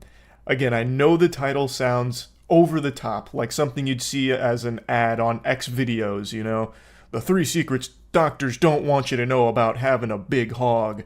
You trying to lay down quality wood with that tiny pecker? No, you need to try this. Every man needs it. I know it kind of has that same energy, but I'm serious. I think the dash cam is the most important product you can ever buy for yourself to protect you, to ensure your own safety in like day-to-day commutes. And there's a great video I watched today that illustrates how it saved a man's life, just having that footage, because without it, his life would have been ruined because of people who lied about what actually happened. A 6-year-old girl sent flying. It's a miracle she isn't seriously hurt, even killed. I cut out the actual impact for obvious reasons, but you can see the father waddle on over there, jogging top speed to hit the hood of the car to let the driver know how angry he is. Because clearly that's top priority here. Instead of checking on the well-being of his daughter, you know, making sure she's alive, he instead, first thing he does, go over there and give it a little slap-a-rooski on the hood of the car. And then he goes and checks on his daughter. He's mad at the driver even though he was the one letting his toddler run around without any supervision, which would have been fatal if Muhammad wasn't paying so much attention to the road. I wish I could have done better. I think you did very well to stop as quickly as you did. Yes, I tried to. The driver's name is Muhammad, and he did an extraordinary job stopping as quickly as he did. Those reflexes, I know he plays Counter-Strike. Man fucking flicked onto the brake right there, ASAP. Like, the little girl basically spawned out of nowhere like a jump scare, and Muhammad had so little time to react. And he did. Like, I think that's about as quick as you could even register something like that. And he slammed on the brakes, which saved her life. The father wasn't watching the daughter. She sprinted out onto the road. Muhammad couldn't see her until she was already about to hit the car, and he still stopped in time. That is nothing shy of a miracle. IT engineer Mohammed Danish was behind the wheel when suddenly the little girl darted out in front of him. Mohammed's fast reflexes saved her life.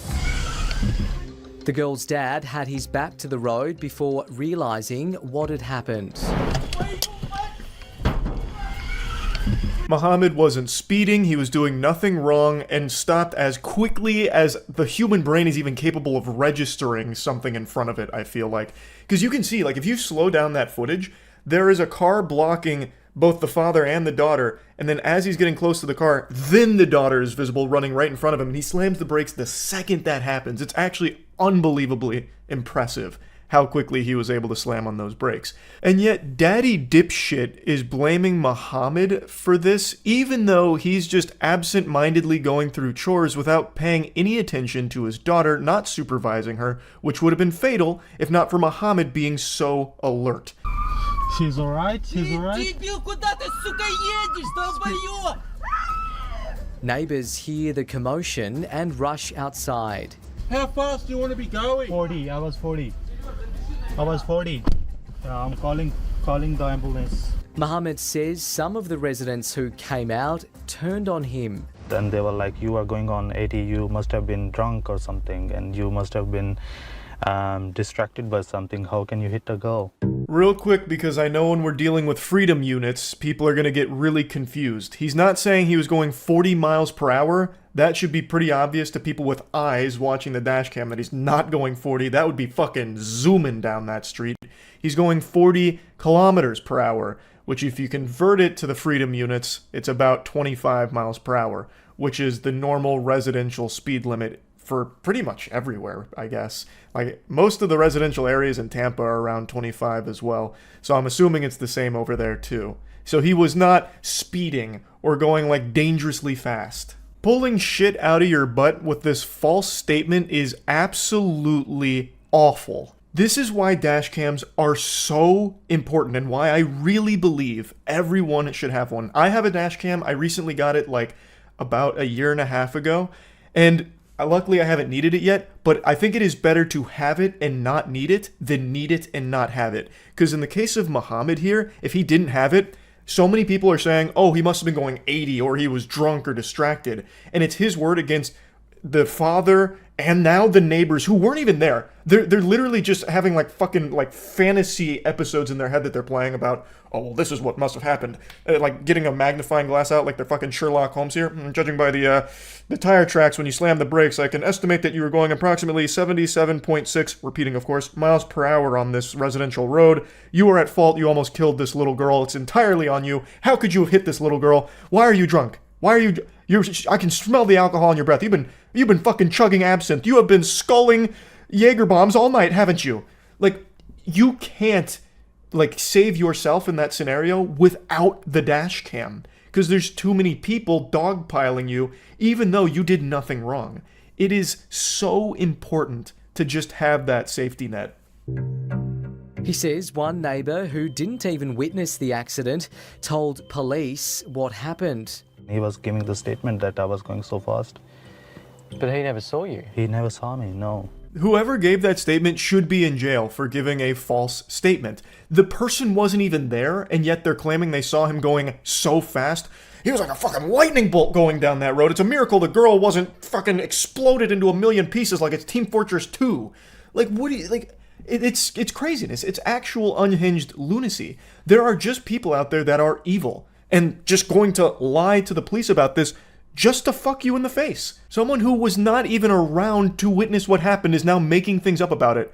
Oh yeah, after he hit the girl going about 85 miles per hour, I heard him say that he wanted to finish the job, so he went to the trunk and he was getting out a chainsaw before the father put a stop to it. It was brutal stuff. This guy, throw him in jail, lock him up. Mohammed doesn't want to think about what could have been if he didn't have dashcam footage to prove his innocence. This video evidence really saved my life, because if the police listened to the statements, and I could have been charged guilty. Thankfully, the little girl was okay, taken to hospital for a checkup. He's not exaggerating either. Without that dash camera evidence, there's multiple statements from people making shit up about how you're the bad guy and did everything wrong, even though that's not the truth. Muhammad's life would have been ruined. It would have been over right there. That would have been a full-blown game over, bad ending credits roll. The dashcam footage saved him. Lara Craven lives next door. She wasn't there when the accident happened, but has 2 kids and says she's been lobbying council to make the streets safer. Got a lot of families on the street, children, getting in and out of cars. It's dangerous. I think we should first and foremost have speed bumps. I thought this was worth including from the segment here. It then also brings out someone talking about how important supervision is over children around roads. But this street in particular does seem dangerous, and according to her, it is dangerous. You know, there's no speed bumps apparently. As you can tell from the dashcam footage, there's cars that are packed tightly there, which obstruct visibility, which is clear when you watch the dashcam footage, how you can't even see the father or daughter until it's like too late and you're right there. So that is just a recipe for disaster. And the speed limit is apparently 40 kilometers per hour. I would say personally, like, that's probably too fast for how that road is set up. Like, I would be going like 10 there just because of how scared I am of shit like that. But I don't think Muhammad was at fault even slightly here. He was obeying the road rules. Like, it is a 40 kilometer zone and he was going 40 or less. Like, he didn't do anything wrong. I do think that street is just particularly dangerous. And at the end of the day, if the father was supervising his child more, this probably wouldn't have even happened in the first place. It was very hard for me for 3 days. Couldn't do anything. It kept replaying in my mind everything. I'm sorry for that girl, and I'm sorry for her father as well, how he reacted and everything. But I think it was his natural reaction. Muhammad just seems like an actual saint. He seems like the nicest guy. So he's talking about, like, you know, how hard that was for him after that happened. Like, it was a really scary thing that he thought about a lot and still does. And then he talks about like how he still hopes that the daughter is doing well, and even says that he feels sorry for the father and that the way he reacted must have just been a natural instinct at what happened. Of course, it's understandable that the father would be really upset and panicking because something like this is traumatic. But he should have been able to recognize that he's at fault for not supervising his toddler, especially around busy streets. That is an extremely important thing to do. And I can only hope that he recognized that and apologized to Muhammad, because this could have been so much worse. And it's just extremely lucky that the little girl is okay and that everyone gets to walk away from this. Even police told me it's not my fault. I was thinking maybe I could have done anything better to not hurt that girl. But yeah, the people's messages and comments, they were the thing, they really supported me. Overall, it's extremely lucky that the child didn't face any life-changing injuries or anything like that, and Muhammad's life wasn't ruined because of people's false statement about what happened thanks to the dash cam. And I just thought that this was a really important video to show to people for why I think dash cams are a necessity. I'm actually surprised that in 2024 they're not standard in any new automobile. I feel like every new car should just come pre-installed with a dash cam because of how important it is to the driver's safety. Anyway though, just wanted this to be a PSA for everyone out there. Get a dash cam if you can afford one. I think it is just an absolute necessity. If you are driving a vehicle, I really think you should consider getting a dash cam. That's about it. See ya.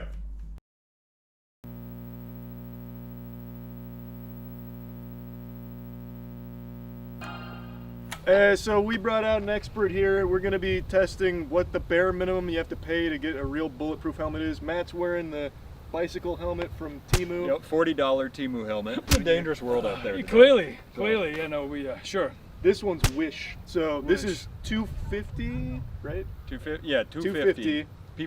People on TikTok swear by that helmet. I don't know why they're using it. Yes. Well, TikTok's never wrong, clearly. I feel pretty secure, and he's wearing a real bulletproof helmet. Yes, HHV. Okay. That's why it doesn't fit my giant head.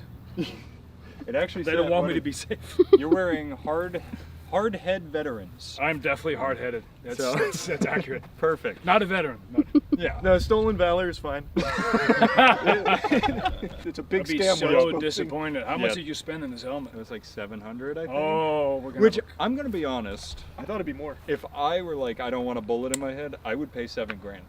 I think so well, too. I think for the most part, the real ones are like way more expensive. Okay, But so then we also may with have the 3 complete not sets. real ones. They didn't specify what bullet, probably. That's true. That's a good point. I mean, for all we know, they tested it with throwing rocks at it and say, yeah, this thing's bulletproof. Projectile. This is just the warm up.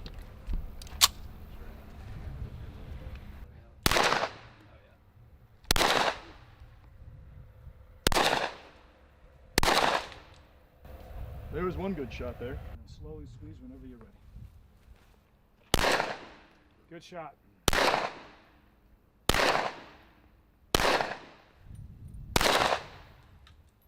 Well, they're all A shots. That's good.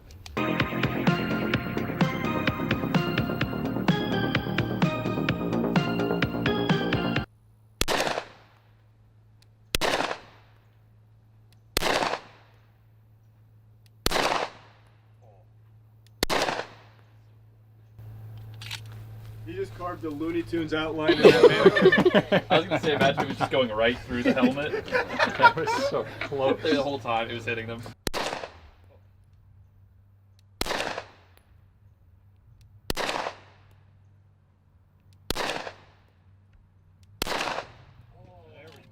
I just saw that bullet deflect. I swear to God. Okay, guns clear. Through the fucking, flew right through it. Flew through everything. You might be able to see me through That is a... That's made out of styrofoam. That's like almost perfectly centered, man. Holy This shit. is what they used when they built my house, the drywall. Because there's one shot that angled down here. I don't see an exit There's wound, another though. shot down here, and then there's the third shot that went down. Oh, there's the exit wound. So I was gonna say. it flew. So I did hit it a couple times. It flew right through it because the styrofoam. In your professional opinion, would you say he's dead? Well, at this moment, we could try and see. Okay, perfect. I think if I was given this as a piece of evidence, I'd say he's either dead or not happy. Yeah, he's not. I'd be angry. I don't think he's anything at this point. Yeah. For $40, You can get shot at. you can actually get a better bike helmet. For $40 you can die. Instead of like letting it go to waste because you're already like, you know, fucking it up. I think you should just go up to the caliber just to see what damage it does. Yeah. HK is obviously you know, relatively known company. They do a few good things. This is a marine setup. HK MR27, really nifty little gun. You could hold the front, you can hold seagram style, you can push it into your shoulder, but for the most part, a shot is a shot. So whenever you're ready, I think I'm gonna go for the yeah. Put your arms down.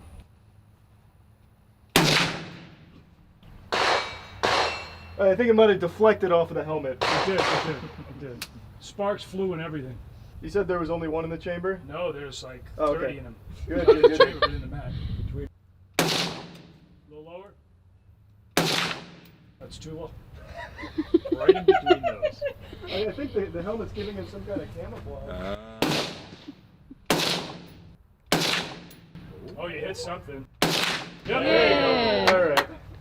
Just make sure you do that one shot only, not all the times that he missed. What are you talking about? All the times he missed? He never missed. You care if I shoot this one before we walk down? Yeah, go berserk. I feel like I'm too tall for the seat. You can lean behind it. I don't need the chair. To get that chair. I don't need that. Down. I always got a T-bow. And then you were puffing. I was like, yeah, and then I put, yep, there he goes. Are you trying to shoot the ground? I'm shooting the helmet. On the ground? Alright, I won't. I'm just saying certain ranges have the habit of not letting you shoot in the ground. Yeah. Shall we go inspect the helmet? Yeah, let's check the damage. Yeah, so I think the first 8 shots might have deflected off.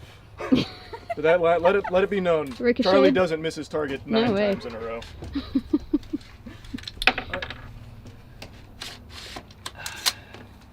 Gun's clear. Alright. No, after me.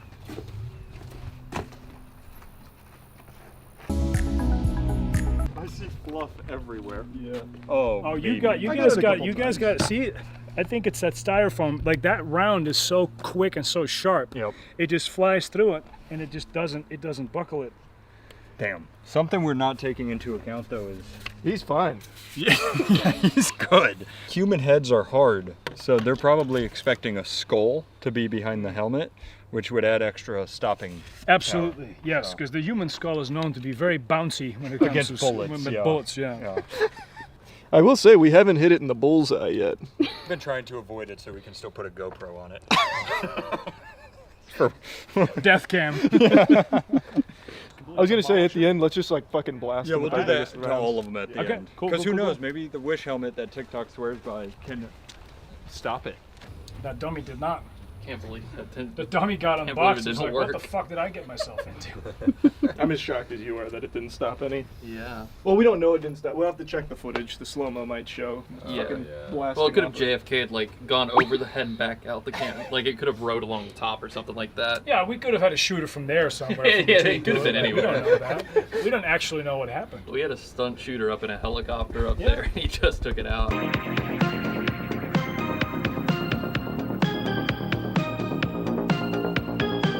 So just fucking whack this thing. So the safety on this thing is this thing. Yep. Right? So right now it's in your safety. This is your safety out. Gun's not loaded. I'm gonna let you load it. And that's by slapping that. Yeah, just slap the shit out of this thing. And then what you want to do is you want to handle it like that. Or like that, yeah. Alright. There you go. Pull it off safety, and then at that point you're ready to take a few shots.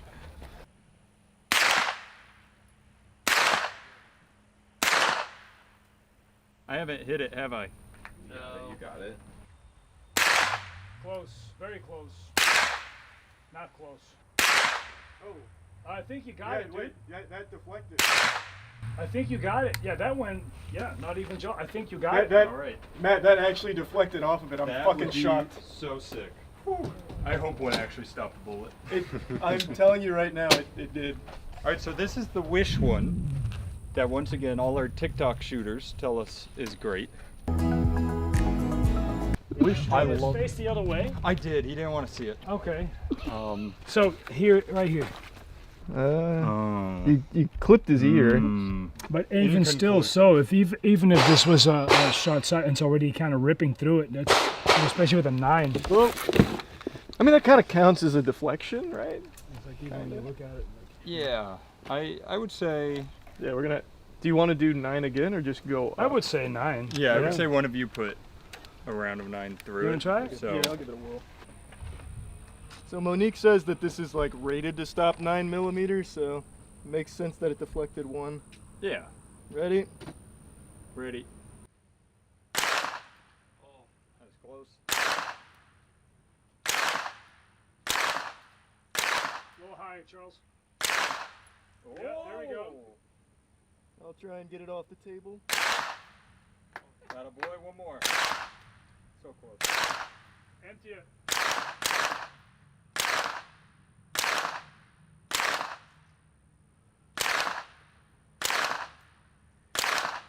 The iron sights on that are great. Yeah, it's a good little gun, right? That's nice. Yeah, the one he gave me had pretty bad iron sights. Gun's clear. Yeah. Really, Matt? That's what the MP5's known for. Yeah, he said this one's one of the least reliable guns. Oh, you look at his neck. Oh, we got it. Oh, that's right. Oh, right in the artery. Oh my God. Had the bulletproof helmet. And then you look at it like this though, and you go, looks like this guy's been turned into jelly. Wait, this is so I actually got it right in the middle there, but it actually deflected that. I think. Wait, actually? It didn't go through. It did. Yeah, no, there's a deflection. It like has slight penetration. Just nothing too much. We're sure this is the Wish helmet. This is the Wish helmet. No. Let me make sure, shot. because the high-end helmet, has a like Velcro on it and stuff. I'm actually like stunned. I mean, how much was that helmet? $250. Okay, so it stopped the 9 Wait, show from the camera 50 where it yard. hit. Yeah, right here. And it was dead center too. It was a good shot. Yeah. Always is when I'm behind the helm. This is yeah, definitely not in the helmet. No, so Yeah. I loosened it up for you though. God, this whole video is just shitty jokes. Welcome to our whole channel. He looks backwards but wears the helmet forward. It's a balance thing. That's smart. It covers his face better that way. Yeah, there we go. Leaving the whole occipital region exposed. That might be the first thing we've gotten from Wish that works. Yeah. All right, ready, Wait, no, the warmer. Oh, and the food warmer, right. Yep. Ready when you are. Ready? Ready. Oh, that was quick. He's gonna go over and execute Come on, him. guys, fuck! That fuck. Oh, this went through. Oh, jeez. Look at how small. Went straight through. Went straight through. Oh, holy shit. But again, I think this is rated for pistol caliber, not like rifle caliber. He got a little mohawk. Holy shit. Just. Oh, Technically, he could still be alive. alive. Yeah. It's completely fucked. Yeah, it went through there and out the back. Hey, What? real quick. Give me. Looks like this guy's gone. Punk. What the fuck? All right, do another. Do another. No. That's one punk off the streets. That was so much better. Is there an exit on it? Or No, just so the bullet, you can Fragmented in the inside. see it. Yeah, it went through here, and then. But still, that's blasted off the impressive. back. Like, it's rated for pistol, clearly. So I'm thinking this is 9.45 and 357 mag. Yeah, probably. I think that's right. Or 357. Like, I feel like you're not gonna take this to an active war zone from Wish, right? No. Like, Can you imagine? After this video, the military is going to start contracting to Wish. So, guys, we watched this video from moistcritikal. we can save so much on our budget if we just use Wish. Why are we paying 10 grand a helmet? We only need $250. Everyone knows soldiers only use handguns. That's perfect. I think I got it lined up for a beautiful shot. Have you loaded it? All right, we ready? Yep. Nice. And you can grab the buttstock if you want, the way you had it before, and just lean down with it. Yeah, just lean it on the table. And hog it tight, Charles. I think it's going to give you some blowback. A little tough love. Yeah, a little bit. Holy fuck! Good shot. Do you think it deflected it? Oh my god! What a shot. Look at all the cavitation in his head. Right in. Holy. Oh, did man. you aim it center? I did. I put Dude, it. I tried to I put told it you, right in that rifle is so accurate. It's I don't crazy. think he's never going to film with What's us that again. exit wound look like? Oh my God! Shit, Charlie. I good also job. would Good job. suspect, or I. Who would have thought that there was sand in his brain? I would have never guessed that. I hypothesized the helmet deflected it. How correct were you? I actually did. I don't. Right here. Yeah. Right in the center. No, that's that was the 9 first mil. one. That was the 9. Did you Did miss you the just- helmet? I think I missed just hit blow him. his brain out. Yep, I just hit Well, him. wait. No, because look at the back. No, that's Oh. where the bullet blew up. Yeah, it didn't hit the helmet. I just hit him. No, there. I think that was the 5.56. Oh. Look, the bullet's still in here.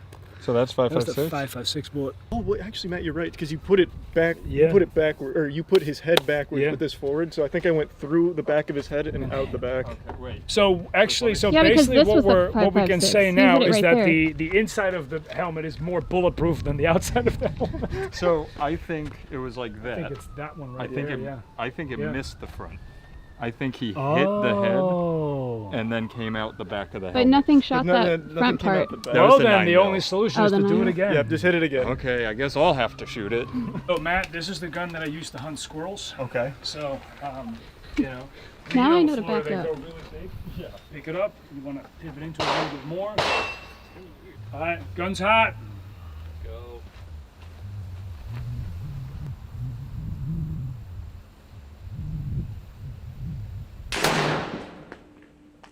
Put it back in safety. Yep. Oh, you're good. You're good.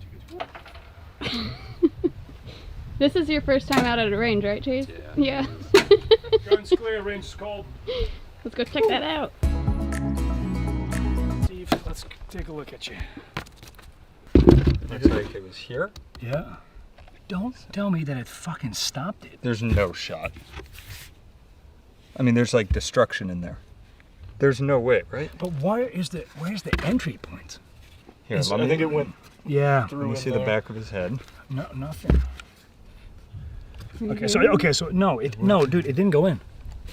Then what is all this? I think it's No, in- no, it did. It did. Oh, It okay. even feels warm on the inside. Okay, but So it I mean, kinda look, just ripped through? that 6.5 is a super sharp round, so I wouldn't be going against it. That this little thing, even like at that point, was like an entry point. Like it's such a sharp little round. I think he would have lived though. I think what happened is it went in and it just like the kinda empty bounced. space Yeah. in the top. Yeah. yeah. This Alright. guy is So lucky. I guess now I have to. I think you Yeah, have gotta to go up. put him out of his misery. Man, that We've carved the top of his head. of We've all poked his front. It will tell you one thing: how sucky we are as shooters. No, that's the quality of the Wish helmet.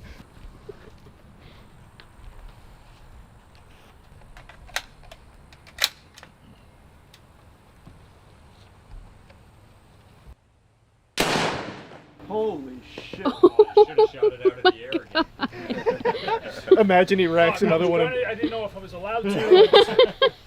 Quickest wreck. Yeah, I think Gun's that clear. Range is cold. one. This one's going to be our most conclusive data, I think. Yeah. That's in. It's still not out. Hey, Timo, you need to swap around what you do on the inside. This is Wish, right? There's Wish. Wish. You need to because your inside seems to be more bulletproof than the outside. I am. Is it in the head? Yep, it is. Yeah, because would that line out? What it is? Yeah. It would Yeah. be this. Yep. This right here. So is there? Right in the oh, eye. right through the eyeball. Turning around couldn't help him. I would Wow. like to thank Saving Private Ryan for the inspiration to shoot through the eye. All right, next head, next helmet. Next helmet. Overall, impressive showing from Wish. Yeah, I'm very impressed. Yeah. But I'm impressed too. Yep. And that was the whole point. And I'm not easily impressed. We But set out this- to impress you. That's why they called me. It's like, Tom, we need someone who's not easily impressed. Yeah. Can you help us out? I'm like, well, yeah. He's Like, invincible. We could tape a grenade on the inside, set it off, and it's just like I have just the thing. What? goes back with a grenade. 9 mil. That's 9? Yeah, it shoot great though. Let's use that. Yep. All right. Weren't you John Wick in the actual movie? Don't rub it in. You're Keanu Trying to Reeves hide it, stunt guys. Trying to double. put that behind me. I wish Keanu Reeves would talk to us.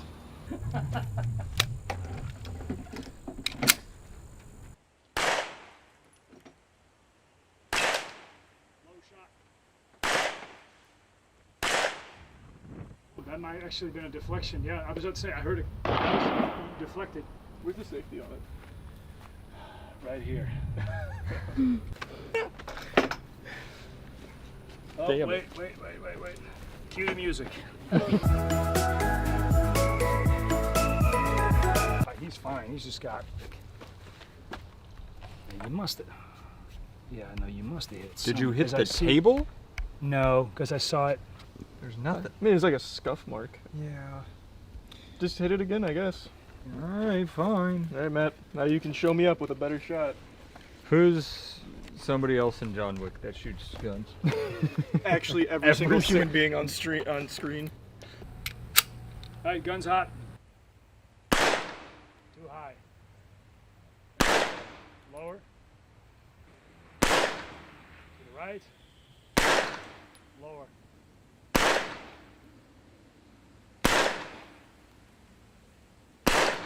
Lower. Aim to your right a little bit. There we go. I know if you got it. Shoot, fire a couple more times. You might have gotten the box, because I saw the box move. I didn't see the helmet move. Trigger, please. Oh, no, You got a stovepipe. Well, I mean, you're out at the same time, so that was impressive. All right, gun's clear. You want to put some down so you actually hit it? Yeah. This is a difficult range to actually accurately hit something. Especially a small target like that. Yeah. It's also, this is a small round. You know, there's not a lot of a lot of barrel to mitigate any range with it. Sure, this is a full-size pistol, so you have a little bit more range, but then still, like doing that with a handgun is incredibly difficult. He's gonna just put 15 No, straight through. I barely shoot this gun.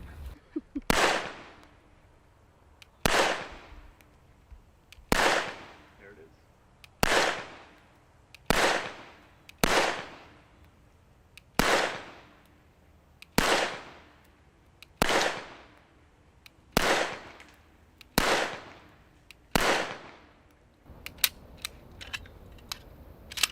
I saw it move twice, but I don't know if that was the box or the helmet. I think one of them you definitely hit. Guns clear. Definitely took some shots. Well, this definitely hit. Yeah. I would say the gel dummy got hit. I'm happy with that to move to 5.56, honestly. I think so. What you got in that box? This one's mine. This is my little treasure. There we go. It's a sweet little custom rifle. Aim point. Very nice. Big fan of aim point. Yeah, dude. This is great. You hear that he called it a good little rifle? It's a nice little rifle. Ready? Yep. It's hot. Good shot. Lower. There you go. You killed him. I think I got it twice.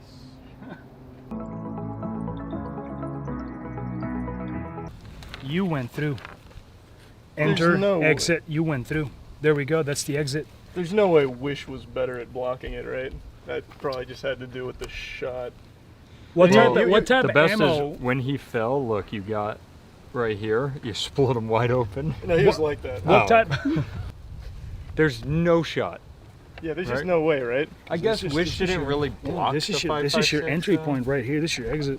Kind of curved upwards. Well, he also hit it when it was like. That's true. I hit it when it was on the thing. So like, he may have just put a bullet straight through there. I mean, that curvature does look like that's the way it went. Yeah. But even here, there's more exit points. But that one, I agree. That might have been a low impact. Yeah, when it's there. I was laying down.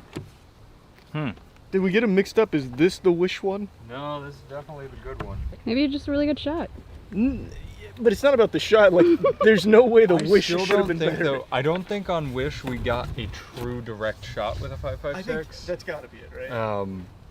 So are you telling me if you get shot in the head with an AR? You're probably fine if you shop from Wish. All right, let me bust out the big boys. Yeah. All right. Here we go. H-card time. This is a loud one, right? Yeah. Same thing. Only my symphony is war. All right, guns hot.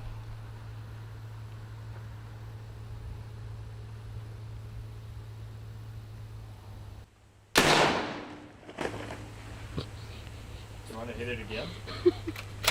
You insist.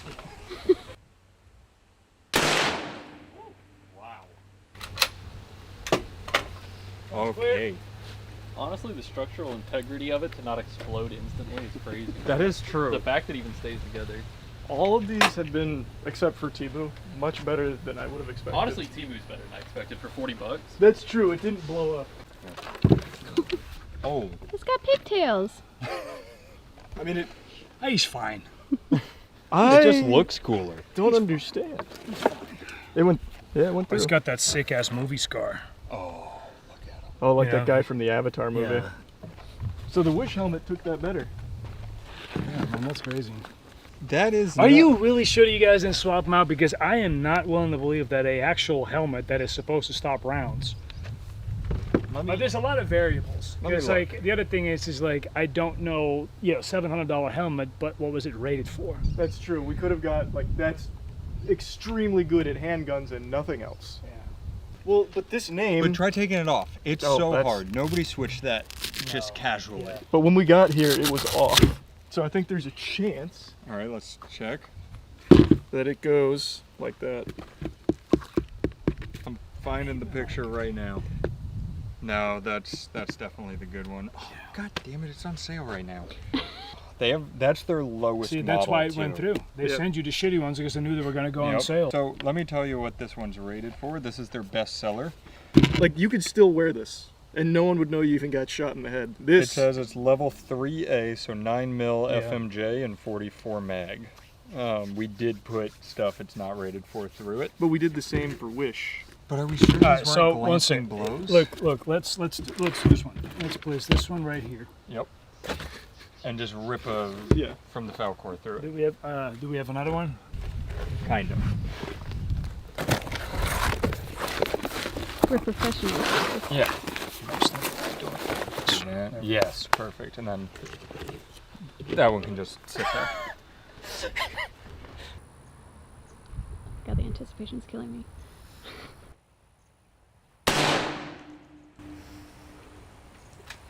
Did you miss? Nope. He dodged.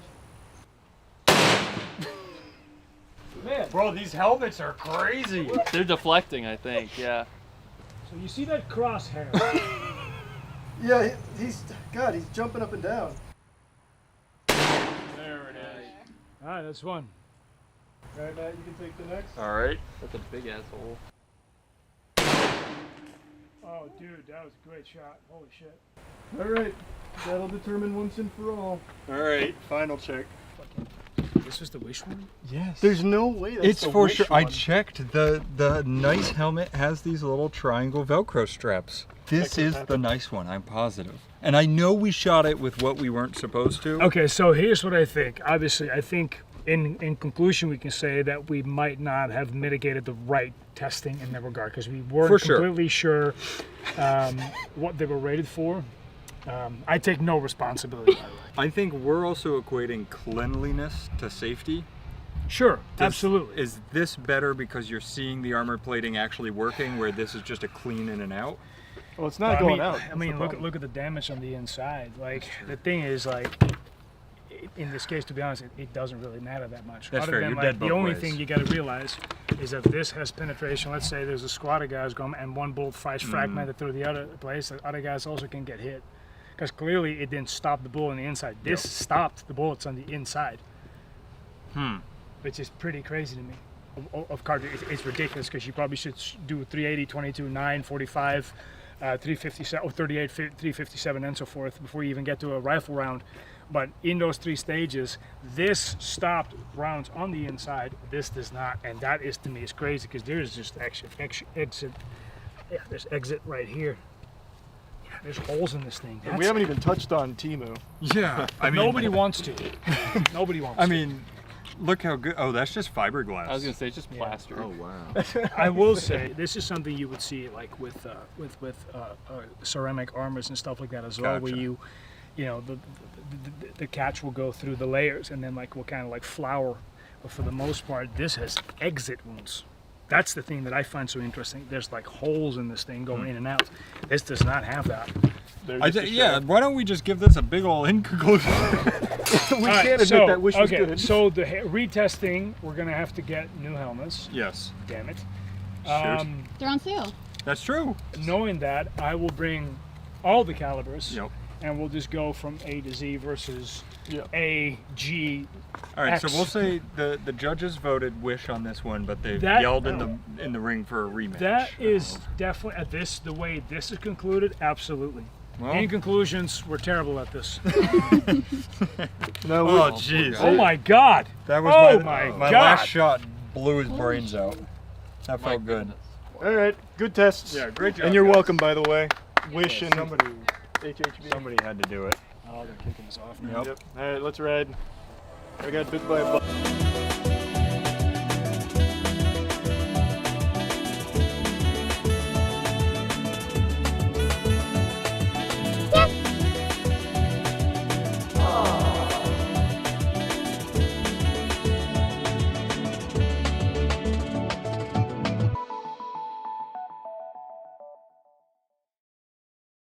A lot of you know this, but I used to be a League of Legends fiend. From seasons 3 to 7, I played pretty much daily, and not to toot my own horn, but I was quite the menace on Summoner's Rift. I even posted videos back then playing League of Legends like Poppy Linebacker, or when Bard released, I tried to make a push to Challenger using only Bard. I really loved League of Legends, but like everyone who plays it, it's a love-hate relationship where wins started to feel like nothing. I was numb to wins, but losses, those were soul-crushing. One bad game could ruin my whole day, and it would send me down this degenerate spiral where I'd keep queuing beyond tilted off this fucking planet, off my gourd, so I'd continue to lose games, a self-fulfilling prophecy that would just make me utterly miserable. And this is when I was in college, so I'd sometimes prioritize League over any of the schoolwork. Never to like a huge detriment because I'd still get the schoolwork done in time, but it was definitely one of those things where I would sit down and play like 9 hours straight, forget to eat, forget to pee, and then I'd start freaking out about deep vein thrombosis because I hadn't moved in 9 hours. It was bad. Eventually, though, I grit my teeth and kicked the habit, and I've never looked back. I've been sober ever since. Many of you may have also picked up on this, but sometimes I get really into things. I collect addictions like Infinity Stones. Lord help me, I never fall down and something goes up my wiener hole. I'd probably get addicted to sounding. There are things that I become really into that I don't even actually like all that much, but I just can't help but just get into them. Really enthusiastic about them. And League was one of those games.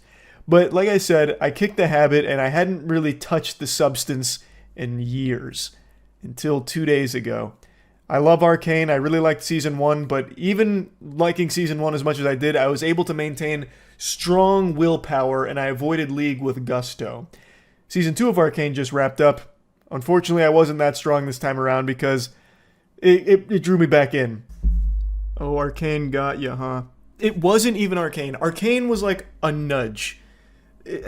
I can't believe I've relapsed after so many years. I have been sober from League for probably close to 5 or 6 years, and I'm falling off the wagon here now. Arcane was a contributing factor, but I actually think one of the biggest reasons that really drew me back to it is because I was watching Ludwig stream it a few times, and it was actually infuriating watching him struggle that much with the game, that I was coaching him at, I was screaming at my stream, coaching him on everything he was doing wrong, and now I just want to play the game. I can't help it now. I can't fight the urge anymore. I'm not playing solo queue. I'm not that bad yet. We don't need to get, an intervention in place. I'm playing with Matt, Danny, Aaron, and Chase, so we're gonna flex. It's not, we're not, I'm not snorting blow out of a hooker's ass right now to pay for League skins or anything. We're still okay overall. I would actually prefer if you just did drugs. Me too, man. It's so much easier to quit than League. League is the most shameful drug to be addicted to. I'd rather be huffing jinkum. Who's a very aggressive support? Because I'm going to play support for the boys. I'm going to let them play their lanes. I'm pretty sure I can still play an aggressive support and do fine. Is Brand still a strong pick? He's pushing hard. This is just what we want. No, this is good for us. This is good for us. I actually don't remember what Zyra's abilities do besides her snare. Well, that's also good for us. Don't worry. Darius is not. If we want to. Yeah, I'm down to try and turn up here. Ari's kind of floating bottom because she knows she can do whatever she wants. She's not. She's still here. Oop. Nice. Damn. Oh, Echo came. No. No, I was so close. Still going or still gone? She's gone. She's gone. Okay. Man, I keep missing the, she's the offside, she's W. offside. Whoa, that's I big. regret that. I'm fine. Sorry. I thought he pushed in enough for me to push him under tower. I got a little ballsy. That was, yep, that was very, very big. That one. Sometimes you just gotta puff your chest out. Sometimes you just gotta heat check. I get it. I get it. Look, and let me tell you, ice cold. Yeah. Sometimes you make 5 in a row. Who says you won't make 6? Exactly. And if you miss one, who says you won't hit the 7th? Okay, I got top tower. I'm not coming bottom. I'm just running down to maybe they'll back off. If not, I'll just run into lane. I'm coming. I'm coming. Let's go. Alright, let me see if I hit the My man snare. said I hit the shut snare. up. Yep, I'm just go. running There. in. Massive. I'm out. See ya. Good shit.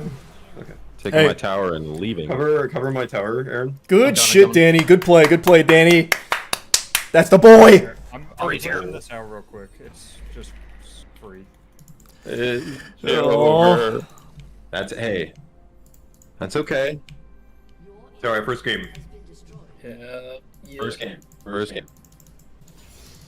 I fear Dragon might be Matt, out of our let's go reach. in. Let's go in.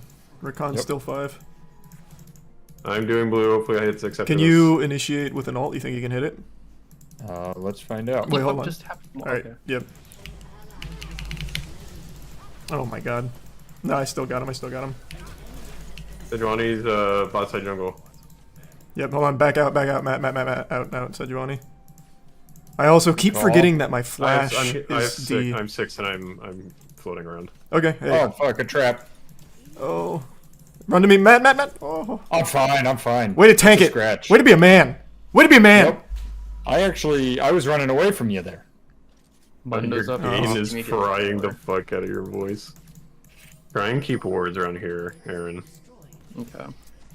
So you can just tell when they're moving around our jungle.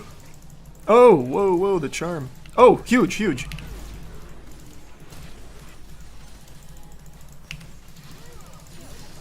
Good shit, Matt. Good shit. You too. Nice ult. Yoni's coming. Watch out. That was close. Coming. And word over, Chase, if you have it. Oh, they're there. They're definitely doing it. We can challenge it. I'm coming. No. A little early. We can still challenge it. Matt's not there. I'm here. We don't win the fight. We just have to. I don't have ult. I have my. We do win that fight. I actually think we do win that fight. Caitlyn dies there. See? I kill Caitlyn. Let's go. Aaron, hit Aaron. Oh no! 2 seconds. It's okay. I took Mundo out. He's not in the fight no more. No, fight that. Stay on Yone. Nice. He's dead. Alright, just get out. We don't win that, Matt. We got what we needed. I accidentally They only ignited have the 2 people Recon. with Baron up. 3. Yeah, 2 people with Baron up. Yeah. All things considered, that's about the best that could have gone. Exactly. They're gonna. Oh. I got They can Kate. get Nice. Yone's gotta die. Oh, Mundo's smacking the shit out of me. I couldn't. It was had an action queued. Hey, Close. as far as individual performances, 5-0, 7 KP. I participated in every kill or had. That's a team player right there. That's a team player. All right. Now let's be real aggressive here. They have a Yi jungle. That's Yi jungle. I'm not expecting big ganks from them. We can just start bullying. I think we just go a little hog wild. I'm putting my slippers on. I'm feeling Aatrox's back. comfy. I'm 6. All right, her Q's down. I think maybe I'll try and engage here. I got it. Kill her. There. This is going down. This is gone. Oh, hey, back, Matt. Back. Nice, Matt. Fizz is going down. Yeah. Just get out. He's absolutely dog walking me CS wise. About the same level though.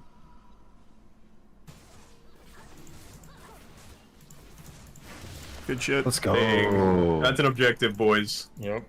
Wait. First objective of the night. Careful, Oh, careful. God. Move. Just leave. Oh, wait. I'm so sorry. No, you're fine. I just don't want you to die. No, he hit me over the edge. That's what he's apologizing for.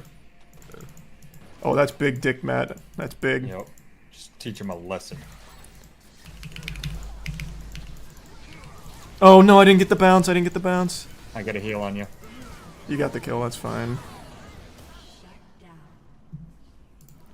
No, you know if they're gonna dive you. I'll let you know. They don't have the gumption. Nah, they don't have that gumption. You're so right. We take those. Even trade plus dragon. We definitely take those. Easy. Aaron, do you? Careful. I think they're taking grubs. I almost have my ult. Let them. I still don't know what they do. And until I do, I'm not afraid. That's fucking right. Hey, if you want to engage, I'm here, Danny. We can try in the jungle. We can try. This guy's pretty big. He's pretty beefy. I've just never feared an Aatrox. No, fuck. He's got some combos. He's here. Oh, Master is coming bot side. But if he's there, that means I can kill these minions. oh, I missed my ult. He got away in time. There you go. See, we got that all day. Boom. God. They're back. Oh, wow. Yeah, you guys can kill both of them. I do so much fucking damage, it's crazy. 2 for 1, let's go. Good shit, boys. It's pretty even, 8-6. Why can't I see? She's right by the fucking ward. Why can't I see that? Channel. That's a kill. There you go, Chase. He's Run trying here. Oh, nice, Matt. Oh, good try, Chase. I don't reach that. Bye. They're killing Ward's dragon. I'm so fucking low. Come with Do me, we Matt. try? Yeah, Matt. I think you and I can stop this. Yeah. They're not doing dragon. Okay. I do so much damage. That's a kill. It's gonna bounce.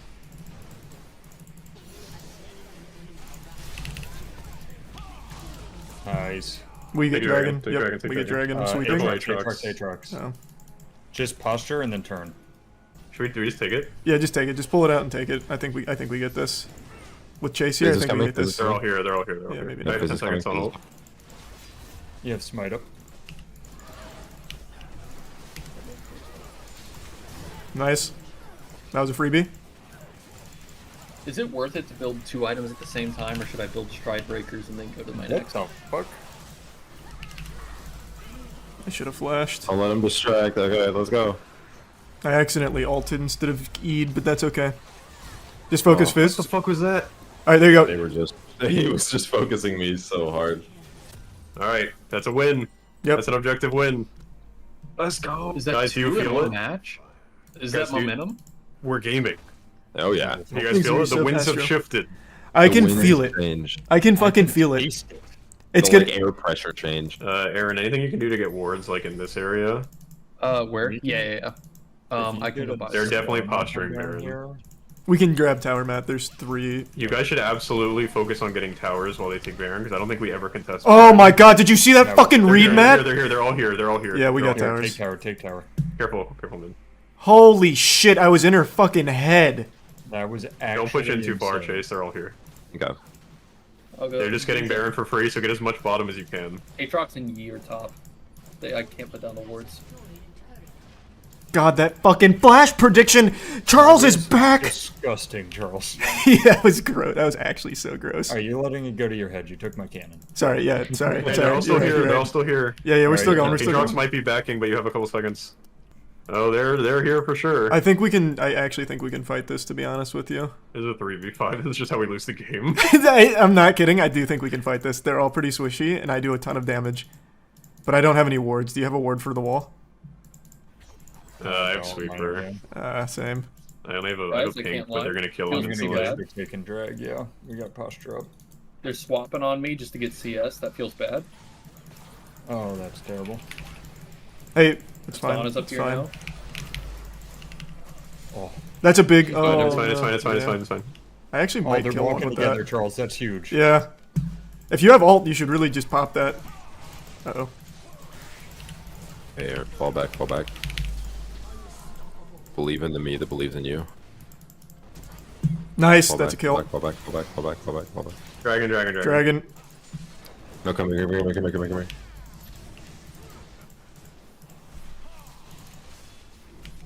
Tristana's up here. She's coming in. Oh, nice. Thank Got you, her. Chase. Good work, I Chase. got you, King. You do a lot more damage than I. We go Baron, we go Baron, we go Baron, we go Baron. Team Right up. Oh, now, yeah, yeah, right yeah, now. yeah. Go, go, go, go, go, go, go, go. Oh, it's crazy though. Good call, good call, good call. Fizz can't challenge. Fuck. Hey, check this out though, check this out though. Oh. I'm going for it. What? Is Atrax going tanky? He's like Bruiser. Oh. Persana's just letting you do that. She's mid. Careful for her turning Work, around. Charlie. Oh, she's still here. Okay. This guy dies. Let's go. Let's go. Your blue's up. He ulted. Oh, I'm running. Ah. Hey, wait. Catch him. Blinding, Yeah, let's get blinding. Fizz, let's get Fizz. He's blind, he's blind, he's blind. Let's go! Just push mid, Throwing? just push mid, yeah, just push mid. They are throwing so fucking hard. Well, I guess they weren't, like, very much in the lead, to be fair. They just kept getting Baron. Yeah, my 07 is a my 07. Look, you're holding down top lane. I gotta keep an eye on It's you. a false flag operation, is what it is. The psyop, yeah, that's big. Yeah. Hey, I finally got Stride Breaker, so you know. Maybe that's, what sure. maybe that's what I needed the whole time. Just kill it, kill power, and leave. Okay, nice. Let's get dragon control before it comes up. I'm out of wards. Let's get deep I'm wards gonna here, deep I'm gonna wards. back. Can you guys kill the crab? Yeah, I'll kill Crab. Can you go kill Tristana? Top, Yeah, is no. top.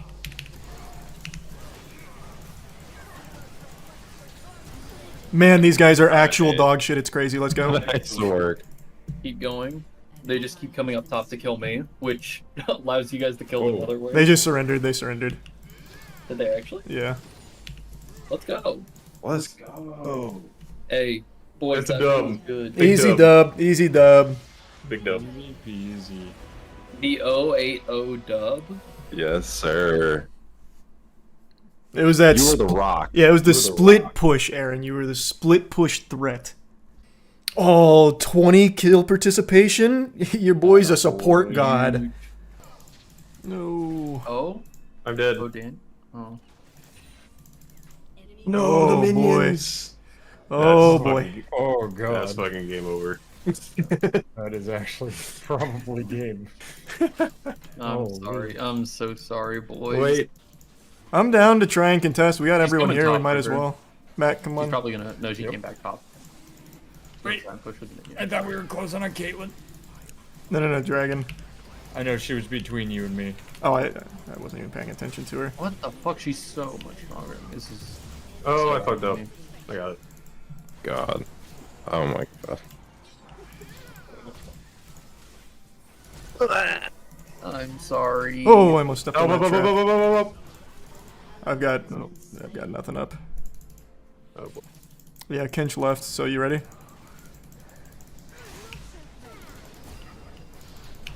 Oh. There you go. Nice. Boom. Good shit. Press R, get kill. Good job. Warwick's near. Yeah. He's too much of a bitch to do anything, though. That's what I'm saying. He doesn't have the gumption. Read like a book. The gall. Yup. Lux is low. Nice. Wow, they didn't get turret with that. Cringe! We locked it down. I have ult in 3. They stay. Oh, wait, Warwick. That's free.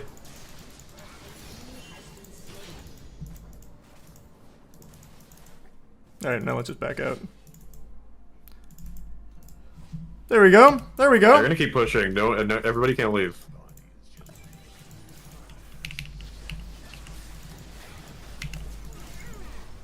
I'm just gonna interrupt their dragon with that.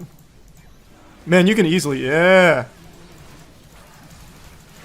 Good fucking steal. Oh, nice. Get out, get out, get out. Come this way, come this way. Fighting is fucking awful. That's alright, just leave, just leave, just leave, just leave.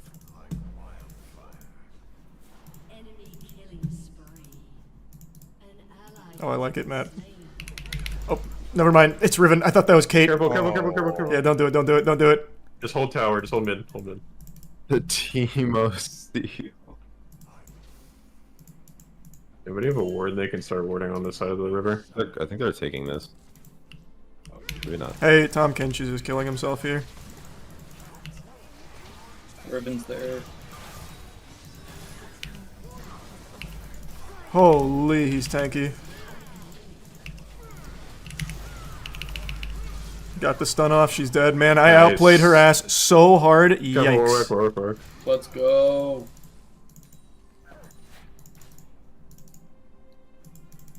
See, I'm not worried about Riven. I don't worry about that. That's easy. Frozen. Fight that, Aaron. Oh, sorry. I got you, I got you, I got you. Alright, no, don't chase that. Oh, fuck, no, they're all there. I'm coming. Alright. I think Lux is coming too. Oh, no. I missed it. No, Lux stayed. Yeah. No, the ult. Oh! Hey, I'm gonna drop bot. It's pushing out.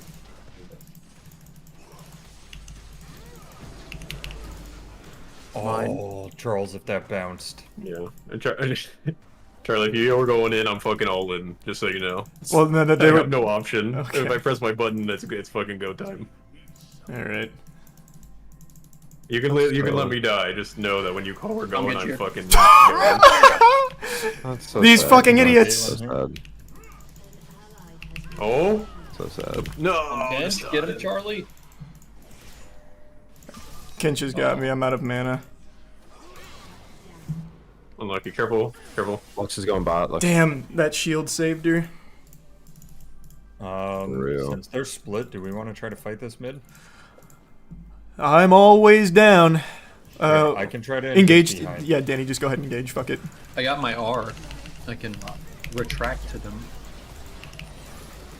Easy. That would be funny. Nice. Oh, Never Do mind. we try Baron? Do we try Baron? I'm super down to try Baron. That's Everybody go. That's Warwick down. I think we Riven. whip it. We just have to watch Riven. She's top. She's top. Yeah. So just be ready. Yeah. Chase, you probably cannot take a hit from Baron. Okay. If you want to eat these little fruits. Yeah, grab the fruits. I need to get fruit too. Can you tank for a second, Aaron? Yeah.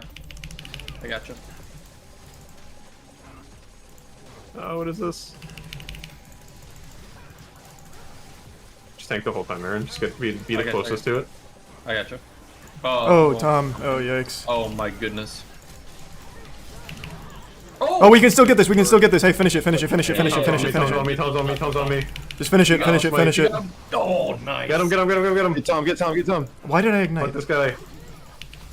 Wait, we're He's popping blind. up, He's blind. boys. Let's go. The comeback ignites. Man, Late game, baby. hey, just a heads up, boys. We were down, I think it was 9-20 just a minute ago. Yeah, it's not over yet. Dragon's coming up soon. Position for Dragon. I have ult whenever we want it. Just know if you call it, I'm going, and you better be going too. Go, go, go, go. That's free. She's stunned.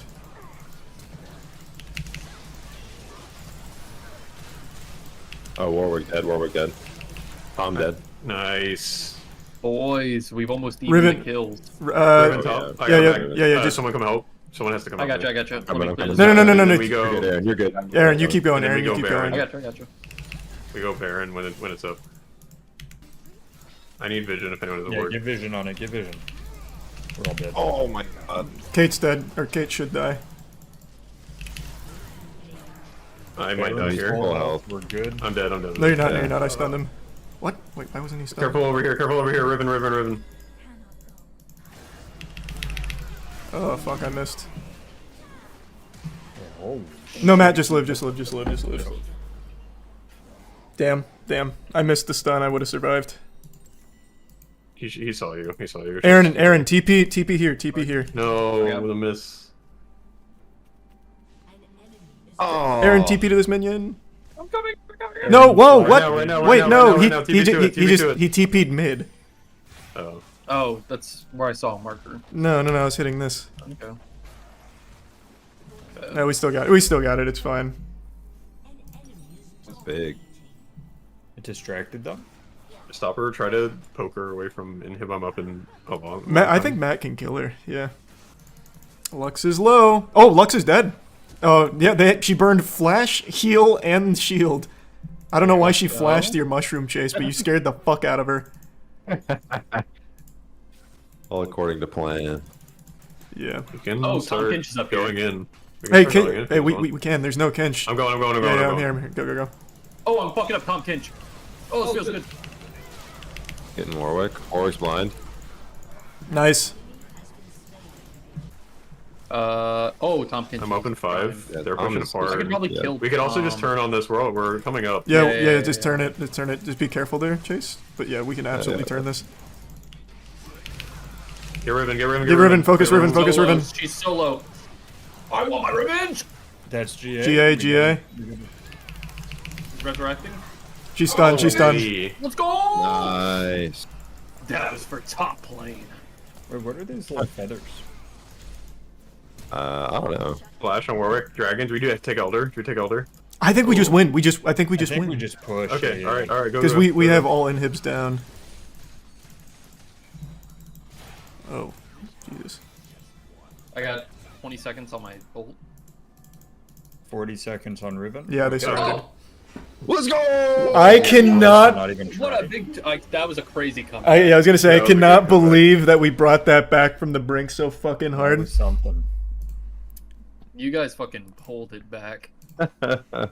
Holy damn! That's 60K burger right there. Holy, order up. Nice work. Oh. And a D+. That's higher than before. Damn! Good shit, Only boys. with the damage. That was fun, unfortunately. That's the problem with League. You have 2 back-to-back heaters and you're like, you know what? This game is fun. And then you lose 5 games in a row and your whole week is ruined. And then you can't stop, then you're stuck in the fucking cycle. This was about the worst possible outcome, doing really well. Last night on stream, we spent like 45 minutes going over all of the drone sightings in New Jersey, and now the drones have spread out beyond New Jersey like locusts. It's like this plague that's sweeping through with all of these unidentified drones. And all of like government officials are kind of talking around it and saying things that like they don't know what it is, and no one's like giving any real information, so it just keeps like festering, like more and more like paranoia is brewing about all of these drones. And this is a real thing. This isn't like some kind of like made up nonsense mumbo jumbo about some crackpot conspiracy cooked up by a galaxy gas addicted weirdo who's talking about how they know for sure that leprechauns are real and they just spotted 5 gnomes that ran across the interstate on their commute to work. This is a real thing. Tons and tons of residents are reporting drone sightings, and tons of videos exist of all of these weird aircraft that are floating overhead. Now, there are so many videos that are being talked about that are claimed to be like these mysterious drones that are actually just airplanes. Like, I read a story about how some people shined a laser at a FedEx flight thinking that it was a drone, and then they're still saying like they lasered a drone. It's like a lot of it is planes. Full stop. We're starting to regress right now, like, you know, uncontacted tribes when a helicopter flies overhead and like everyone's like really confused and like wondering what the fuck is going on. That right now is happening to a lot of people in New Jersey. Anytime like a plane is overhead, they start freaking out, like wondering what's going on with the sky gods up there.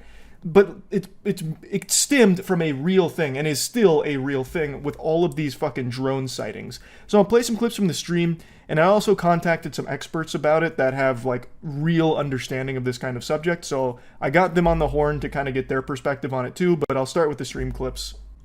So what's up with the drones? Brother, I actually don't know. There's so many drone evidence is the wrong word, because like there's videos and stuff, but then there's also equal parts reporting that people are like shining lasers at FedEx flights. So like people are now just confusing drones with like actual planes and shit. So it's so weird. But they are everywhere in Jersey apparently. Is it a bird? Is it a plane? All right, this is going right over us Mandrake. right now. Is it a bird? Is it a plane? A drone? Welcome to the New Jersey Thanks for your suburbs, humongous. where big Yeah, mysterious of course, Juan. flying machines appear over our heads at night. All we know is they weren't all there before. They're loud. It is just nuts. They've been going in different directions. What are these aircraft? That's just a plane. A mystery. See, this is what I'm fucking saying. Like, there are some real ones like drones, but then some of these are just a fucking plane. This is the problem. Like, there are like real things like this that then start just muddying everything, so people just get so fucking paranoid that everything becomes that thing, right? Like, everyone knows planes. We've all grown up knowing planes. But because of like one weird thing, well, it was actually a few weird things with the drones and the lights. Now all of a sudden, anytime there's something in the air with lights, people are like, oh, more fucking government surveillance, drones, and aliens. Craft. It continues to be a mystery. State and federal officials are investigating and say they don't Pretty much, pose Kaz. a credible threat. But You're telling me we don't know what the hell these drones are in New Jersey are? Is that correct? That's right. It's crazy. I mean, that's crazy. That's madness. And then this from a Pentagon spokeswoman. At this time, we have no evidence that these activities are coming from a foreign entity or the work of an adversary. So no, we don't know what they are. But I do know a bit about them after spotting them, talking to residents and experts. I'm so curious. Yes, some of the videos show aircraft that look like planes. Yes, and some most of them. of them. Definitely are regular planes. Yep. But experts who have seen the reported drone footage categorize it into two buckets. Exactly. Quadcopters and fixed-winged aircraft. Exactly. I didn't see one of the quadcopters. What I saw did not look Shoot one down. So here's the thing. There was one of these bitches that crashed, and I think it was the authorities said that you're not allowed to go to the crash site. You have to call it in so that they can go handle it. So it just adds to the mystery. So that's why people get like so lost in the hysteria that all of a sudden now they're shining lasers at just airplanes. I'm in New Jersey and they are VTOL UAVs within Transwing Technology Terradynamics. What the fuck was that sentence? They have a contract with the Navy and are testing out of Philly and Maryland since November. I don't think it's aliens or anything. I think it's very weird though. Because you could absolutely just come out and say something about it, that it's military testing exercises. Like that was like the standard protocol for old UFO shit. But the fact that they're not just continues to let this snowball and people are getting more and more fucking paranoid about it. Like pretty soon they're going to have people like fully converting to like gang stalking. At a New Jersey briefing on Wednesday, officials said the drones fly for 6 to 7 hours at night. They believe they're coming in from over the water. These are apparently very, as I understand it, very sophisticated. The minute you get eyes on them, they go dark. With all the attention No, they in the really state, don't many though. have Like taken- everyone's still getting tons and tons of eyes on them. Look up the Terradynamics XP4 drone. They're saying drones are like normal quadcopter configuration during hover, then transform into winged aircraft. The XP4 has this exact same patented technology called transwing. Let me see. XP4.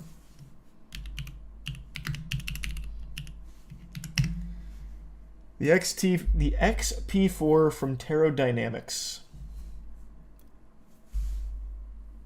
Wait, oh my god, wait, what? Hold on. This is the perfect still image to stop on because look at this. The very first drone on their website is literally that drone. That is 100% the same aircraft. So who is Terradynamics then, Poke? You seem to be pretty knowledgeable on this company. What are they? It's an alien front company. Yeah, they're testing their new drones on our planet. What if one of those drone racers chased one and initiated a high-speed drones... That's a good point. Why haven't anyone, like, tried to chase him down? Cops tried chasing him down with their own drones, but these outran them. Oh, really? So that's already happened? Is there... Do we have a dash cam of that, perhaps? Does your dad have any good theories about the drones? Interestingly enough, my mom is the one who's more intrigued with the drones. She actually just texted me tonight and said... Hold on, where is it? She said, those drones, ... Have you seen what's going on? ! It's weird.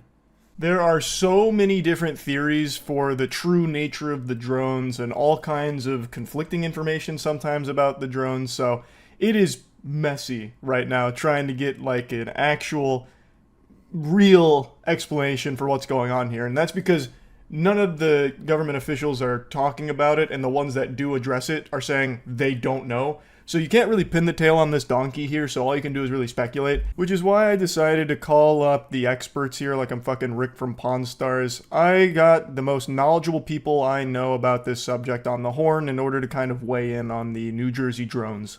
My parents. So what do you think about all the drones? Okay, here's what I'm thinking. I'm thinking that number one, it's obviously not aliens. Okay, either shoot the fuckers down or find out what the hell they are. Well, what do you think they are? I don't know what they are. I don't know, but I gotta tell you what, I'm so glad they're not here because I think they're freaking freaky. Well, I mean, they're spreading out. Apparently, they're going to more places than just Jersey. They might be here. They could be here. If you see them up in the sky, you know, people will be looking for them, trust me. So, I don't know. I don't like it at all. They aren't even making any attempt that I know of, unless they're suppressing everything, that they're not trying to find out what the hell they are. Right. And who's sending them? Where are they coming from? That's what I want to know. Where are they coming from? And they follow. They lead and follow things and stuff. It's just the weirdest shit, Charlie. I'm sorry. I think the whole thing freaked up. Yeah. What about Dad? What's he think? Well, Dad's right. Here, Dad's here. He just got out of the shower. Dad, Charlie's asking about the drones. What do you think they are, and what do you think about them? I have no idea. I think... I don't know. I mean, I don't know. It's too sketchy. This case has stumped even the brightest minds in this field. My parents don't have an explanation for what's going on with these drones, though both of them expressed their surprise that more drones haven't been, like, shot down or anything.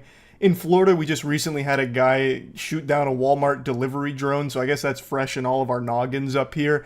Us Florida folk, I suppose, are more surprised that people aren't just going out in their backyard like Yosemite Sam, just blasting up in the air, shooting down all the drones in Jersey. But yeah, me personally, I subscribe to the belief that this is some kind of like military program that for some reason they're just doing in plain sight and they don't want to speak on it, so they're being very hush-hush about it.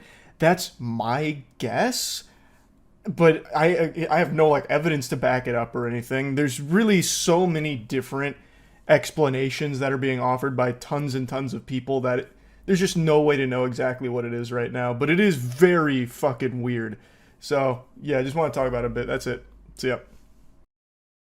Yeah, the Hawk to a Girl launched a meme coin. That's just like a term they use, calling it a meme coin. It's really not. It's just always a scam coin.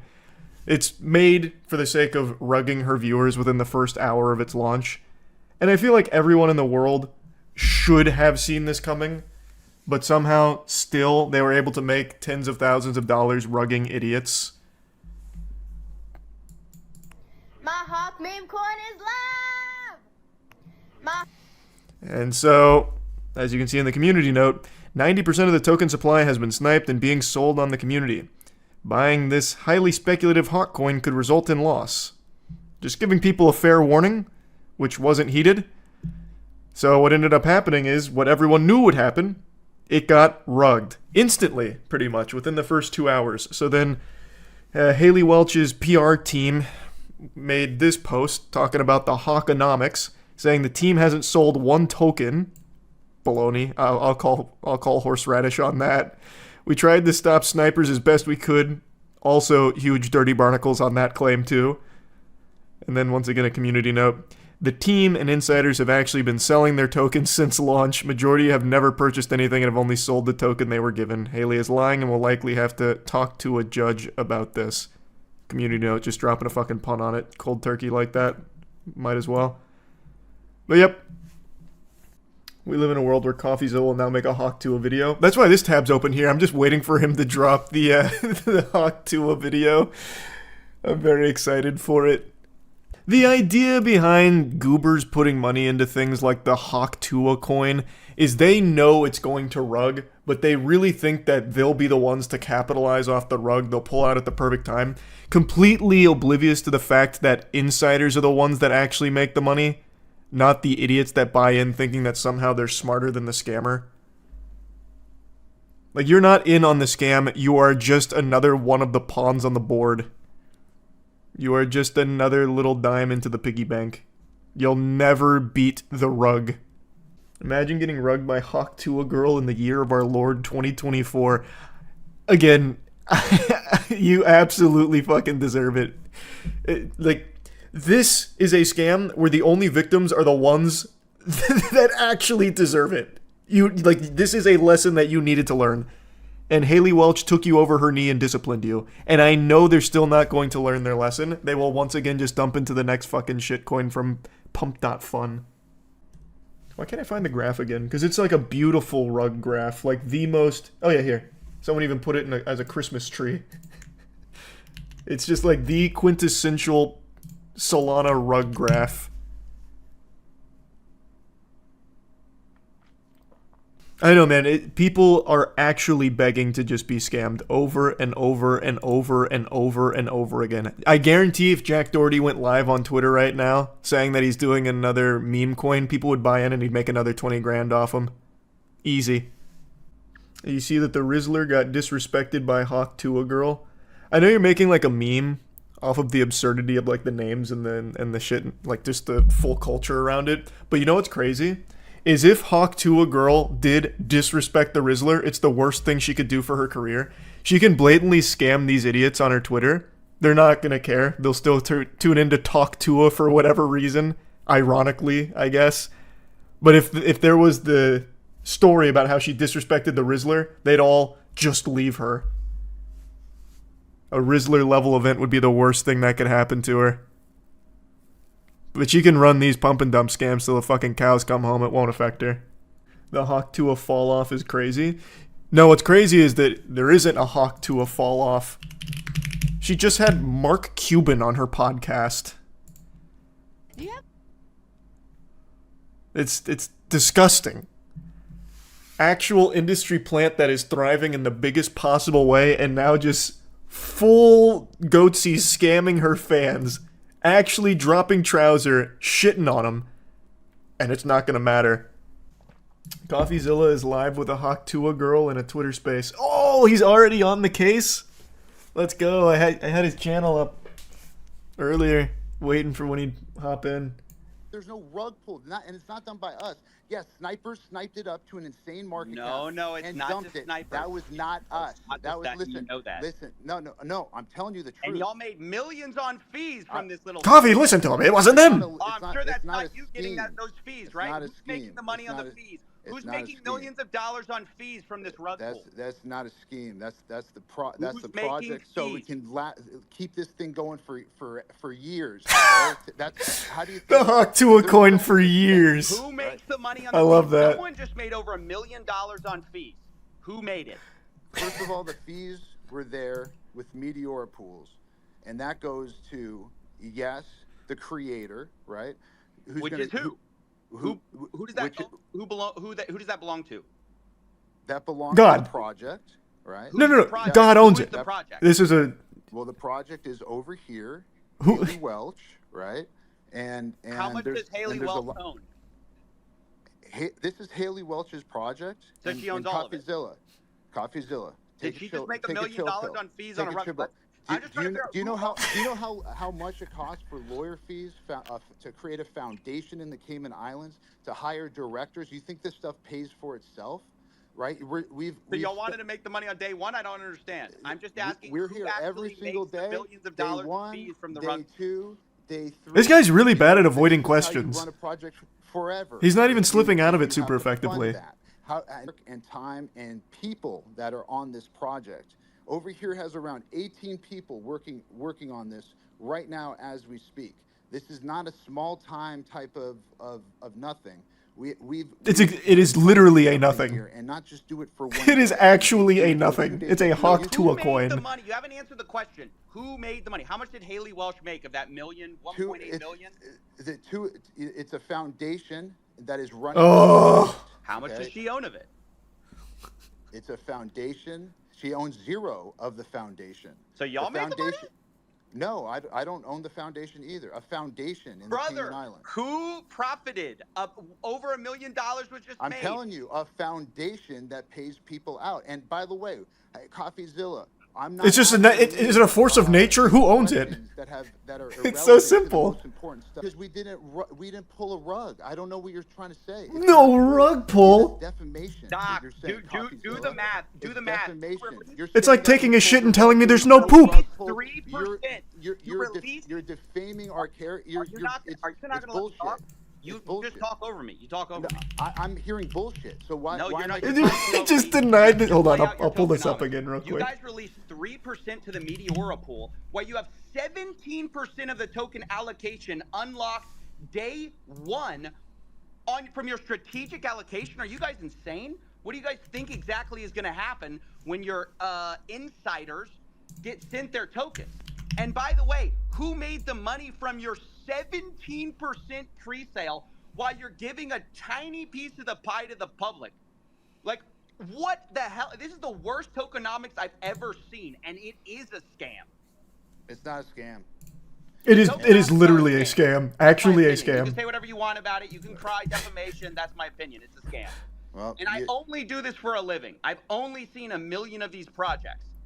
This one's different, Coffee. You, CoffeeZilla. Let's track your wallet. Turn it around. Over here, why don't you tell CoffeeZilla what we're doing with this project? Where did the fees go? Where did the money for the pre-sale tokens go? Why I love the who pays you, Coffee. So people could dump on Haley Welsh's fans? And how involved was she really? And how much? What just happened? They muted him. I just got muted. That must have been a glitch. Yeah, so I mean, like we as mentioned, like we raised a 17% strategic allocation that was done at a 16.69. Oh my God. Valuation. You know, we tried to kind of keep that kind of premise here was that we had the restriction, like we heard the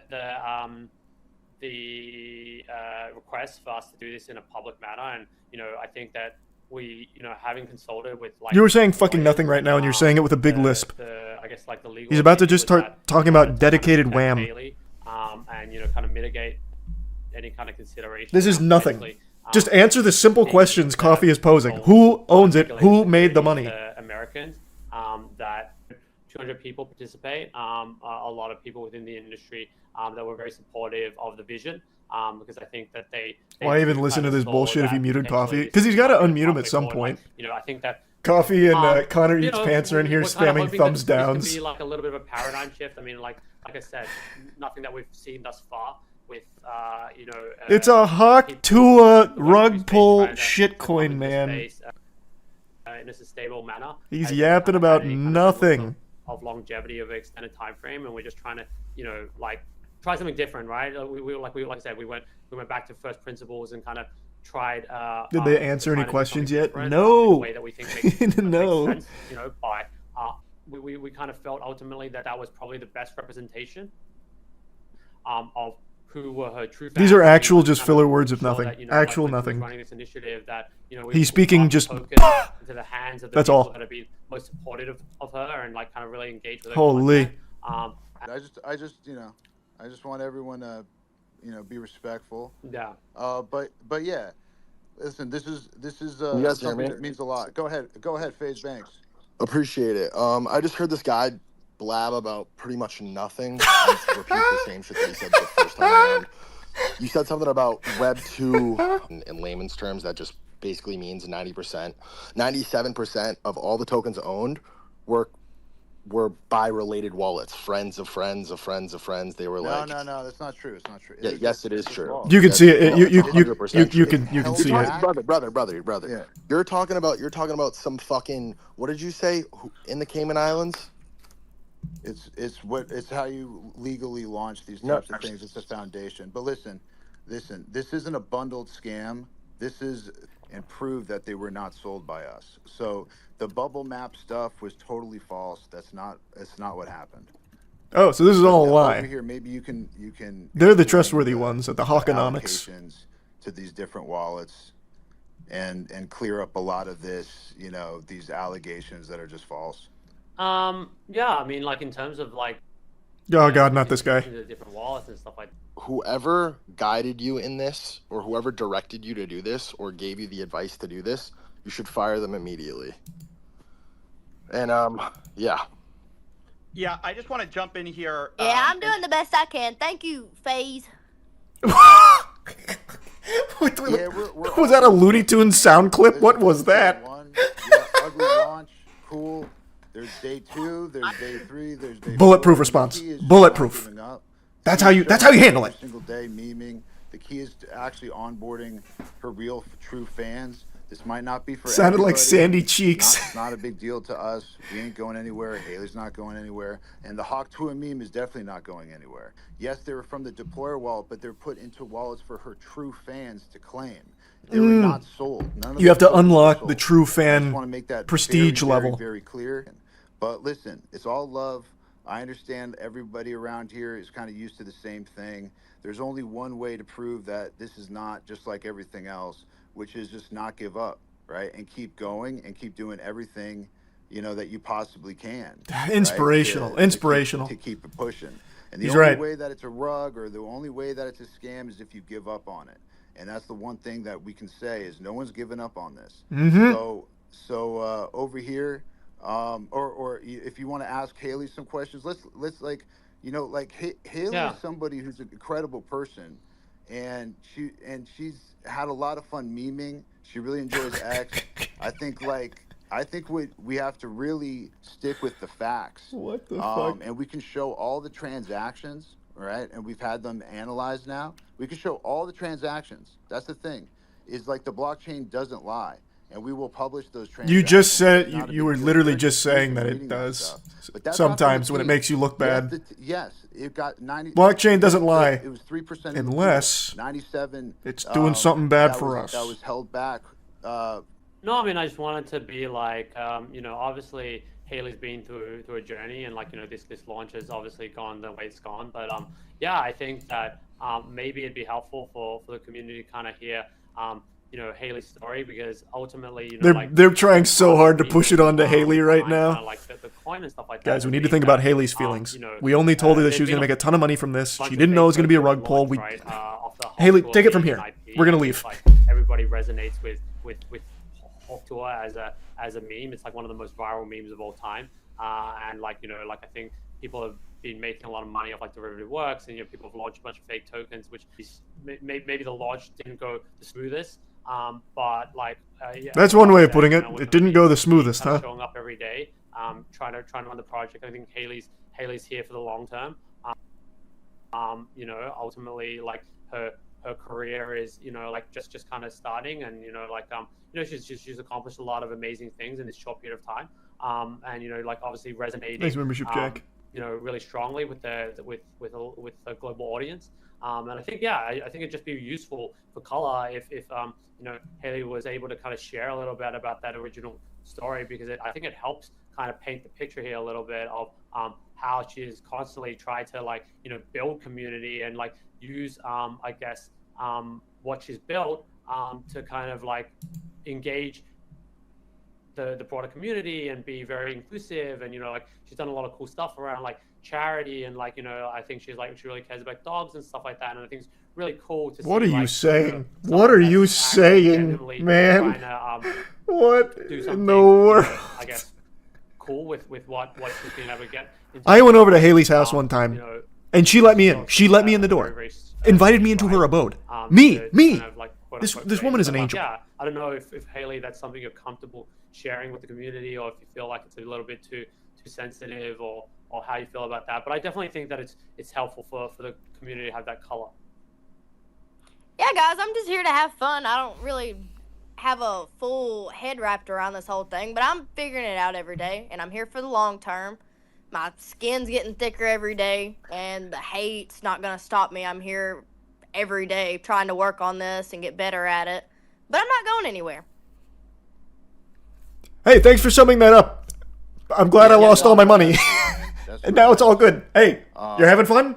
Like, all right, that's what it's all about. Get tough, and this was a learning you can integrate in all these different things she's doing, including her podcast every Tuesday. I mean, she literally, you know, is talking about her meme token on a really big podcast, on a charting podcast, and onboarding and talking about, you know, these memes, all different types of memes, all different memes that everybody holds. Now I'm just getting an advertisement right now. Can I skip the ad? Bringing awareness to it. So it's like, it sucks that everyone like wants to, you know, see it fail. It did fail. It immediately failed. Of it. Well, it didn't fail for you guys. I think, like, you guys made out. In week 2, in week 3, found it. So I mean, that's my belief. That's why we're doing it. We're doing something, you know, super innovative in my opinion. Innovative. You know, with the meme token. Dag nabbit, he's right. We've never seen something like this before. Go ahead, man. They won't unmute Coffee. They refuse to unmute him. I completely agree. I would urge you guys as well to share at least what you know now, because while people are here, you know, they really Yeah, no, for sure. You know, I mean, like I said, like, I mean, it was, I haven't, you know, like, I mean, the bubble maps, I don't know why it's showing, like, you know, if it's showing like 12 holders or whatever it is, like, but like, you know, we distributed. Hey, way to explain it. I don't know why it's lying. How many, I'll have to investigate why it's lying. I mean, like I said, sad part is crypto bros probably think they're telling the truth. I can promise you, I think even the most delusional would look at this and listen to this and be like, oh my god. Oh my god, what have I done? I got fucked. Investors, you know, like, if they're not going to bring Coffee back, I'm just going to leave. This is nothing. This is just actually nothing. This is this man talking in circles with a list. We tried our best to curate. Haley did it, you know, her team, little shady. I don't think they've done a good job of explaining this. But Haley, man, how can you even be mad at her at the end of the day, right? She said she's having fun. And that's all she said. And what else do you need at the end of the day, huh? You know what I mean? So yeah, you lost a lot of money. You got rugged. Fucking Hawk Tuah, spit on that thing. Am I fucking right? You go again. You buy the dip. So that way her investors can make some more too. Holy. Again, if you bought into this expecting to make money on it, you're a fucking idiot in the first place, to be fair. Putting money into a Hawk Tuah coin. Christ. Hawk Tuah coin was 100% unlocked on launch. That always will rug if you have people buying in with zero unlock. This team pre-sold tokens for millions and then are crying that they didn't sell and blame it. Oh, nice. I don't think there's anyone in the world that actually believes the developers here. Like, I don't even think the most delusional of, like, crypto bro would find anything that they said compelling. So I feel like this is one of the very few cases where people are like, oh, that was just a complete scam from the get-go. Which I feel like people should have been able to know immediately with the Hawk Tuah girl making a fucking crypto. This is some Jack Doherty shit. It is. It is actual Jack Doherty shit. Except hers is somehow even more egregious. Oh yeah, I'm surprised they were even doing that call in the first place. Usually when it comes to a big rug like this, the people just vanish. Meanwhile, those two goofballs were somehow taking it in a Twitter space, pretending that it wasn't a scam. So, I mean, they talked about innovation. That is an innovative new strategy to rug pulling. Usually they just disappear. I wonder if she even knows what crypto is. I can say with at least 85% confidence, Haley Welch just learned what Solana was a week ago. After this space, when CoffeeZilla eventually got kicked from the Twitter space, he started his own to explain to everyone exactly how this rug pull worked. He explains it far better than I ever could, and it's actually a lot more intricate than I thought it was for a rug pull. There were more moving parts to it, and even more nefarious, scummy dog shit that was happening behind the scenes that CoffeeZilla highlights. So it's more than just like the simple pump.fun rug pulls we've been seeing a lot, like with Jack Doherty. This was a full red alert, DEFCON, premeditated, malicious rug pull that aimed to scam the shit out of people. Now, I do believe most of the victims here were basically just people that gamble on things like this, like meme and shit coins. I don't think a lot of like Tuah enthusiasts, you know, all of a sudden set up a wallet to participate in the Tuah coin. I imagine it's most people that were gambling on it. But even still, her scamming this many people and making this much money, her and the team, I guess I can't say her for sure because maybe she personally didn't make a ton of money, but a lot of people behind the scenes did, and CoffeeZilla explains how much and where things were going and how it all worked. Let me start with something really basic that most people need to understand about what they're doing, the little switch they're doing. They keep telling you guys, and everybody's falling for it, with this strategic advisor grift, okay? They put 3% into the public decks. Meanwhile, they pre-sold in these SAFs at like, I think they said over $10 million valuation. I'll have to have somebody correct me on that. But over a $10 million valuation. So they pre-sold these tokens. Why do you think people bought these tokens? They knew that they could rug because they told people, well, there's no unlock. So if there's no unlock for pre-sold tokens and you think it's going to launch because you got this girl who's going to use her brand and use her popularity to all of a sudden pump up this coin, there's no unlock, you're going to dump into this. So two things happen at the same time. There's a lot of confusion about it, but two things happen. One, you have a sniper who jumped in at the very beginning, minutes after launch, because they tweeted out the contract address like idiots, like amateurs. Actually, the dot guy said they knew it was going to get sniped, which is crazy. I think that would be criminal if it's true. If you know your thing's going to get sniped and you launch it anyways, but whatever. So they get sniped. That guy walks out with millions of dollars. But then they put fees on top of that. They put a 15% fee on the decks. So guess who's raking in the money? Not Haley. I tried to ask. Can't be Haley. Haley said our foundation made it in the Cayman Islands. We wanted to obey the law, so we left the United States. We went to the Cayman Islands. Everyone knows that's how you obey the law. You go to the Cayman Islands. So they went to the Cayman Islands, and their 15% fee supposedly goes there. That's true. We did hear them say that. So they made millions of dollars right off the jump, even before they didn't even quote. They knew it was going to snipe. This sniper made millions. They made millions, and then they pre-sold for millions. Okay, everyone follow me so far? Then you have strategic advisors who are dumping on retail, and they're making millions. Who's making nothing? Well, it's everyone else. I'll just be a normal bishop of the church or something, assuming I can climb that high. Trap base. Brother, I don't even remember how to play. I couldn't even remember how to open the map. I don't think I'm ready to start making trap bases or anything.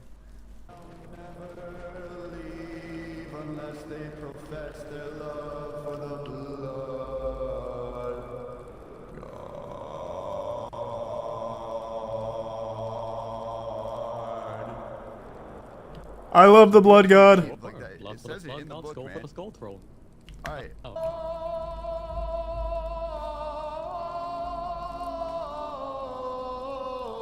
God, his pipes are beautiful.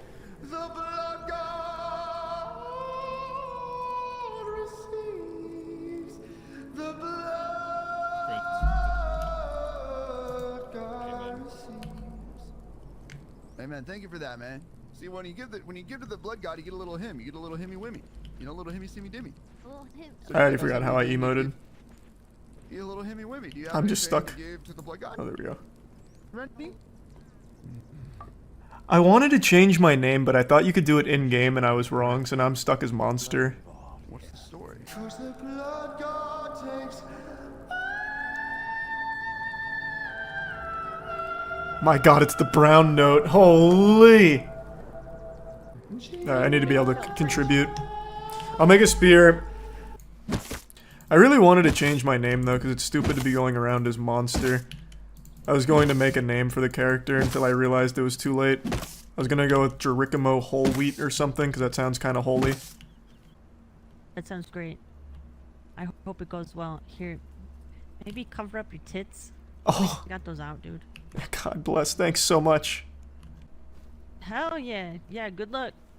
Well, that just accelerated my build. Oh, I am playing as a woman. I thought she was making a joke about me being like overweight or something in the game. Well, we'll see how it goes. My first combat. The first of many victims of Jericamo Whole Wheat. I don't have a bone knife. I can't actually get anything from this. How do I make the bone knife?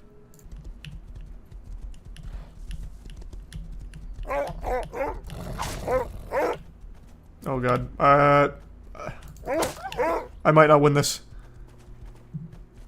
Oh god, it has so much health. My weapon doesn't even have a tip. Yep, nope, I knew that was a bad idea.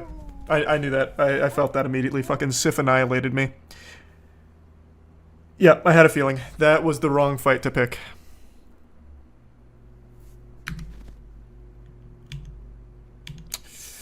Whew, okay, that's alright.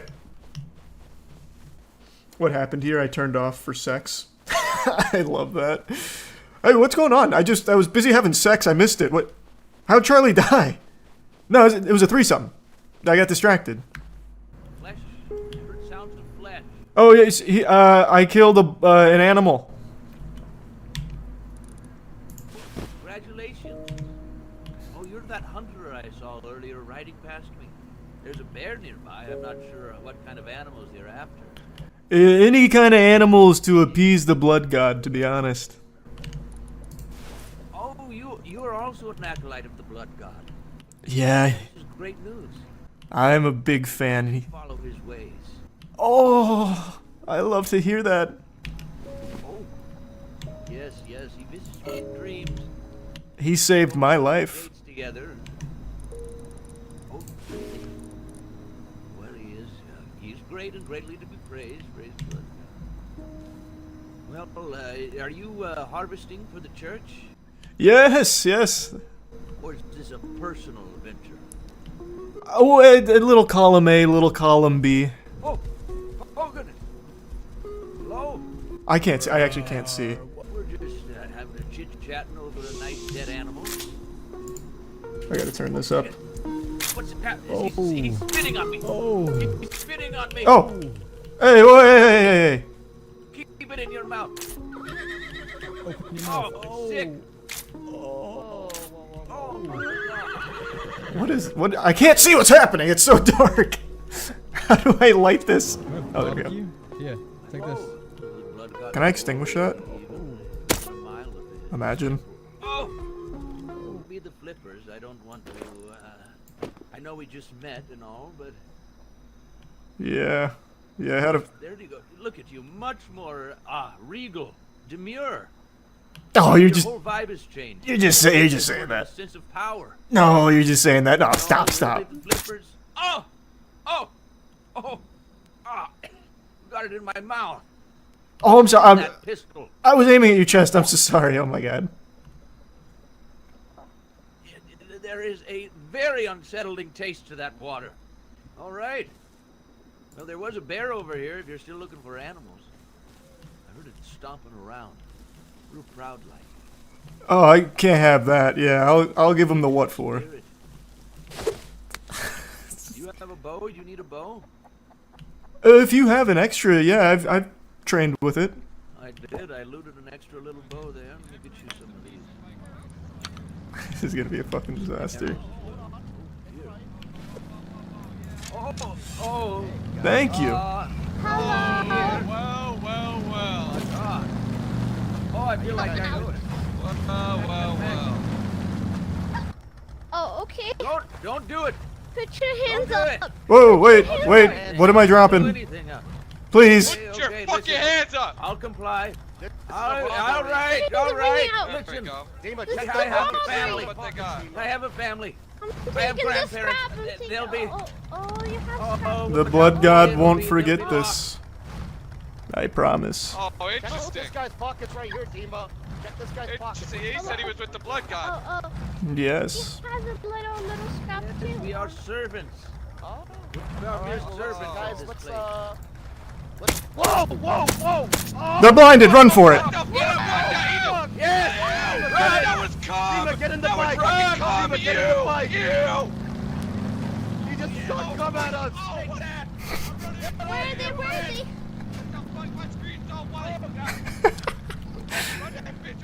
I wonder if that worked.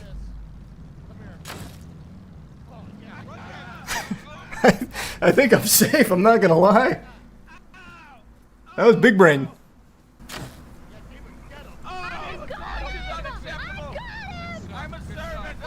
Yep, that sounds like a Jericho whole wheat W right there. I'll tell you right now, folks.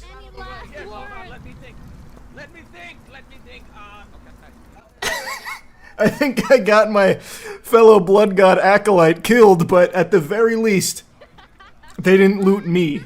You know what I mean? You know what I mean? Hey, that's something the blood god smiles about.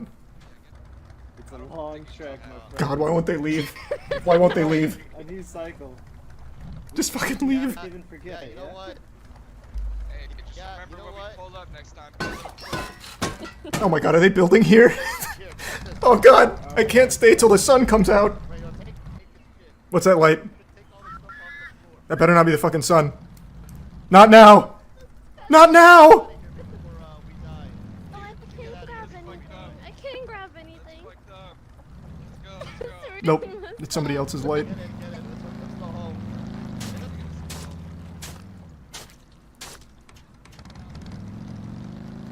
I can still hear them. Why are they still here? Just leave! I think I'm safe. Yeah, I think they left. Oh, the church, finally. No! No! Not after the... Oh, why? The blood god, why? Oh, after all of that? Oh.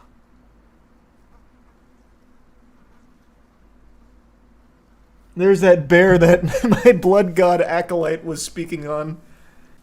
Oh, this is probably where those bikers came from. Yeah, there's like a throne here. Whoa. Oh, it's the Iron Throne. Jericho whole wheat where he belongs. Do I win? Am I the first to sit on it? Whoever's left sounds less hostile, so I can probably move.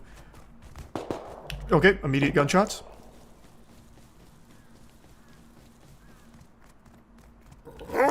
No, no, no, not again, fuck! Blood god, help! Why does all the wildlife want to kill me? I got excited. Oh, really? Today is the first day of the rest of your life. Chip! Did you survive? I did. They never saw me. How'd you do? You look good. Oh, I was filled.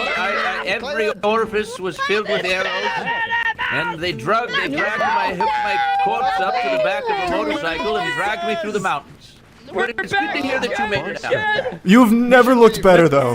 You look grizzled. Couple of minutes, Mouse. He saved my life. Iron Mouse, it's hard to hear, but I tried to join your kingdom earlier, and in my darkest hour, the blood god came to me, and he brought me back. Came on him. Yes. Right, but they murdered me. And where? I want to open up a store where I trade scrap for Jesus Christ, it sounds like the Leroy Jenkins video. Whose mic is that? Lead the way. Holy shit. The biker gang was to the north. Yes, to by the Colosseum. Oh, they did terrible things to me. I was ravished. And they will pay dearly for it. Like the good way or the bad way? That's right. They will say, oh, they will say, oh, Back here. They will say, Back here, turn around. Yes, that's. Oh, I hear it. That's what I meant. I can hear it. Come here and look. What? I wanted a bow, right? Lord God provides. I wanted a bow, right? Oh my look God! Right Crazy! Oh! Crazy! I can feel him. Oh my God! He multiplied. And that's also the power of receive. The most powerful forces in the known universe. Oh! Ow! Oh, the radiation! Oh no! Oh, retreat! Too hot! It's too hot! Hot tub's too hot.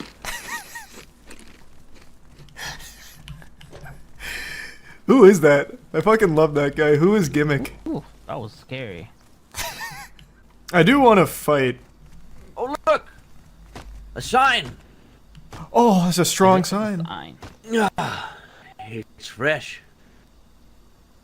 It's like the horse has been eating heavy cream. Hello? Yes. What direction does it point us? Strange diet for a horse. This way. I'm 100% sure. Oh, 2 more bows. If anybody needs a bow, I've got 5 extra. Anybody's got bows? Yes, bow here. Right there. Oh no, I the bows. Oh, you have bows. Bows? No, Like bows. Is this a riddle? She's trying to look cute. Oh, some high quality speakers. Not the bows no, I need the bows that go to my bow. The answer is Arrows, time. I think is the word you're looking Arrows, for. yeah, arrows. Ah, Arrows, yes. yes. I have some of those. Yes, a little riddle has been solved. Ah. If we can Thank find you. some stone, we could make many arrows. I need to kill Many somebody. arrows. I got the bloodlust. You got me Oh stealthy. yes, they hooked me to the back of their motorcycle and they dragged me down this road. Jenny, I'll never forgive you them for off my that. side. I feel nothing but strength. You will lead us into It war. only makes me stronger though. My skin will go back as a sure will. callous leather. Grotesque but durable. A potentially good move. Oh dear. Yo, monster, you dear. should definitely come into this. Oh, You should come in here. I don't know if the blood god wants that. You should. I can't. You should come in here, man. I mean, No, it'll be really no, fun, no, dude. no. Come on. No, the blood god, he's speaking to No, me, dude, and he's dude. saying I shouldn't do... My god. Oh dear. Oh! No! I hear them! Hark! Oh no! We mustn't turn on each other! We mustn't turn on each other! This isn't Oh, what the God. blood god wants! No! We must... He wants the bloodshed. No, it's the wrong blood! No! Oh my god! No! Oh! What's going on here? This is terrible. They've both been... I think they've been spirited away. Okay, we have to go. We have... Oh, I have a metal base. I have a barbed wire bat. This is what the blood god What the god of blood? Ah! For the blood god! Ow! Oh! No fair! It's oh, he's for the hitting good me of in the private for the good of the church. Off limits. Please go. Oh He my hit god. me. He's cheating me. I can Hit me feel below him. the belt. Oh, help! Help! Ah! Oh, God! Not like this. No. Oh! It feels so good. I'm fine. Oh dear. Oh. Finish him.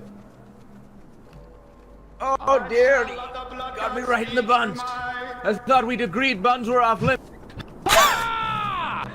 Excellent. Oh. No. What the fuck? How are you not dead? The blood god blesses me and only me. For the blood god! For the blood god, he has been sanctioned. Does anybody, speaking of blood, does anybody actually know how to get blood? I'll know when the time comes. I don't mean to, I know this is sort of taboo in this, you know. We don't ask questions like that. I apologize, you're right. For blood. Praise be the blood god. Yes, there we go. See, right, Praise. right back to it, right? Praise. Yeah, yeah. Yeah, Praise right be. back to it. Praise be. Yeah, that's what I meant Yeah. to say. You've passed my little test. My tricky little Exactly. test. Yeah, just a People personal who ask questions, you know. Yes, yes, etc., etc. Look at the way it climbs. It's a goat. It's like a goat. It's got goat blood. I don't want to mess with that thing. That thing. Might be the blood god's chosen. I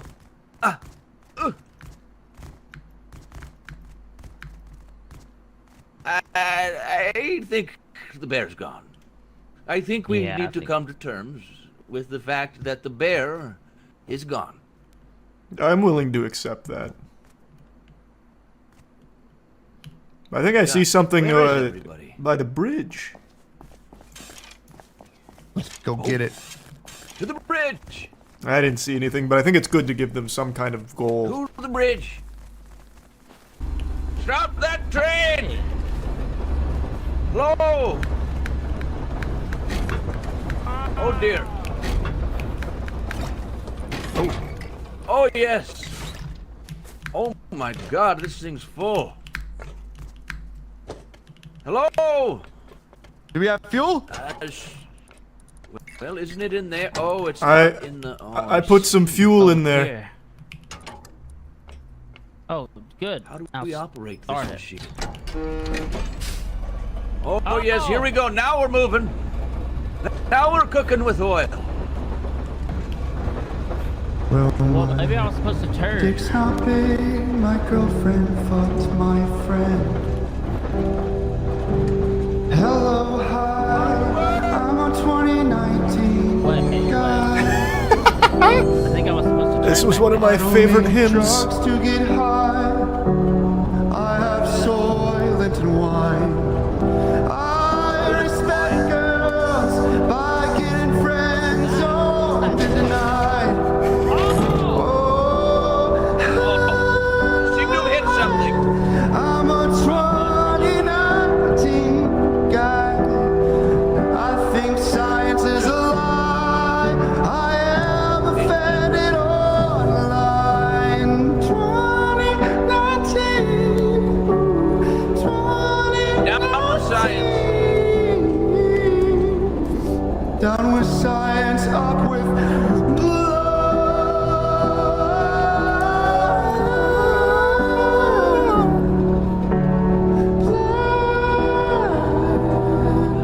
My dick's not big, my girlfriend fucked my friend. You say I'm down on luck, I say it's a win-win. 'Cause I'm a cock, I hope he fucks a good. In a way that I wish Hello? Hello down there. That was my favorite hymn. Amen. The gospel. It's made by a man. Very sad. My heart is... Hey. That was Man, so we stole this. fucking Help good. us, Holy. Hello. I just beat the original. You serve the blood god, sir. Treats and treasures. I'm sure it will be uncontested. I hope The there's blood people god, there. if the blood god wills it, it will be. Oh God, no! Oh my god! It's come for our Coca-Cola. Oh my god!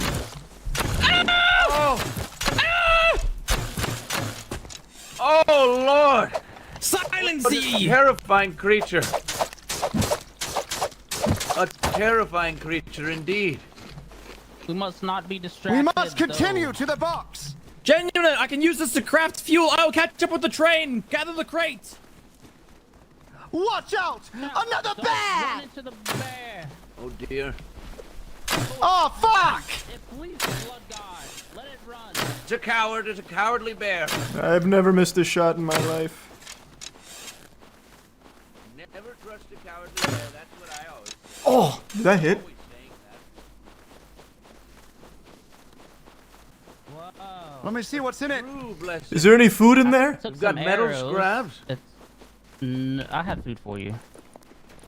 I got poncho and some high quality metal. Well, I've got a large Nuts, planter nuts. Oh, behind us. Careful. Brigands on the horizon. I see only one. Whoa. Coming down from the mountain. Hello? Hello there. Oh, it's you, a fellow, a fellow servant. Hey. Yes. Yes, we have yes. Acquired the accoutrements of befalling a Very crate. nice. Unfortunately, nothing. Accoutrements but is we one of did my find favorite some words. high-quality metal. Are you going back to the church? Oh, we're by gonna chance? need many of that. You're gonna be fine. Get yourself together, Wobbles. My God. We can make it. Snap out of it. It's so cold. You got yourself It's all in the one of them mind. very good pumpkins. It's all in the mind. I see someone over there. You see them? There's some corn. Thank you. Not again! Why does this keep happening? I'm scared of the dark! Scared of the dark! I'm Kill it up this dead! No! Work together! Work together! Help! It's dead. Oh, Pray to the blood god for our fallen brother. no! Oh no! Dear! You told him it was safe. This is terrible. Terrible. He was too young. He was so scared too. Don't look away. We have to look. We have to witness. Witness. Witness this. Witness this sacrifice. For the blood god. Oh, he This is sang the most so many beautiful songs. thing I've ever seen. I still do not get any blood. Slightly concerned. He'll be forever remembered by his most memorable memories. Amen. Amen. Amen. I'll never forget the way he squealed as he died. No, don't. No. Have to bring that up. How dare you talk about our fallen brother? Oh, it was a. Don't speak of him It like was that. a Wait, hold on, strong guys. I and think I'm running the beautiful wrong war way. cry. Follow the tracks. It will guide us. It will guide us to the As blood. it says in the Book of Cream, Chapter 7, the tracks, all tracks lead to.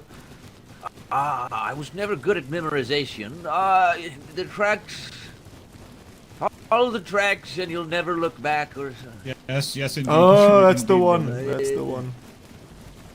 Shit, I got it? Oh, good. Yes, terrifying dreams of drowning in pools of blood. He would pluck the bones out of my body while I was still alive. He would laugh over my body, but there was always really something subconscious about it, something comforting. As he would flay me alive, and then every once in a while there would be like a sort of a nice tea party. That's beautiful. But I couldn't stop thinking about him, you know. When I woke up, and eventually I was drawn into the church, into the fold. Serve him forevermore. And you guys trust And this he guy? still blesses me in these dreams. Oh dear. The sky demon is circling towards us. We must make it quickly, with haste. Listen. Oh, don't touch me. The sky demon is barreling towards us. Brothers, run! I didn't do anything. I was dead and then now I'm alive. I'm alive yet again. It's a proof of the blood.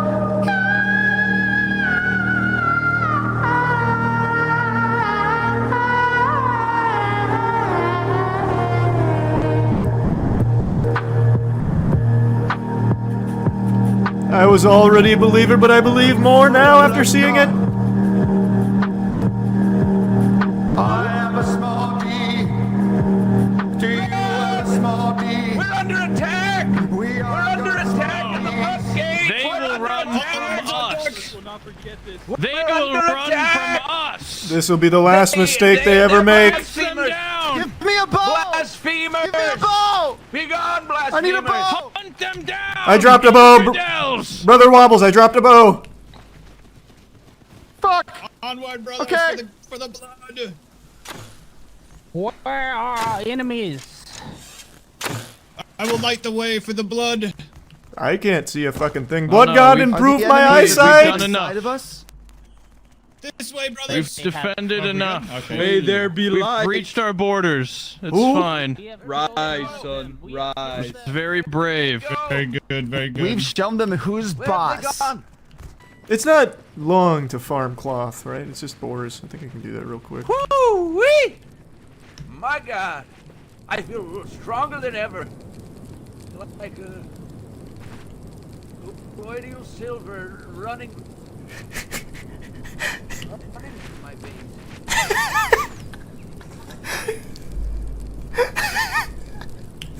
Maybe you just.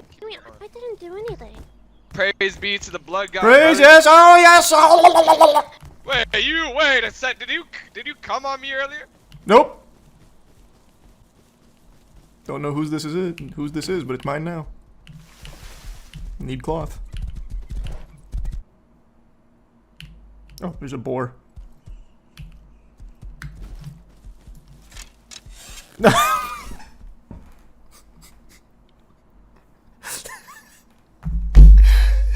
Nope.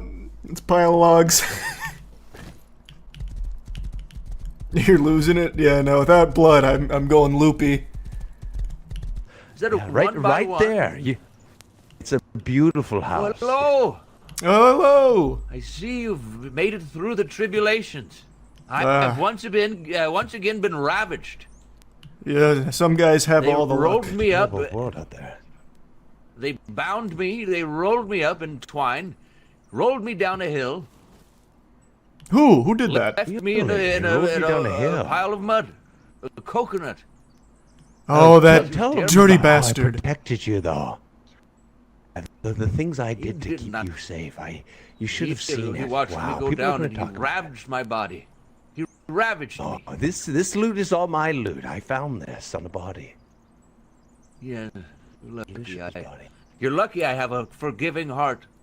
Brother Leprous has been a fierce warrior, and he continues to show. Yes. I land all my shots. People are afraid of me. Yes. Listen, I am going to find some places to make a sleeping bag, if you know what I mean.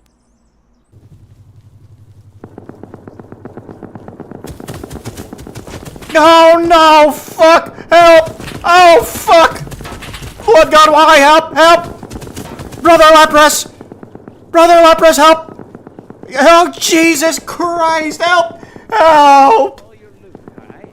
brothers, acolytes, help, Oh yeah, jump in here, come in here. The sky demon! Hop in here! It's spitting! No, hop in here. This He'll trap you in here. It'll save you. He'll trap you. Okay. No, I won't. It's not a trap. It's not a trap. It's safety. Just He tricked me. No, I didn't know this thing. Brother Leprous wouldn't do that. He wouldn't do that. I would never do that to you. Nobody believes me. House. He's got a real demon inside of him. Let me grab one little treat to eat here. Yeah, let me just. Yeah, I saw Scumnut play this mod. It's made by Garden of Eyes. Well, that's interesting.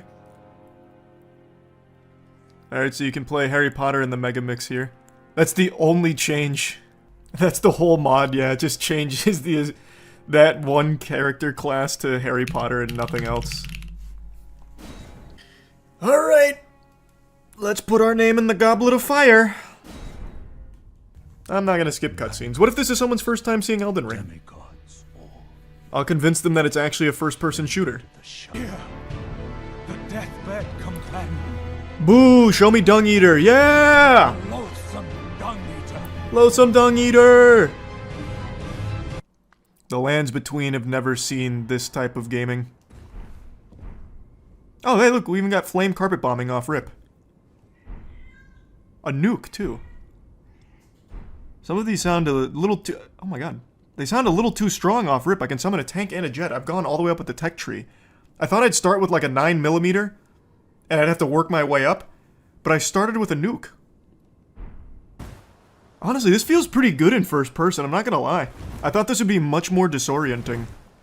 It feels like I'm playing VR in, like, the MetaQuest 3. Oh, I don't know, I thought I could ADS. Let's see if I can kill Tutorial Boss with the AK-47. Oh. This will be the last thing this guy expected.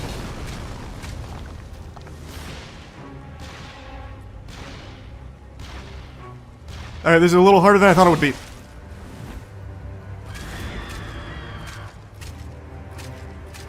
I can't full auto. Oh god. Oh god! Alright, good start. Good start. Oh, yeah, maybe I need the two-hand for full auto. You're right, I didn't even think about that. What an idiot, I was firing from the hip like this? I'm not Duke Nukem. I'm Harry Potter. Jesus. What a fool. What am I looking at right now? I don't remember this cutscene. What is this thing? Worry, Torrent. Fortune is on Is she? Oh, she's sitting on a jet. I see what's going on here. We found him Oh no, it's a tank. after all.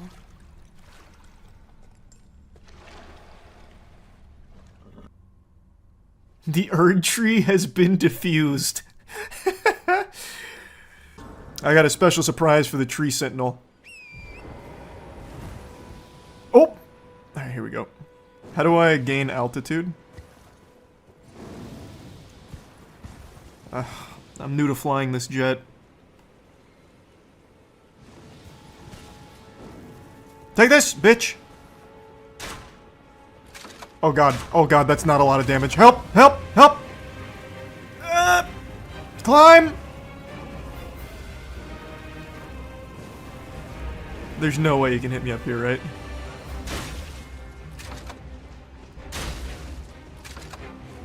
There's gotta be missiles on this thing, right?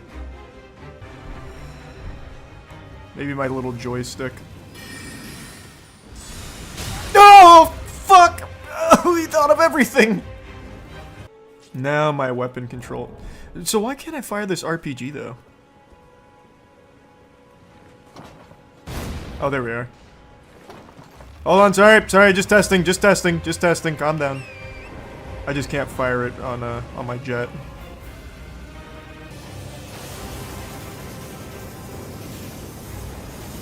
Deploying payload! I can't see. Ow. It hurts my eyes. Did I hit you? Oh, God! Blast! Oh, fuck!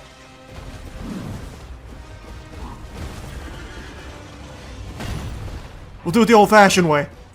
The way Miyazaki intended.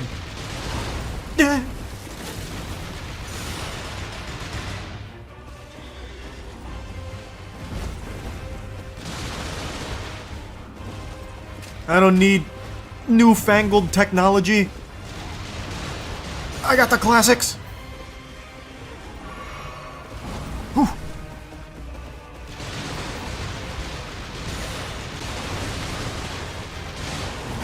I ran out of stamina. I got caught. That's on me. That's on me.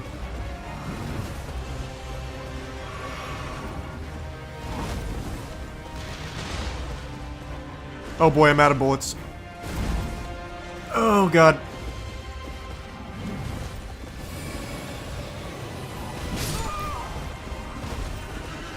So the A10, I can't move while using that. I feel like I've learned a lot now.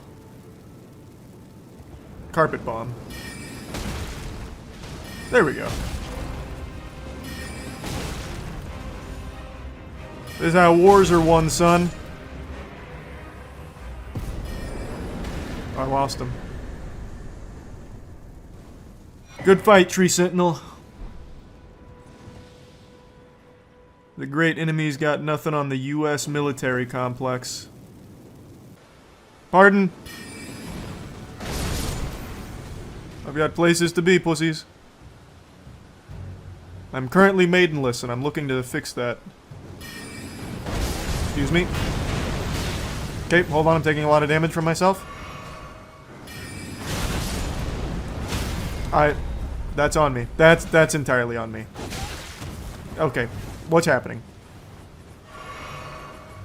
You just made a big mistake.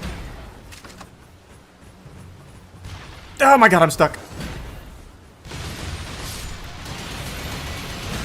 No! Ah!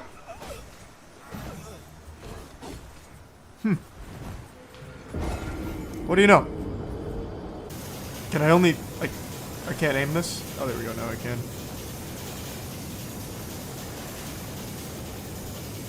Man, the A10. Not a lot of damage. Not a lot of damage. What size round am I using? Airsoft pellets? Yikes. I need to take that shit off ASAP. I'll try the nuke. But I'm not going to use it off rip, just in case it does insta-kill. I don't want to ruin this fight. I want to play it the way it's intended. I know you're protecting oil in this castle, and I'm gonna get it! You ever heard of a Spas 12, Margit? You ever seen a grown man naked? Ah! He outranges my gun! Fuck!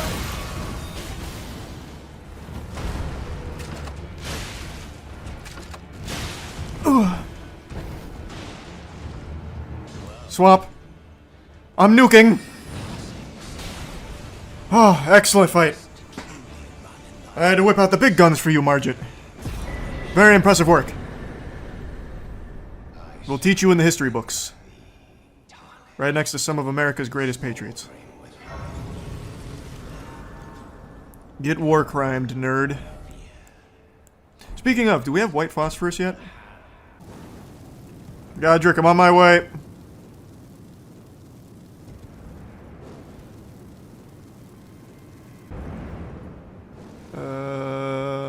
Where am I? Godric, where's your helipad? I'm assuming this is a mod, right? No, when you beat the game hitless 5 times in a row, you get to unlock this mode. It's kind of like in Dead Space, where when you beat it on Nightmare, you get the finger gun. Put a quality gym on the op. I don't know, maybe I'll go for a blunt op build.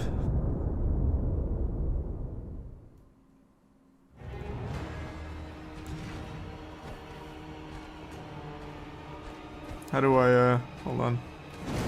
Give me a second, Godric. I'm trying to figure out how to scope. Oh, fuck. Nope! Oh, big no scope. Holy.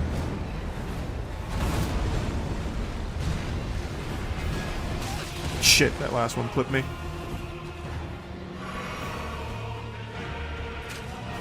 There's gotta be a way to scope. Oh, there it is. Nice. How'd I miss?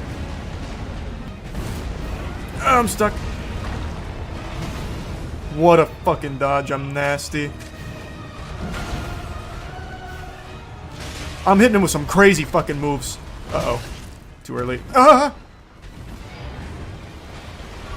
Ah!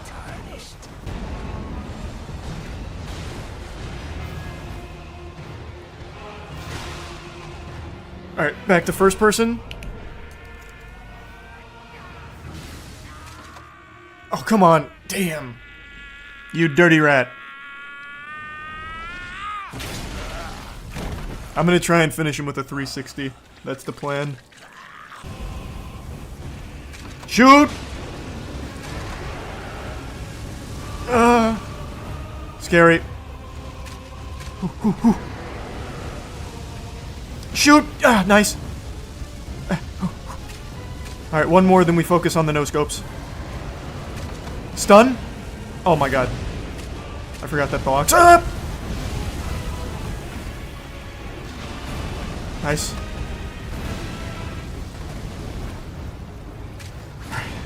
Time for the no-scope. Alright, really slow. Unlucky. Unlucky. I don't want to barrel stuff him, but I just might. I'm gonna do it. That hit me. Okay.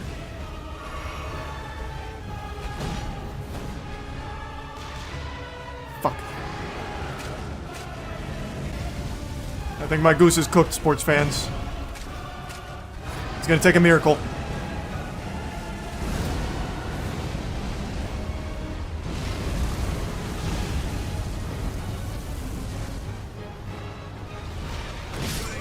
I really thought I had that. Man, the no-scope's tough. Whoa. Oh, I don't have to reload after every shot now.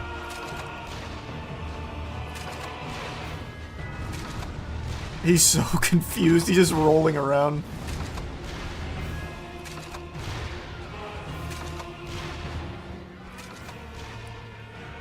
Alright. Couple more, and then we focus on no scope. One more, and then no scope. Alright. Okay, that... Oh, I hit the no scope too! Fuck, but it wasn't a 360. 720? Nope. Oh, God, I didn't spin. I didn't spin. I thought I was gonna have to... Oh, boy. Well, it was a no-scope. I did not think that it was gonna come out right there. I thought for sure I was going to have to reload. Oh, I know where I am.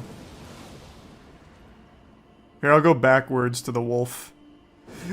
Ew! They call this AAA gaming? That's a JPEG! Ugh! God, and this one game of the year? Oh. This might not load, I'll be honest with you. I'm getting a sneaking suspicion this one won't load. Oh! I'm here! And I'm in third person. I can see! Whoa, how'd I get all the way out here? You son of a bitch, take this! Ah! Ow! Ah! No, I blew up my own jet! Shit! Tank!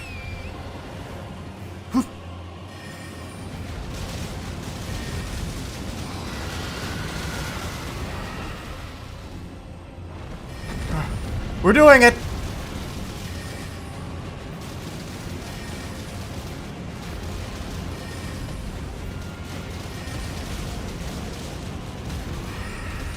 That's how we do it.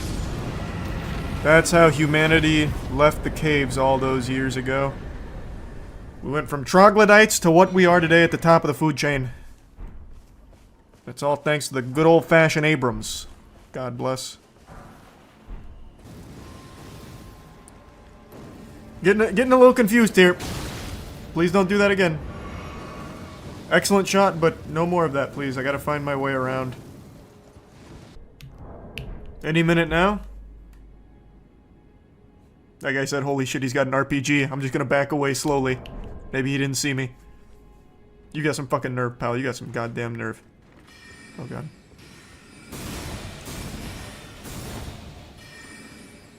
Fire it, man! Oh, Jesus. Okay, hold on. Truce, truce, truce.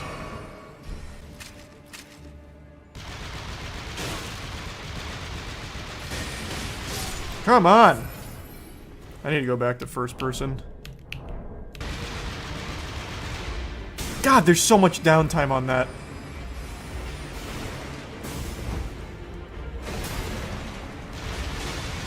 Uh-oh. I'm stuck. Oh, God. Reload, reload, reload. Fuck. Man, good strafe. Good strafe.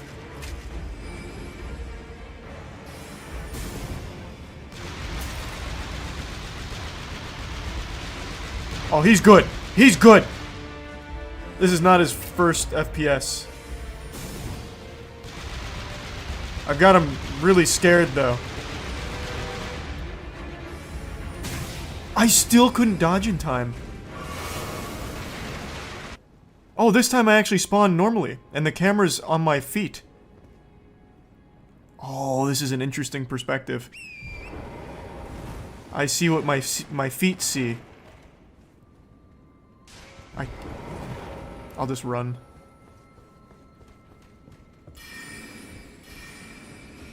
This is what it's like to go through life at 5'6".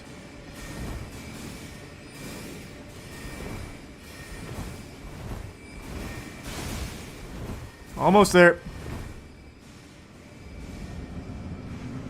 Take this!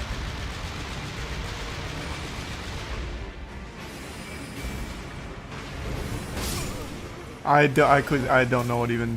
What did he throw at me? What happened?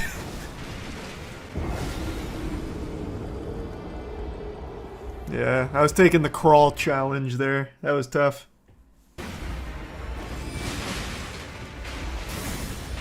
You thought I wasn't ready.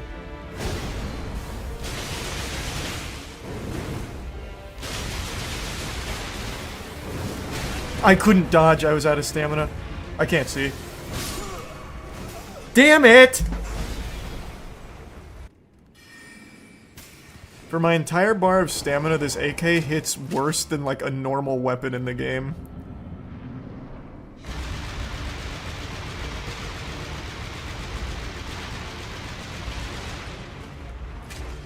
My tracking's looking good. Uh-oh. Whoops, whoops, whoops, whoops. Oh, locked myself down, but we're fine.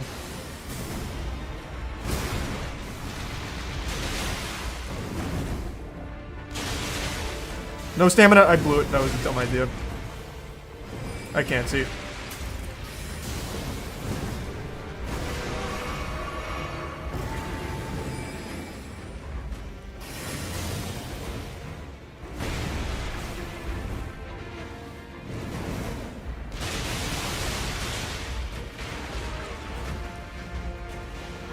Where are you? Oh!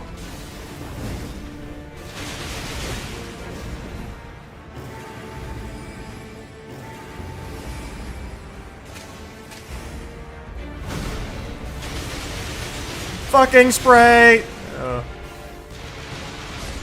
Gotcha. Oh. Zoinks. It takes too long to fire. Uh-oh.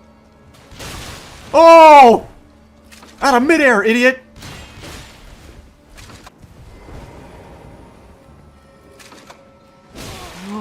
Just fucking... I don't get a single shot! Outplayed.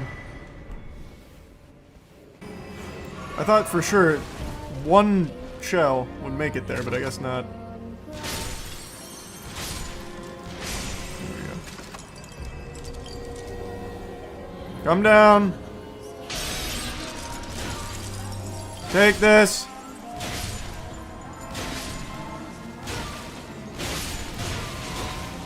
What? Where'd that come from?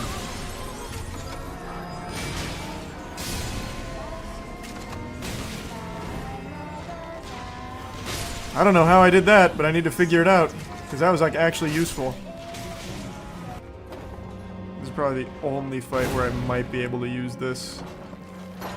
Because it takes 400 minutes just to fire a single one. For less damage than just like a normal AK.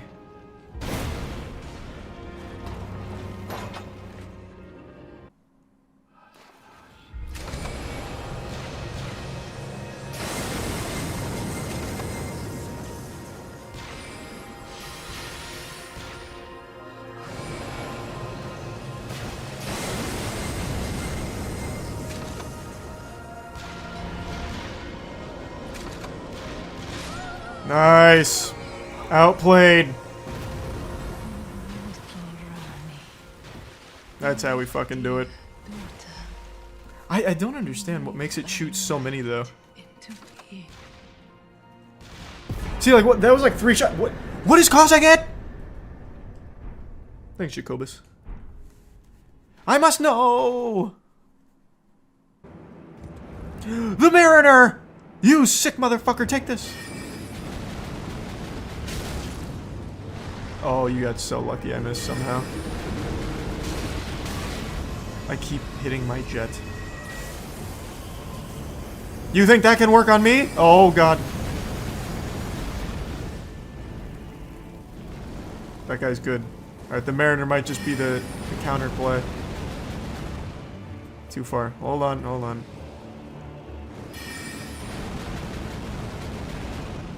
Are you fucking kidding me? Carpet bomb! Take this! Oh, hold on. Out of juice. Reload.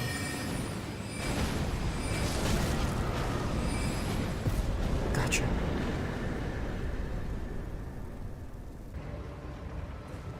What a clutch jump that was. Holy shit, sports fans. Just built different. In first person, no less. First person hug. Yeah, let's get it. That's not a hug. That's not a hug. That's a hug. Thank you. Is how it feels to chew 5 gum.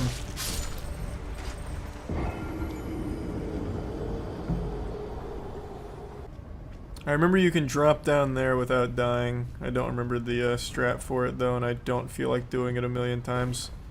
So instead I'm going to use my own strat. That's the remix.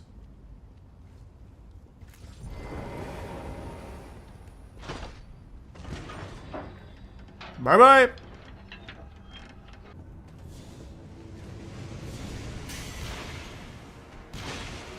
Oh my god, he's coming right at me!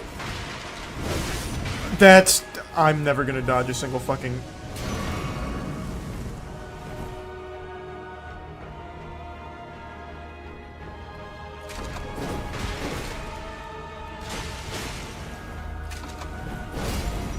Holy Lord.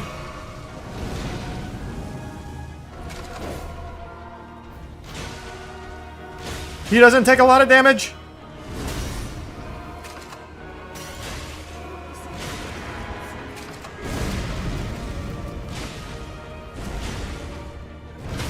Oh! Huge!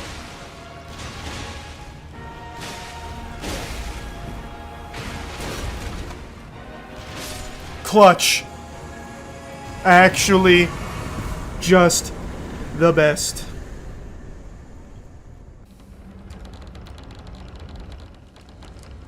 Hey guys. Oh, here, let me give you something else to pray to. American ingenuity. Excuse me. Wrong way. Hold on. Can you... Oh, fuck! Oh, my tank's immune to lava. As you would expect.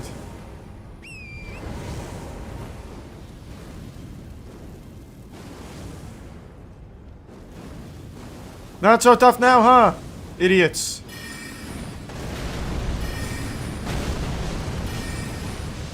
But you feel real fucking stupid. Excuse me. Alright, here I come. Let's see what the damage looks like here. Not a lot. Bravo, this is Charlie. I'm calling in the big guns.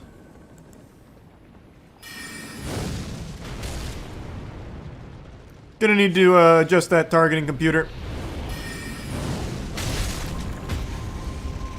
Excellent shot. Hit him again. Hold on, let me see how much this does though. Pretty decent actually, all things considered. Bring the hammer down. Oh god.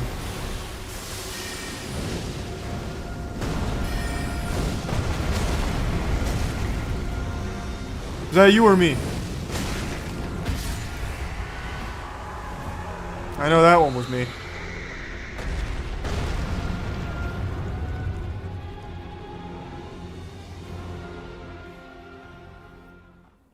He's gonna be so mad. A nuke in my household? Why, I never. We ban the use of that weapon.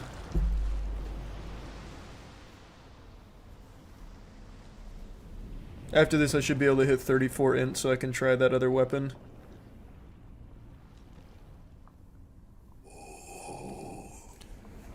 Oppenheimer? What a beautiful sight. Wait, that's actually gonna hit. Never mind. What a clutch dodge.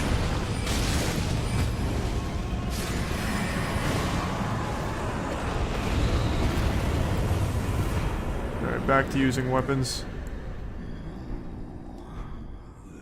Let's see how good these giant archers are. Looking the wrong way.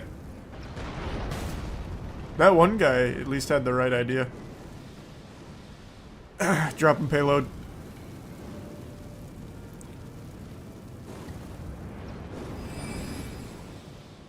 He's even looking up at me. He's like, oh God, please don't. I'm just a man. Oh, it's not working. Really? You've got some nerve. You've got some real nerve, Buster.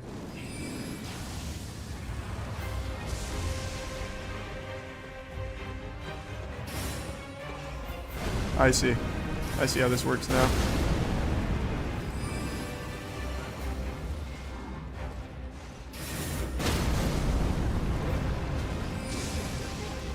Bombing run again, delivering the goods. Santa's sleigh inbound. Missed that time. Excellent dodge. No! Fuck! Still got him. When he jumps up into his meteor form, I'm gonna try and chase him up there. We're gonna have ourselves a little dogfight. Alright. Let's see how his big bow does against the op. I like my odds.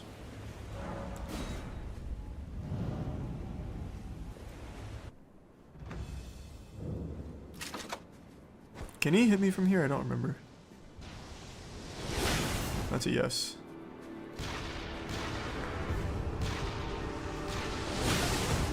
Okay. I did 10 damage.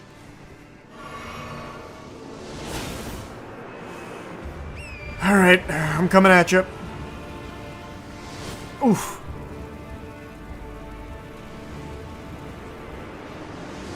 Whew. We got ourselves quite a showdown. Oh boy. Whoa! Ah, damn. Carpet bomb inbound. Ah, I hit myself. Carpet bomb. Ah, I hit myself again.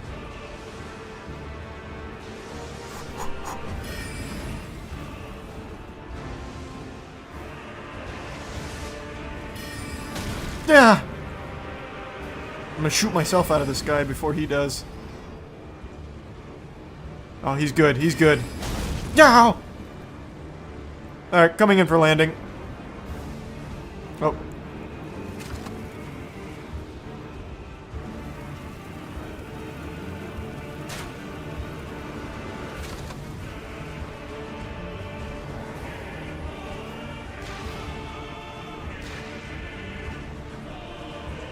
How much damage am I doing? Oh boy. Whoa.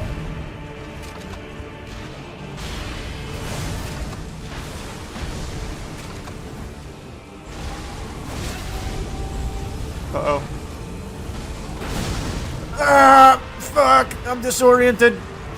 Uh-oh. I saw that coming. He may have conquered gravity, but we conquered death. Take this! Ooh. Run it back. Whoop. Nope. Nope. We missed. I'm coming in. Nice, good run. Coming in for landing. We'll do this on the ground. Actually, wait. Oh, scary.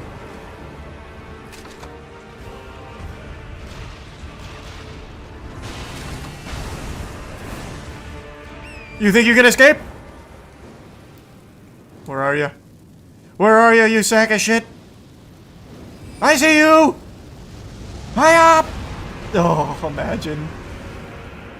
I really wanted to collide with him in midair. I couldn't get to him in time.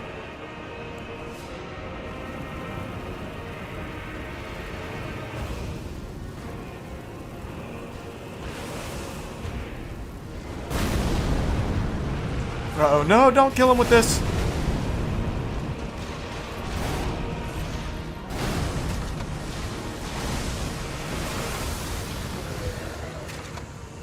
close shave.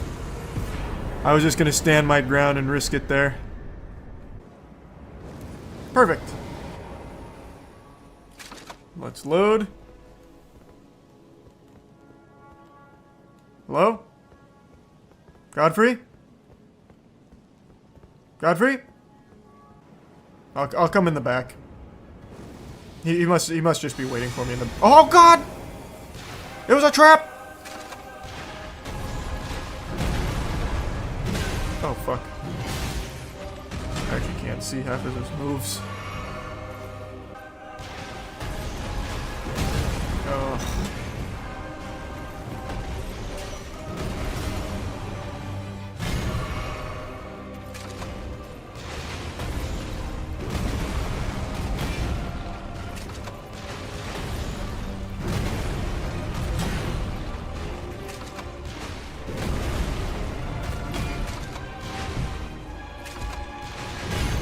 Oh, that was close.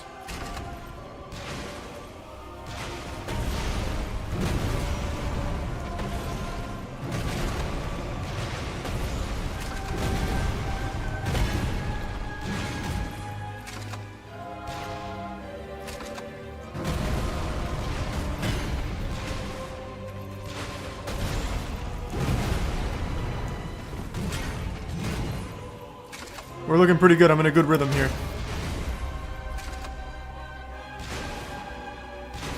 God, this fucking gun. It's so slow. Did not think that would hit.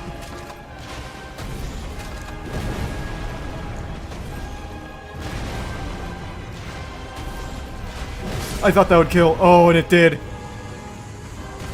Big time gaming right there. Big time. Shortcut.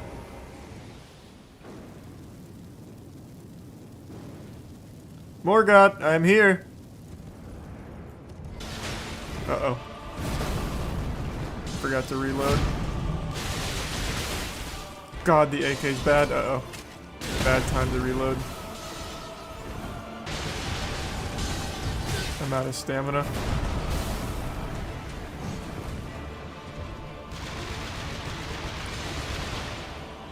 Out of stamina for so long.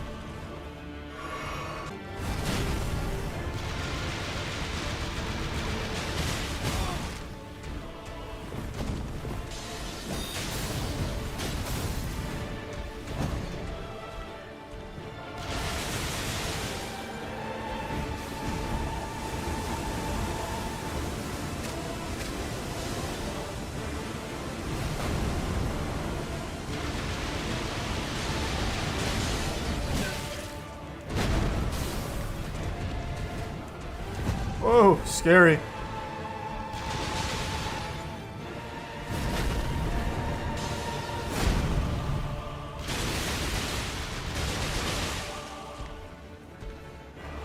God, this weapon is such ass!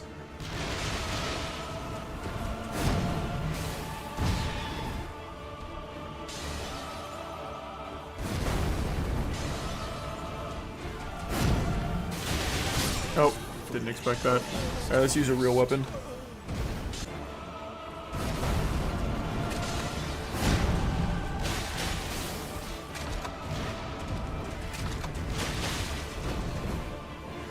God, that was so clean.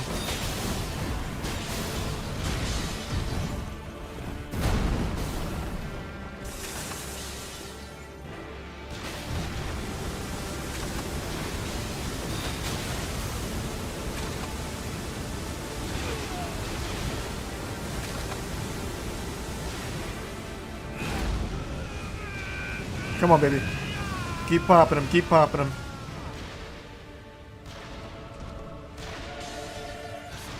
Shit! Ah, fuck, I saw that coming. I couldn't get out of the scope in time.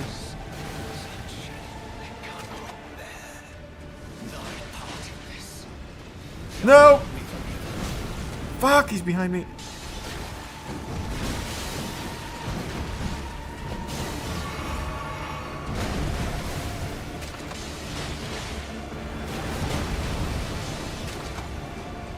I couldn't get the shot off! Oh, I thought he killed me. Holy shit, what a fight. That's the way Elden Ring is meant to be played. Ass in your face, start to finish.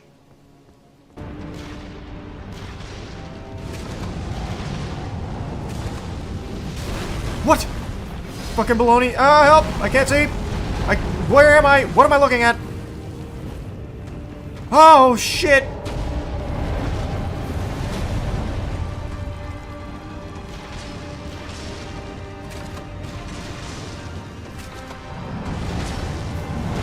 Oh, that's cringe.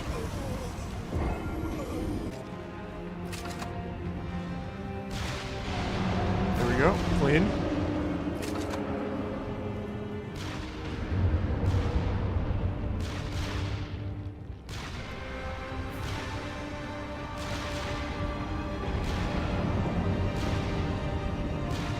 Is that? I don't think so.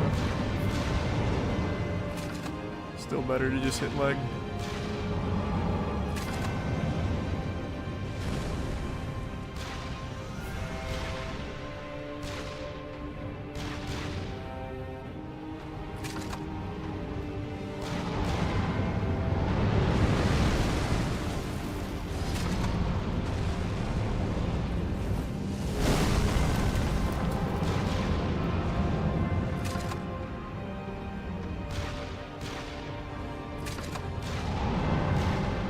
Shit.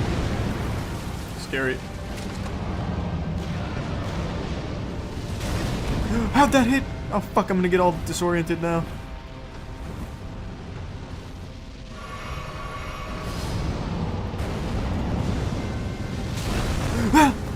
There's no way that hit. I'm getting out.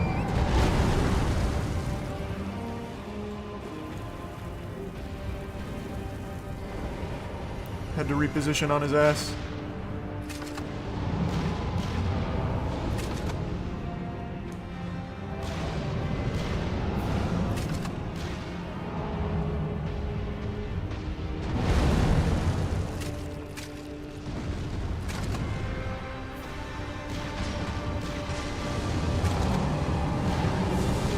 No, God damn it, I locked myself down. That's on me.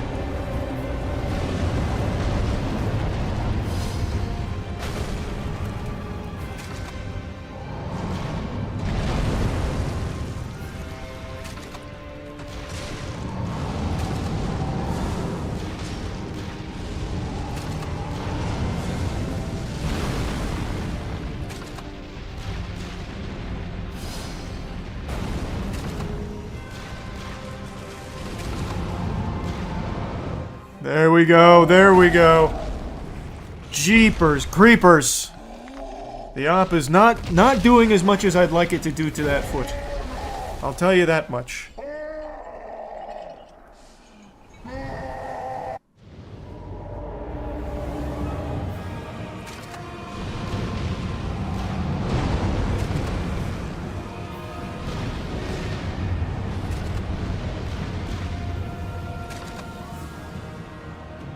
Shoot! Do I have to reload? What's going on here? Oh god. Fly! Damn you, fly!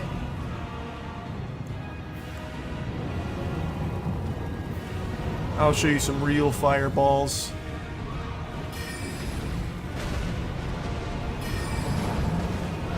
Dirty rat.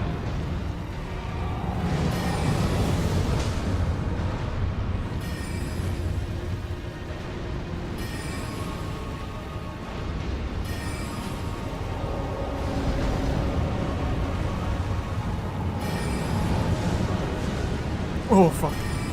He's going for it.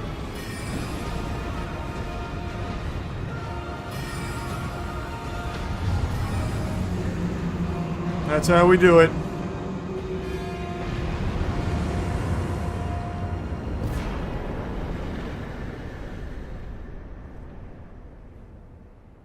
I think I'm gonna call it here.